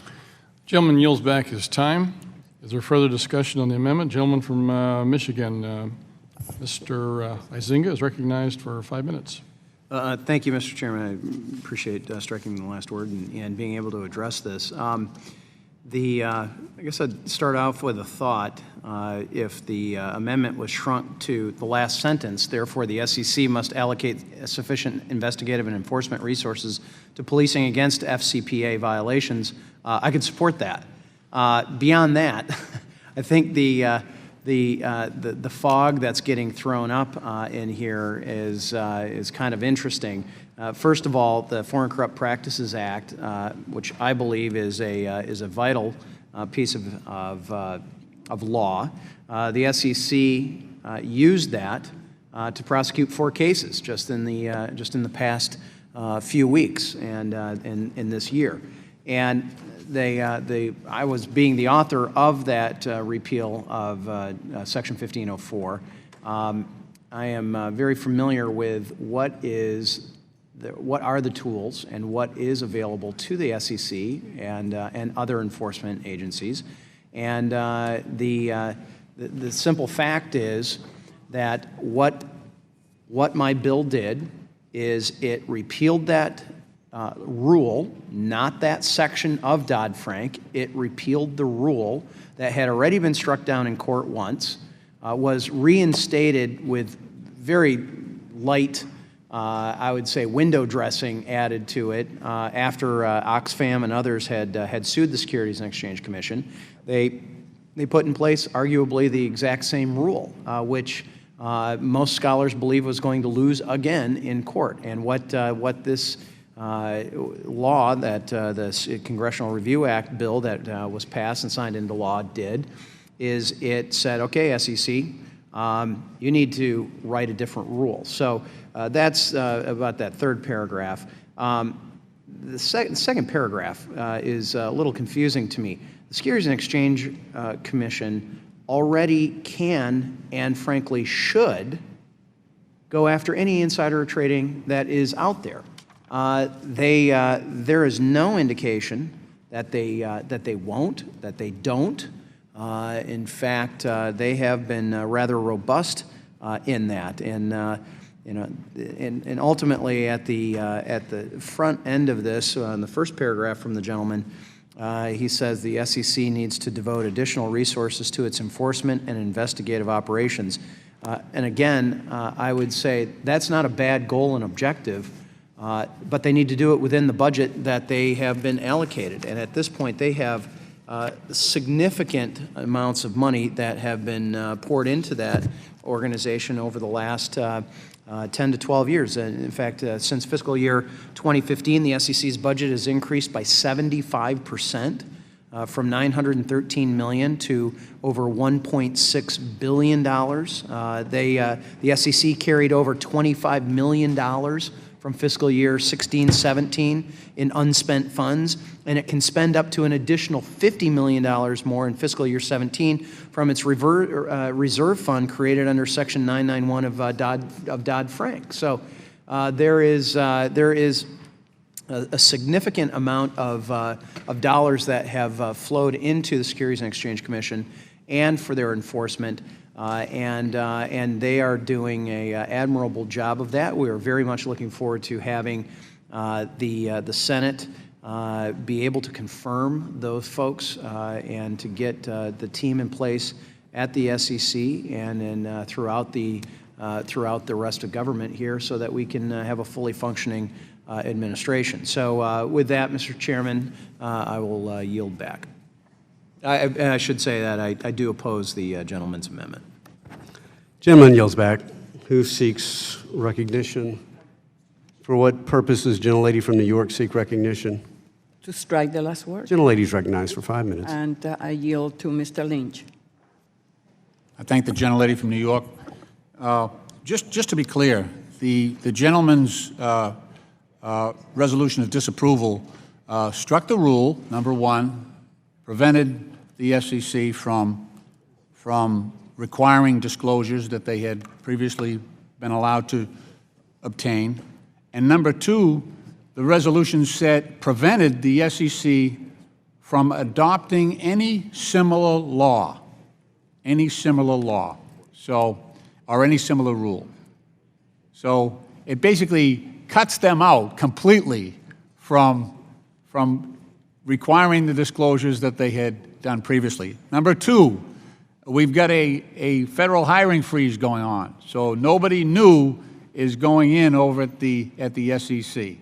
So as people retire, people leave, we're not doing that. We're not filling those positions. They're doing more with less, as the president has said. The passage of Dodd-Frank after the economic collapse beginning in 2008 gave a whole new set of duties to the SEC. And so their responsibilities have grown enormously since the passage of Dodd-Frank. I think we would all agree. And so because now they have less tools to work with, and they have less people to do those jobs, they need more resources so that they can robustly effectuate the law. And especially with respect to the Foreign Corrupt Practices Act.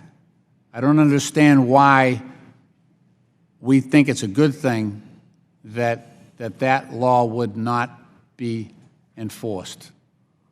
And even the number of cases that they bring is a fraction. It's a fraction of the activity that is out there. In terms of their responsibilities and the volume of cases out there, they have to cherry pick among those cases and only prosecute those that are most egregious. So that is why my amendment asks in our views and our positions that we recognize the need at the SEC, that we support them in the work that we agree they should be doing, and that we fund it appropriately. With that, I yield my time back to the gentlelady from New York. I yield back, Mr. Chairman. Gentlelady yields back. Is there any further debate on the amendment? If not, the question now occurs on the amendment offered by the gentleman from Massachusetts, Mr. Lynch. All those in favor shall signify by saying aye. Aye. All those opposed shall signify by saying nay. Nay. In the opinion of the chair, the nays appear to have it. The nays have it, and the amendment is not adopted. Yes, for what purpose does the gentleman from Massachusetts seek recognition? Mr. Chairman, may I request a roll call? A recorded vote has been requested. All those in favor of a recorded vote shall raise their hand and be counted. A sufficient number having raised their hands, a recorded vote is so ordered and pursuant to subsection C5, Rule 3 of the committee rules. Further proceedings on the amendment are postponed. Is there further amendment or discussion? Yes, Mr. Chairman. For what purpose does the gentlelady from New York seek recognition? I have an amendment at the desk. We'll pause and allow the amendment to be distributed.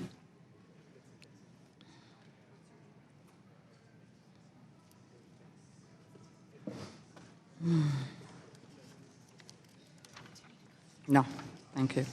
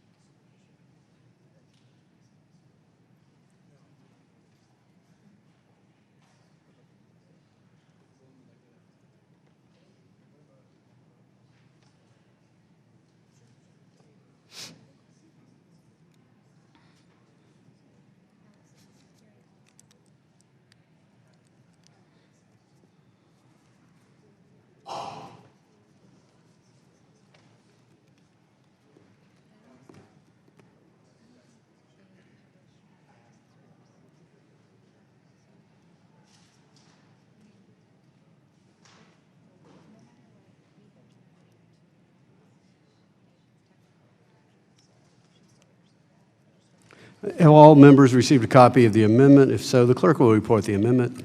Amendment offered by Ms. Velazquez, page 10. Without line objection, the 28. reading of the amendment is dispensed with, and the gentlelady is recognized on her amendment. Thank you, Mr. Chairman. 2 weeks ago, this committee adopted my amendment to its authorization and oversight plan that guarantees the committee will investigate public housing authorities' funding levels and seek ways to ensure capital repairs are made. Today, I'm offering a similar amendment to the committee's budget views and estimates. Since the 1930s, the public housing program has served an indispensable role in meeting our nation's affordable housing needs. This program provides housing assistance for 1.2 million households, approximately half of whom are elderly or persons with disabilities. However, our nation's public housing stock continues deteriorating as agencies struggle with chronic underfunding. Failing to invest in public housing has consequences, Mr. Chairman. Nationwide, 200,000 units of public housing have been lost since 2010. Each year, 10,000 units are at risk of being lost. Last year, we provided $1.9 billion to the Public Housing Capital Fund. By comparison, 10 years ago, in FY 2006, we provided $2.4 billion. Last year, 1.9. The point is clear. We don't provide sufficient funding to make necessary repairs in these buildings, and that hurts working families, seniors, and others across our nation.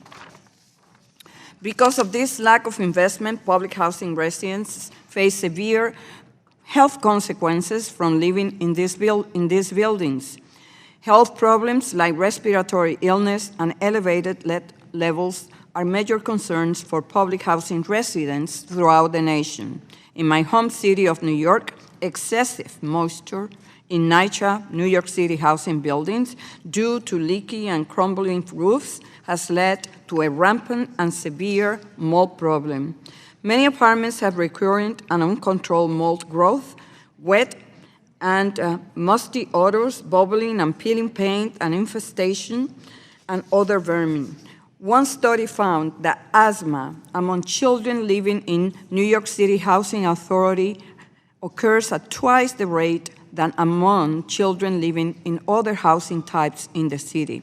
This is a fixable public health crisis, Mr. Chairman. Aging infrastructure is, in many cases, the root cause of health issues. The fix is not complicated. We need to replace roofs and fix leaky exteriors. Targeted capital funding will have concrete, measurable impacts for residents of public housing.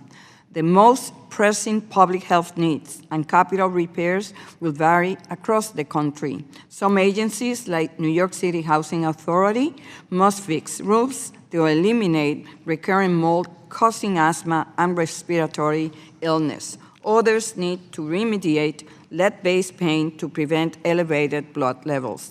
Yet, still others should address other building infrastructure issues. My amendment will ensure this committee recognizes the critical funding needs of our public agencies. We owe it to public housing residents to explore ways to improve the health and well-being of them and their families. With that, I yield back, Mr. Chairman. Gentlelady yields back. For what purpose, gentleman from Missouri seek recognition? Strike the last word. Gentleman is recognized for 5 minutes. Thank you, Mr. Chairman. I don't disagree that the lady's got a good point here, but I think that this is something that we did in the last Congress. If everybody remembers, we had H.R. 3700, which addressed a lot of the concerns that the lady is talking about here.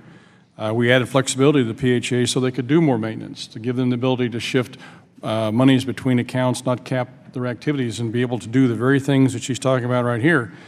We also had provisions in there that allowed the PHAs to be able to get some folks out who no longer qualify, to be able to free up some spaces for those folks that are on waiting lists. And this bill passed this committee unanimously, it passed this House unanimously, it passed the Senate unanimously. And so I think we've done what we can do. If there's a way we can go back and do more, I would certainly think that we could probably consider that. But I think that this is a rather superfluous amendment from the standpoint we've already done many of these things, and I would certainly believe that we've passed what we can at this point to be able to do what we're doing here. And with that, Mr. Chairman, I yield back the balance of my time. Gentleman yields back. For what purpose, the gentleman from Massachusetts seek recognition? Mr. Chairman, I'd like to strike the last word. Gentleman is recognized for 5 minutes. Thank you. I have to disagree with the gentleman's description of this as superfluous. Number one, I grew up in public housing. I grew up in the Old Colony housing development in South Boston, which is now called the Ann M. Lynch Homes at Old Colony, named after my mom. She was a big advocate for families growing up in public housing, and her neighbors felt, and the mayor of Boston felt that they should name that after her because of her work, something I'm very proud of.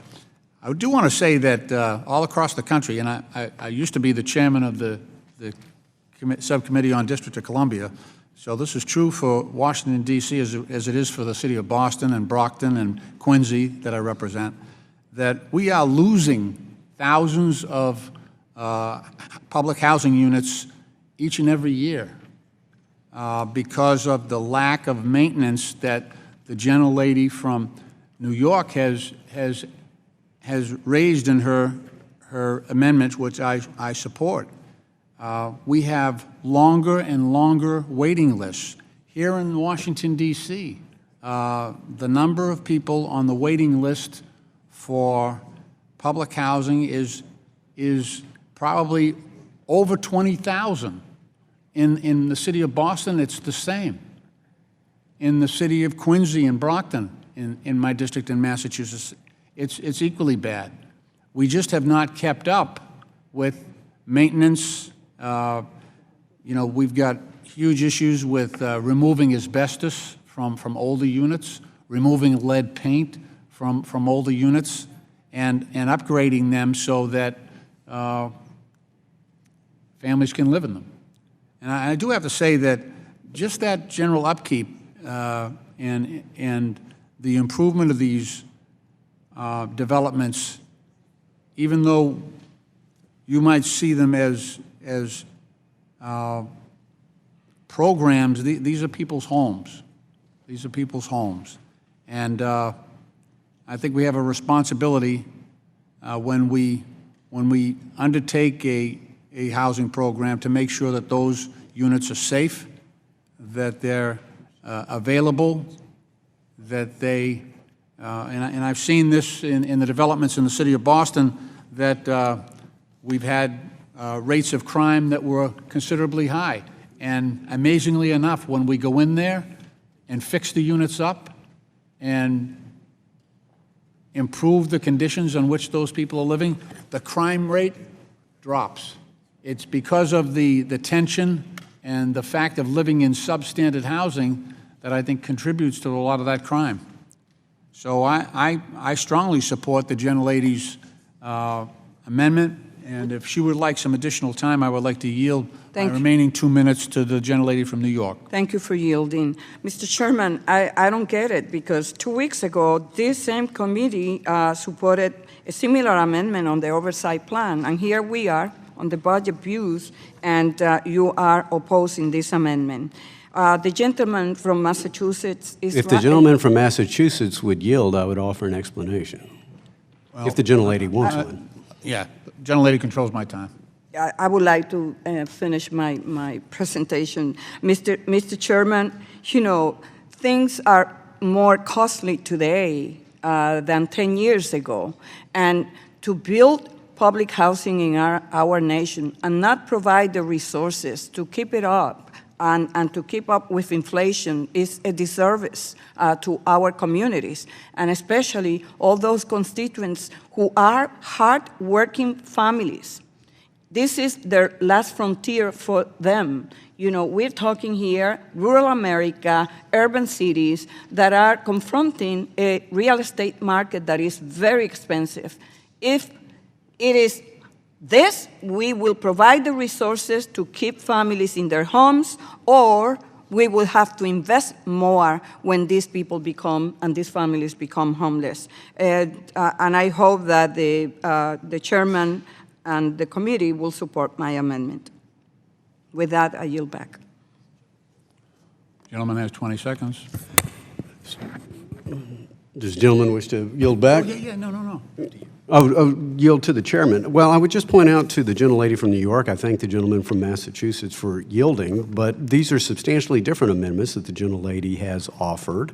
And by asserting that Congress has not provided sufficient resources, it doesn't talk about the effectiveness of the programs and ability of these programs to leverage private capital. And so they're substantially different amendments. I thank the gentleman for yielding. Time of the gentleman from Massachusetts has expired. Are there any further amendments? I'm sorry, any further debate to the amendment? If not, the question now occurs on the amendment offered by the gentlelady from New York. All those in favor shall signify by saying aye. Aye. Aye. Those opposed shall signify by saying nay. Nay, in the opinion of the chair, the nays Mr. appear to Chairman? have it. Mr. Chairman. For what purpose, gentlelady from New York? I ask for a recorded recorded vote vote. has been requested. All those in favor of a recorded vote shall raise their hand and be counted. Sufficient number. Having raised their hands, a recorded vote is so ordered and pursuant to subsection C5, Rule 3, the committee rules, further proceedings on the amendment are postponed. Is there further amendment or discussion? Seeing none, there being no further amendments, recorded votes on the pending amendments have been postponed. Once those votes are taken, the committee will immediately consider the motion to adopt the budget views and estimates. The chair now recognizes himself for the purpose of offering a motion. The chair moves that the committee do now authorize the release of the portions of the deposition transcript of Patrick Pinschmidt that has been placed on the dais at each member's seat, subject to the redactions contained in the excerpts that are before members. Does any member seek recognition? For what purpose does the gentleman from Massachusetts seek recognition? Just for the purpose of requesting a roll call on that last item. The gentleman can do that at the appropriate time. Does any member seek recognition? If not, there being no further discussion, the question now occurs on the motion to release the transcript excerpts with redactions. Those in favor shall signify by saying aye. Aye. Those opposed shall signify by saying nay. Nay. In the opinion of the chair, the ayes appear to have it. A recorded vote has been requested. All those in favor of a recorded vote shall raise their hand and be counted. A sufficient number having raised their hands, a recorded vote is so ordered, and pursuant to subsection C5 of Rule 3 of the committee rules, the vote on this question is postponed.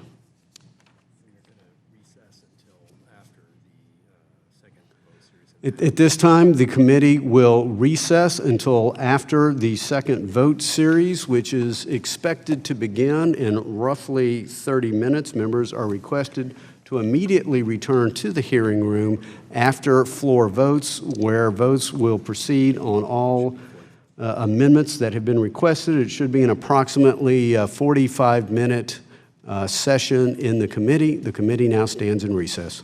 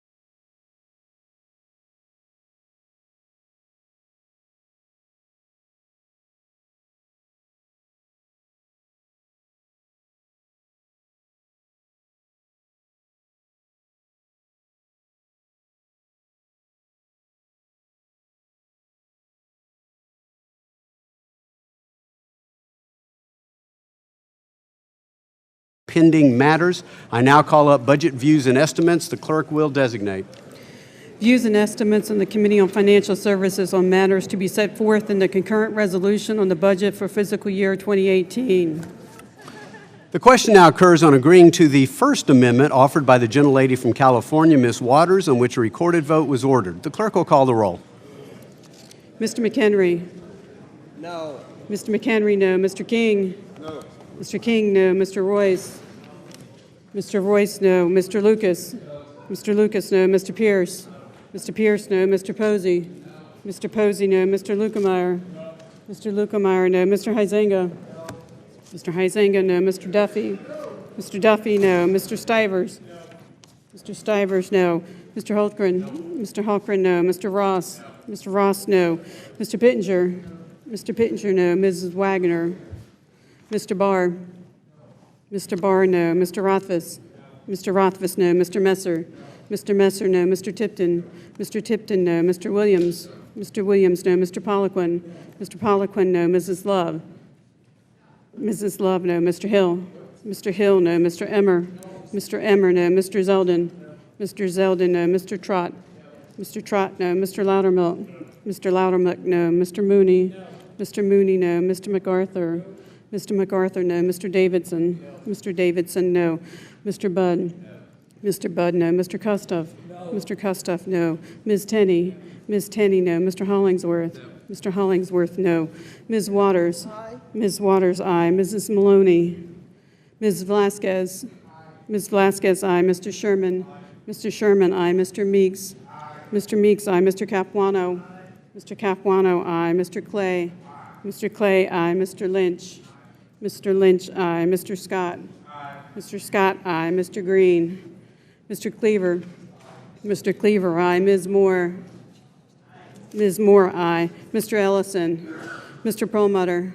Mr. Perlmutter, aye. Mr. Himes? Mr. Himes, aye. Mr. Foster? Mr. Foster, aye. Mr. Kildee? Mr. Kildee, aye. Mr. Delaney? Mr. Delaney, aye. Ms. Cinema? Ms. Cinema, aye. Mrs. Beatty? Mrs. Beatty, aye. Mr. Heck? Mr. Heck, aye. Mr. Vargas? Mr. Vargas, aye. Mr. Gottheimer? Mr. Gonzalez? Mr. Christ? Mr. Christ, aye. Mr. Kewen? Mr. Kewen, aye. Mr. Chairman? No. Chairman, no. Is there any member who has not voted? Gentleman from Minnesota. Wait. Mr. Ellison, aye. Gentleman from Texas. Mr. Green, aye. Gentlelady from New York. Mrs. Maloney, aye. Is there any other member who has not voted? Is there any member who wishes to change his or her vote? If not, the clerk will report.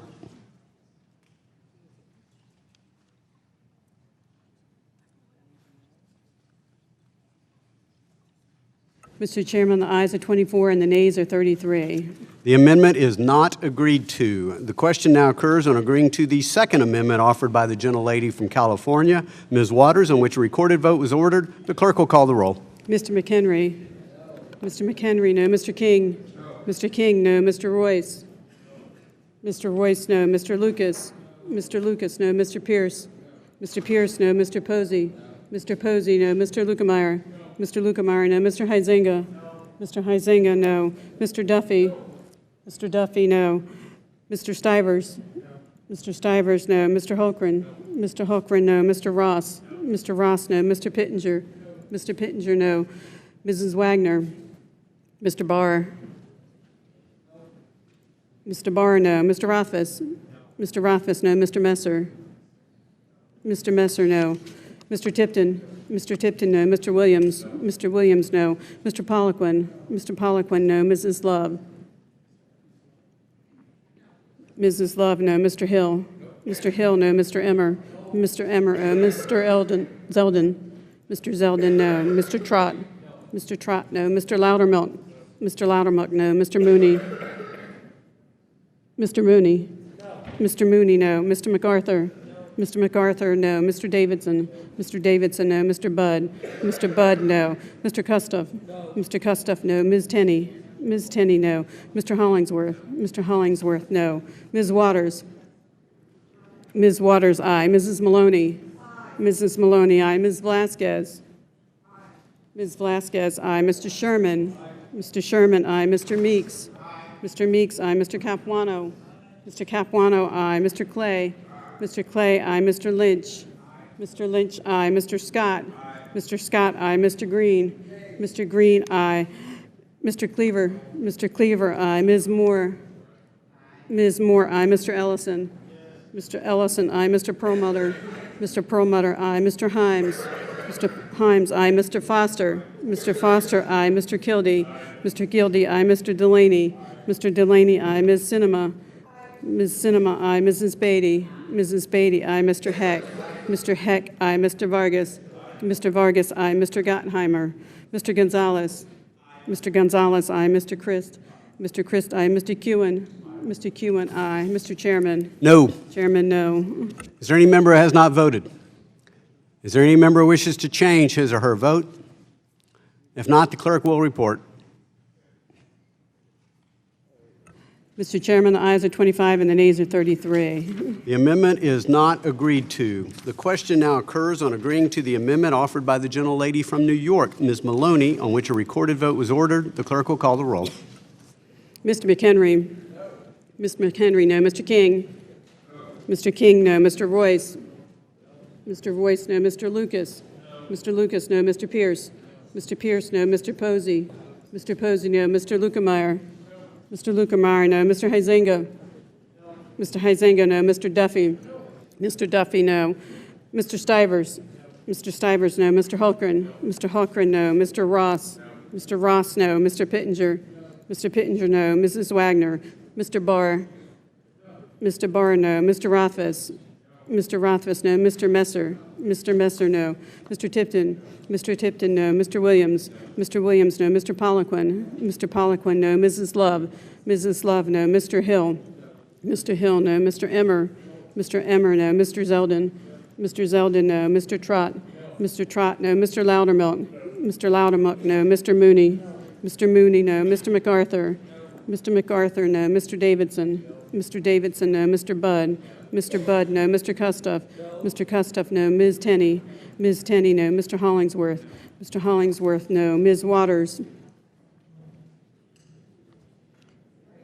Ms. Waters, aye. Mrs. Maloney?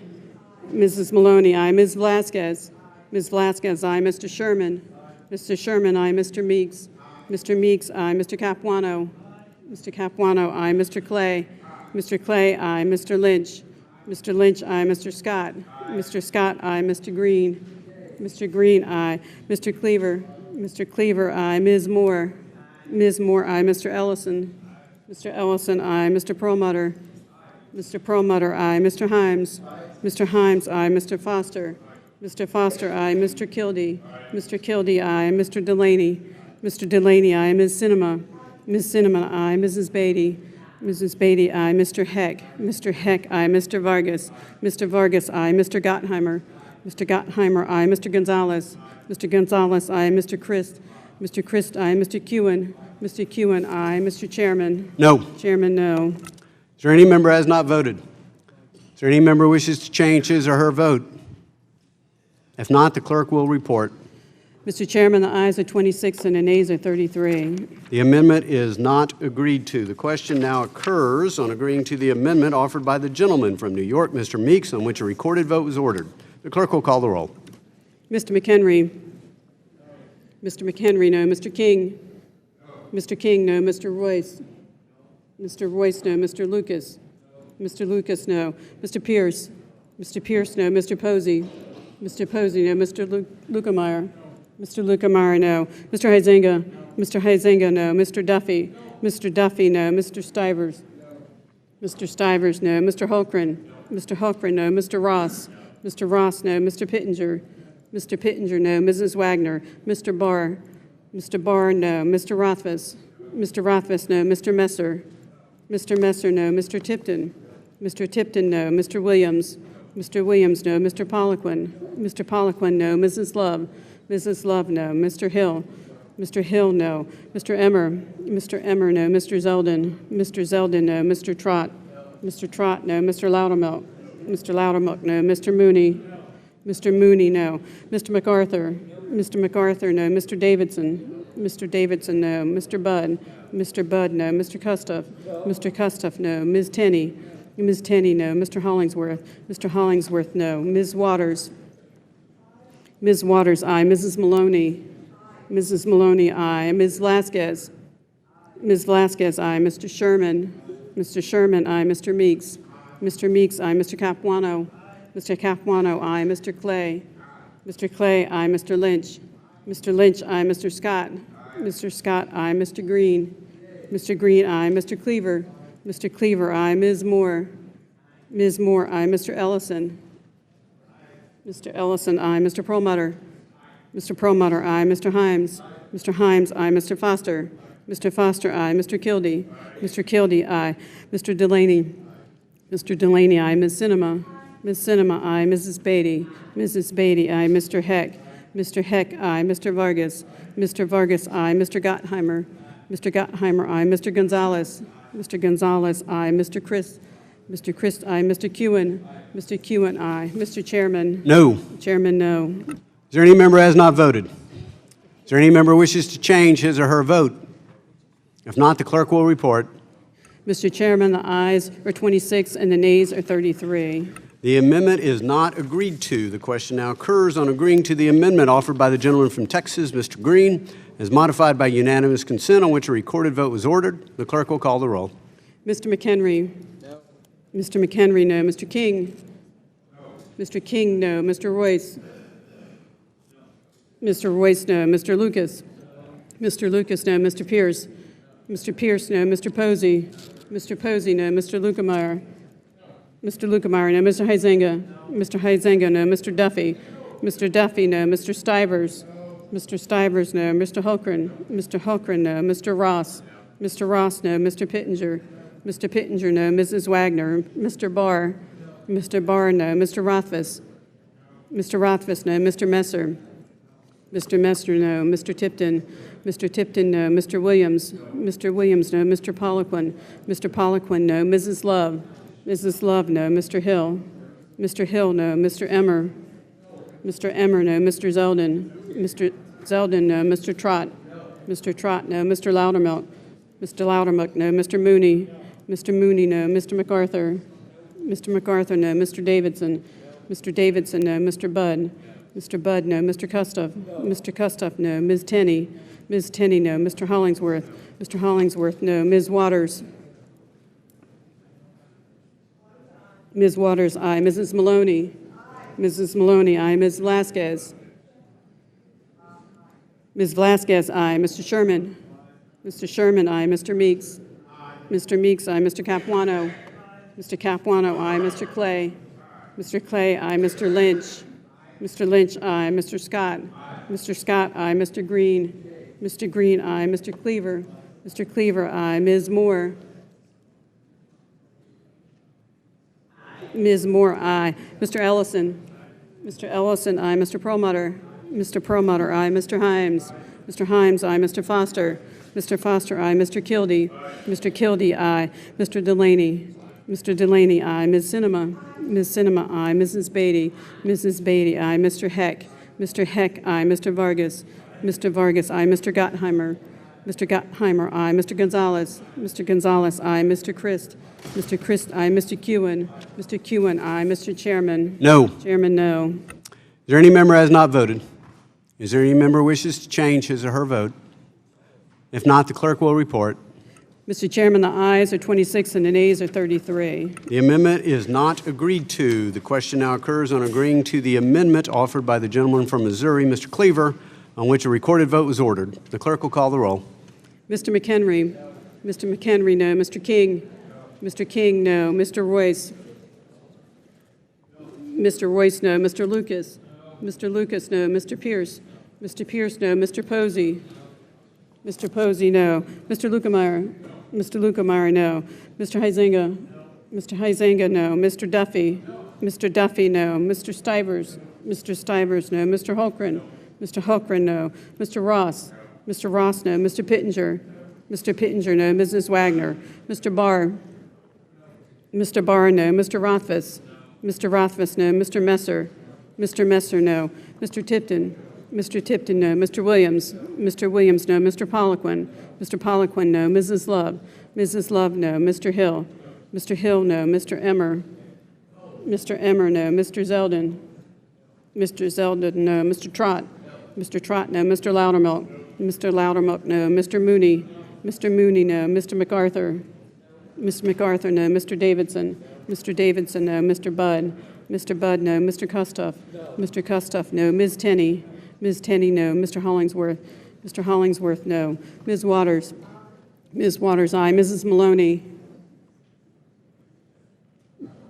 Mrs. Maloney, aye. Ms. Velasquez? Ms. Velasquez, aye. Mr. Sherman? Mr. Sherman, aye. Mr. Meeks? Mr. Meeks, aye. Mr. Capuano? Mr. Capuano, aye. Mr. Clay? Mr. Clay, aye. Mr. Lynch? Mr. Lynch, aye. Mr. Scott? Mr. Scott, aye. Mr. Green? Mr. Green, aye. Mr. Cleaver? Mr. Cleaver, aye. Ms. Moore? Ms. Moore, aye. Mr. Ellison? Mr. Ellison, aye. Mr. Perlmutter? Mr. Perlmutter, aye. Mr. Himes? Mr. Himes, aye. Mr. Foster? Mr. Foster, aye. Mr. Kildee? Mr. Kildee, aye. Mr. Delaney? Mr. Delaney, aye. Ms. Cinema? Ms. Cinema, aye. Mrs. Beatty? Mrs. Beatty, aye. Mr. Heck? Mr. Heck, aye. Mr. Vargas? Mr. Vargas, aye. Mr. Gottheimer? Mr. Gottheimer, aye. Mr. Gonzalez? Mr. Gonzalez, aye. Mr. Christ? Mr. Christ, aye. Mr. Kewen? Mr. Kewen, aye. Mr. Chairman? No. Chairman, no. Is there any member who has not voted? Is there any member who wishes to change his or her vote? If not, the clerk will report.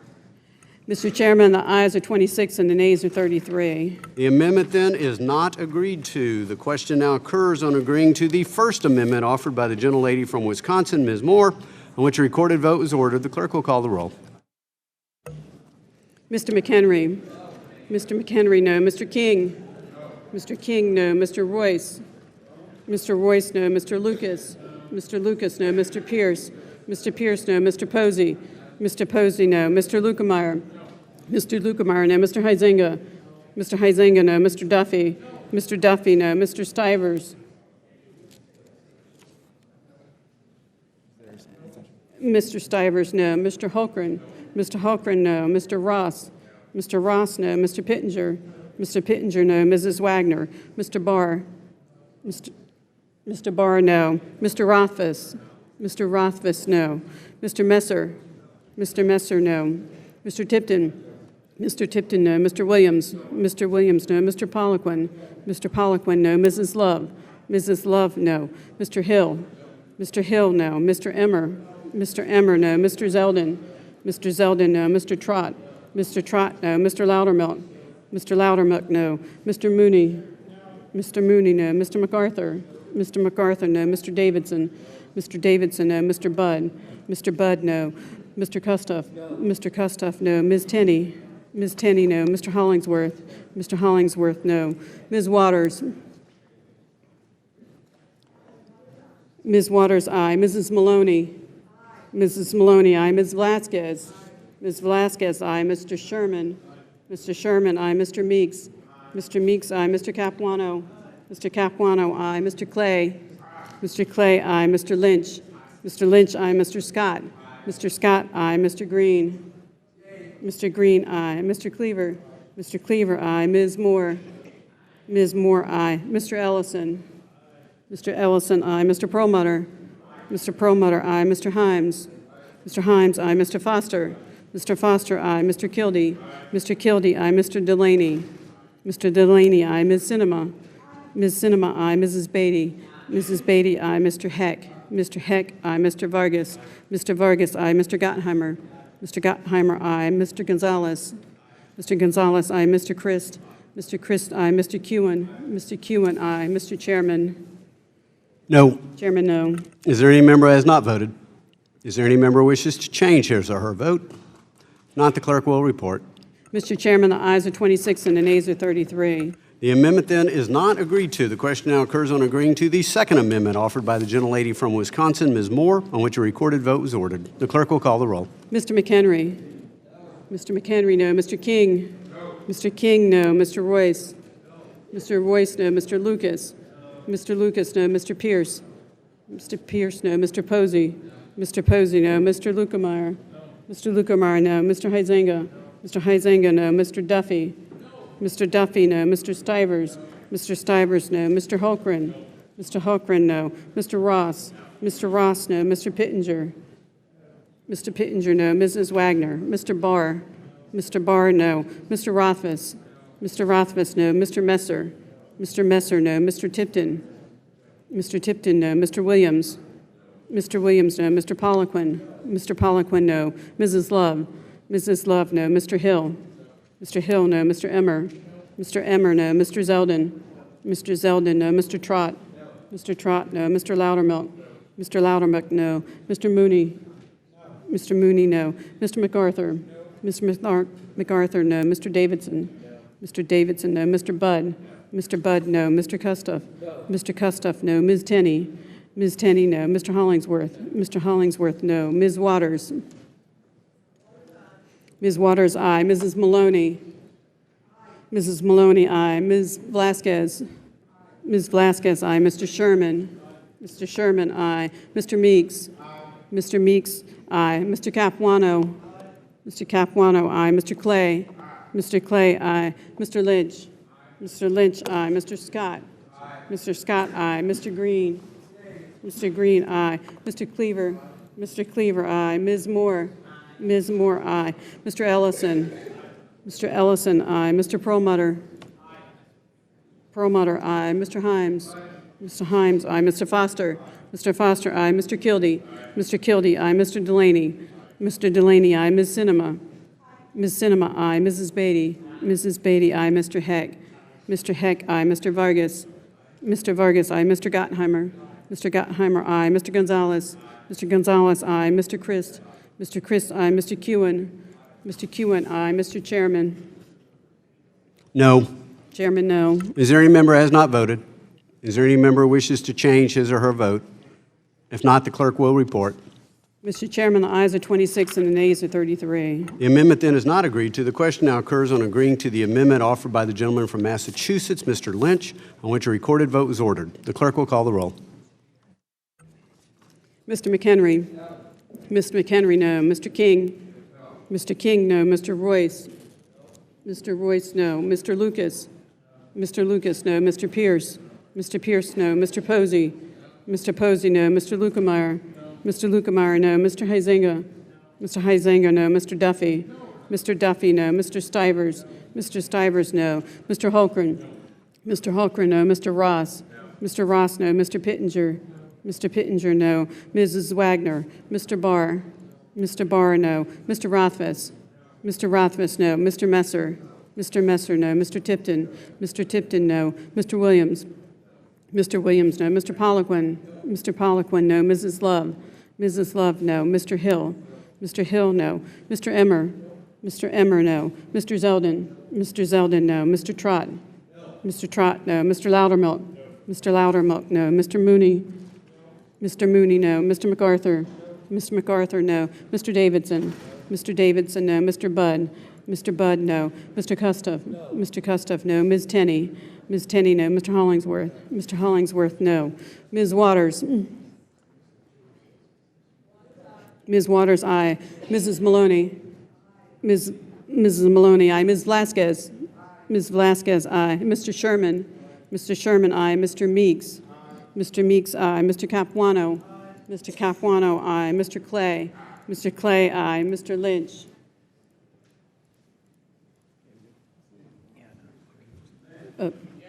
Mr. Lynch, aye. Mr. Scott? Mr. Scott, aye. Mr. Green? Mr. Green, aye. Mr. Cleaver? Mr. Cleaver, aye. Ms. Moore? Ms. Moore, aye. Mr. Ellison? Mr. Ellison, aye. Mr. Perlmutter? Mr. Perlmutter, aye. Mr. Himes? Mr. Himes, aye. Mr. Foster? Mr. Kildee? Mr. Kildee, aye. Mr. Delaney? Mr. Delaney, aye. Ms. Cinema? Ms. Cinema, aye. Mrs. Beatty? Mrs. Beatty, aye. Mr. Heck? Mr. Heck, aye. Mr. Vargas? Mr. Vargas, aye. Mr. Gottheimer? Mr. Gottheimer, aye. Mr. Gonzalez? Mr. Gonzalez, aye. Mr. Christ? Mr. Christ, aye. Mr. Kewen? Mr. Kewen, aye. Mr. Chairman? No. Chairman, no. Is there any member who has not voted? Is there any member who wishes to change his or her vote? If not, the clerk will report. Mr. Chairman, the ayes are 25 and the nays are 33. The amendment is not agreed to. The question now occurs on agreeing to the amendment offered by the gentlelady from New York, Ms. Velasquez, on which a recorded vote was ordered. The clerk will call the roll. Mr. McHenry. Mr. McHenry, no. Mr. King. Mr. King, no. Mr. Royce. Mr. Royce, no. Mr. Lucas. Mr. Lucas, no. Mr. Pierce. Mr. Pierce, no. Mr. Posey. Mr. Posey, no. Mr. Lukemeyer. Mr. Lukemeyer, no. Mr. Huizenga. Mr. Huizenga, no. Mr. Duffy. Mr. Duffy, no. Mr. Stivers. Mr. Stivers, no. Mr. Holcren. Mr. Holcren, no. Mr. Ross. Mr. Ross, no. Mr. Pittenger. Mr. Pittenger, no. Mrs. Wagner. Mr. Barr. Mr. Barr, no. Mr. Rothfuss. Mr. Rothfuss, no. Mr. Messer. Mr. Messer, no. Mr. Tipton. Mr. Tipton, no. Mr. Williams. Mr. Williams, no. Mr. Poliquin. Mr. Poliquin, no. Mrs. Love. Mrs. Love, no. Mr. Hill. Mr. Hill, no. Mr. Emmer. Mr. Emmer, no. Mr. Zeldin. Mr. Zeldin, no. Mr. Trott. Mr. Trott, no. Mr. Loudermilk. Mr. Loudermilk, no. Mr. Mooney. Mr. Mooney, no. Mr. MacArthur. Mr. MacArthur, no. Mr. Davidson. Mr. Davidson, no. Mr. Budd. Mr. Budd, no. Mr. Kustoff. Mr. Kustoff, no. Ms. Tenney. Ms. Tenney, no. Mr. Hollingsworth. Mr. Hollingsworth, no. Ms. Waters. Ms. Waters, aye. Mrs. Maloney. Mrs. Maloney. Mrs. Maloney, aye. Ms. Velasquez. Ms. Velasquez, aye. Mr. Sherman. Mr. Sherman, aye. Mr. Meeks. Mr. Meeks, aye. Mr. Capuano. Mr. Capuano, aye. Mr. Clay. Mr. Clay, aye. Mr. Lynch. Mr. Lynch, aye. Mr. Scott. Mr. Scott, aye. Mr. Green. Mr. Green, aye. Mr. Cleaver. Mr. Cleaver, aye. Ms. Moore. Ms. Moore, aye. Mr. Ellison. Mr. Ellison, aye. Mr. Perlmutter. Mr. Perlmutter, aye. Mr. Himes. Mr. Himes, aye. Mr. Foster. Mr. Kildee. Mr. Kildee, aye. Mr. Delaney. Mr. Delaney, aye. Ms. Sinema. Ms. Sinema, aye. Mrs. Beatty. Mrs. Beatty, aye. Mr. Heck. Mr. Heck, aye. Mr. Vargas. Mr. Vargas, aye. Mr. Gottheimer. Mr. Gottheimer, aye. Mr. Gonzalez. Mr. Gonzalez, aye. Mr. Christ. Mr. Christ, aye. Mr. Kewen. Mr. Kewen, aye. Mr. Chairman. No. Chairman, no. Is there any member who has not voted? Is there any member who wishes to change their vote? If not, the clerk will report. Mr. Chairman, the ayes are 25 and the nays are 33. The amendment is not agreed to. There being no further amendments, the chair moves the adoption of the budget views and estimates. The question now occurs on the motion. Those in favor shall signify by saying aye. Aye. All those opposed shall signify by saying nay. In the opinion of the chair, the ayes appear to have it, and the ayes have it.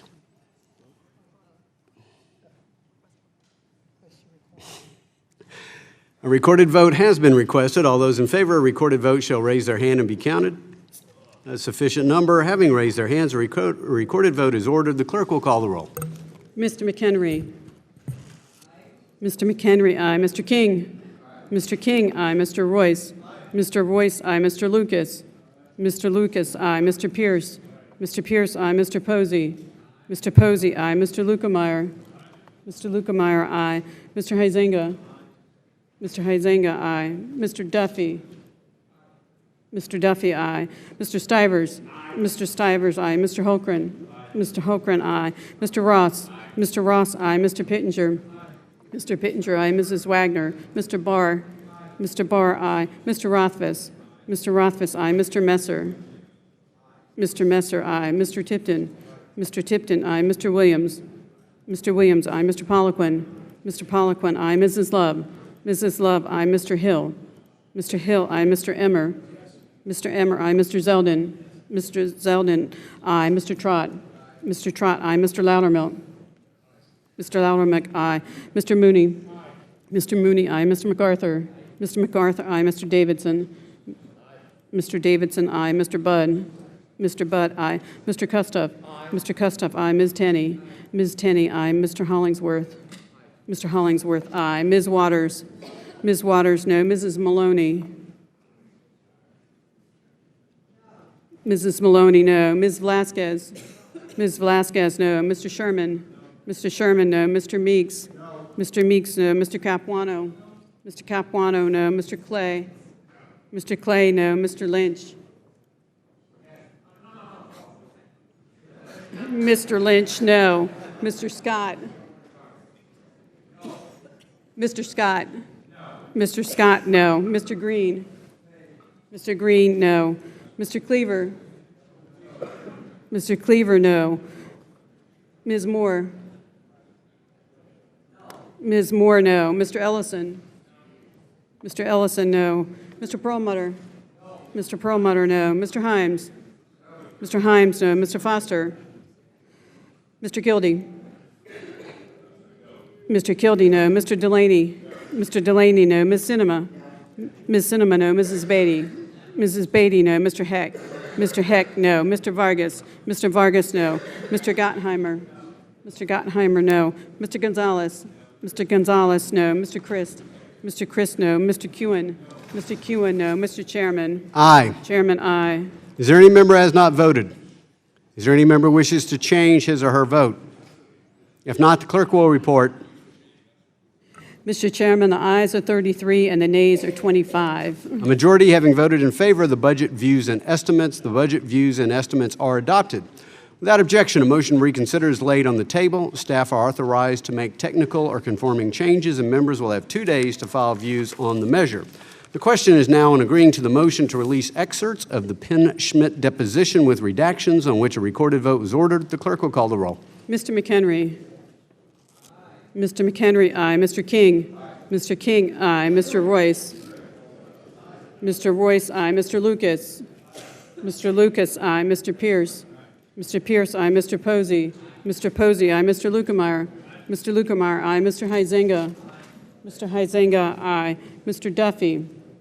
Mr. Duffy, aye. Mr. Stivers. Mr. Stivers, aye. Mr. Holgren. Mr. Holgren, aye. Mr. Ross. Mr. Ross, aye. Mr. Pittenger. Mr. Pittenger, aye. Mrs. Wagner. Mr. Barr. Mr. Barr, aye. Mr. Rothfuss. Mr. Rothfuss, aye. Mr. Messer. Mr. Messer, aye. Mr. Tipton. Mr. Tipton, aye. Mr. Williams. Mr. Williams, aye. Mr. Poliquin. Mr. Poliquin, aye. Mrs. Love. Mrs. Love, aye. Mr. Hill. Mr. Hill, aye. Mr. Emmer. Mr. Emmer, aye. Mr. Zeldin. Mr. Zeldin, aye. Mr. Trott. Mr. Trott, aye. Mr. Loudermilk. Mr. Loudermilk, aye. Mr. Mooney. Mr. Mooney, aye. Mr. MacArthur. Mr. MacArthur, aye. Mr. Davidson. Mr. Davidson, aye. Mr. Budd. Mr. Budd, aye. Mr. Kustoff. Mr. Kustoff, aye. Ms. Tenney. Ms. Tenney, aye. Mr. Hollingsworth. Mr. Hollingsworth, aye. Mrs. Waters. Mrs. Waters, no. Mrs. Maloney. Mrs. Maloney, no. Ms. Vasquez. Ms. Vasquez, no. Mr. Sherman. Mr. Sherman, no. Mr. Meeks. Mr. Meeks, no. Mr. Capuano. Mr. Capuano, no. Mr. Clay. Mr. Clay, no. Mr. Lynch. Mr. Lynch, no. Mr. Scott. Mr. Scott, no. Mr. Green. Mr. Green, no. Mr. Cleaver. Mr. Cleaver, no. Ms. Moore. Ms. Moore, no. Mr. Ellison. Mr. Ellison, no. Mr. Perlmutter. Mr. Perlmutter, no. Mr. Himes. Mr. Himes, no. Mr. Foster. Mr. Kildee. Mr. Kildee, no. Mr. Delaney. Mr. Delaney, no. Ms. Sinema. Ms. Sinema, no. Mrs. Beatty. Mrs. Beatty, no. Mr. Heck. Mr. Heck, no. Mr. Vargas. Mr. Vargas, no. Mr. Gottheimer. Mr. Gottheimer, no. Mr. Gonzalez. Mr. Gonzalez, no. Mr. Christ. Mr. Christ, no. Mr. Kewen. Mr. Kewen, no. Mr. Chairman. Aye. Chairman, aye. Is there any member who has not voted? Is there any member who wishes to change his or her vote? If not, the clerk will report.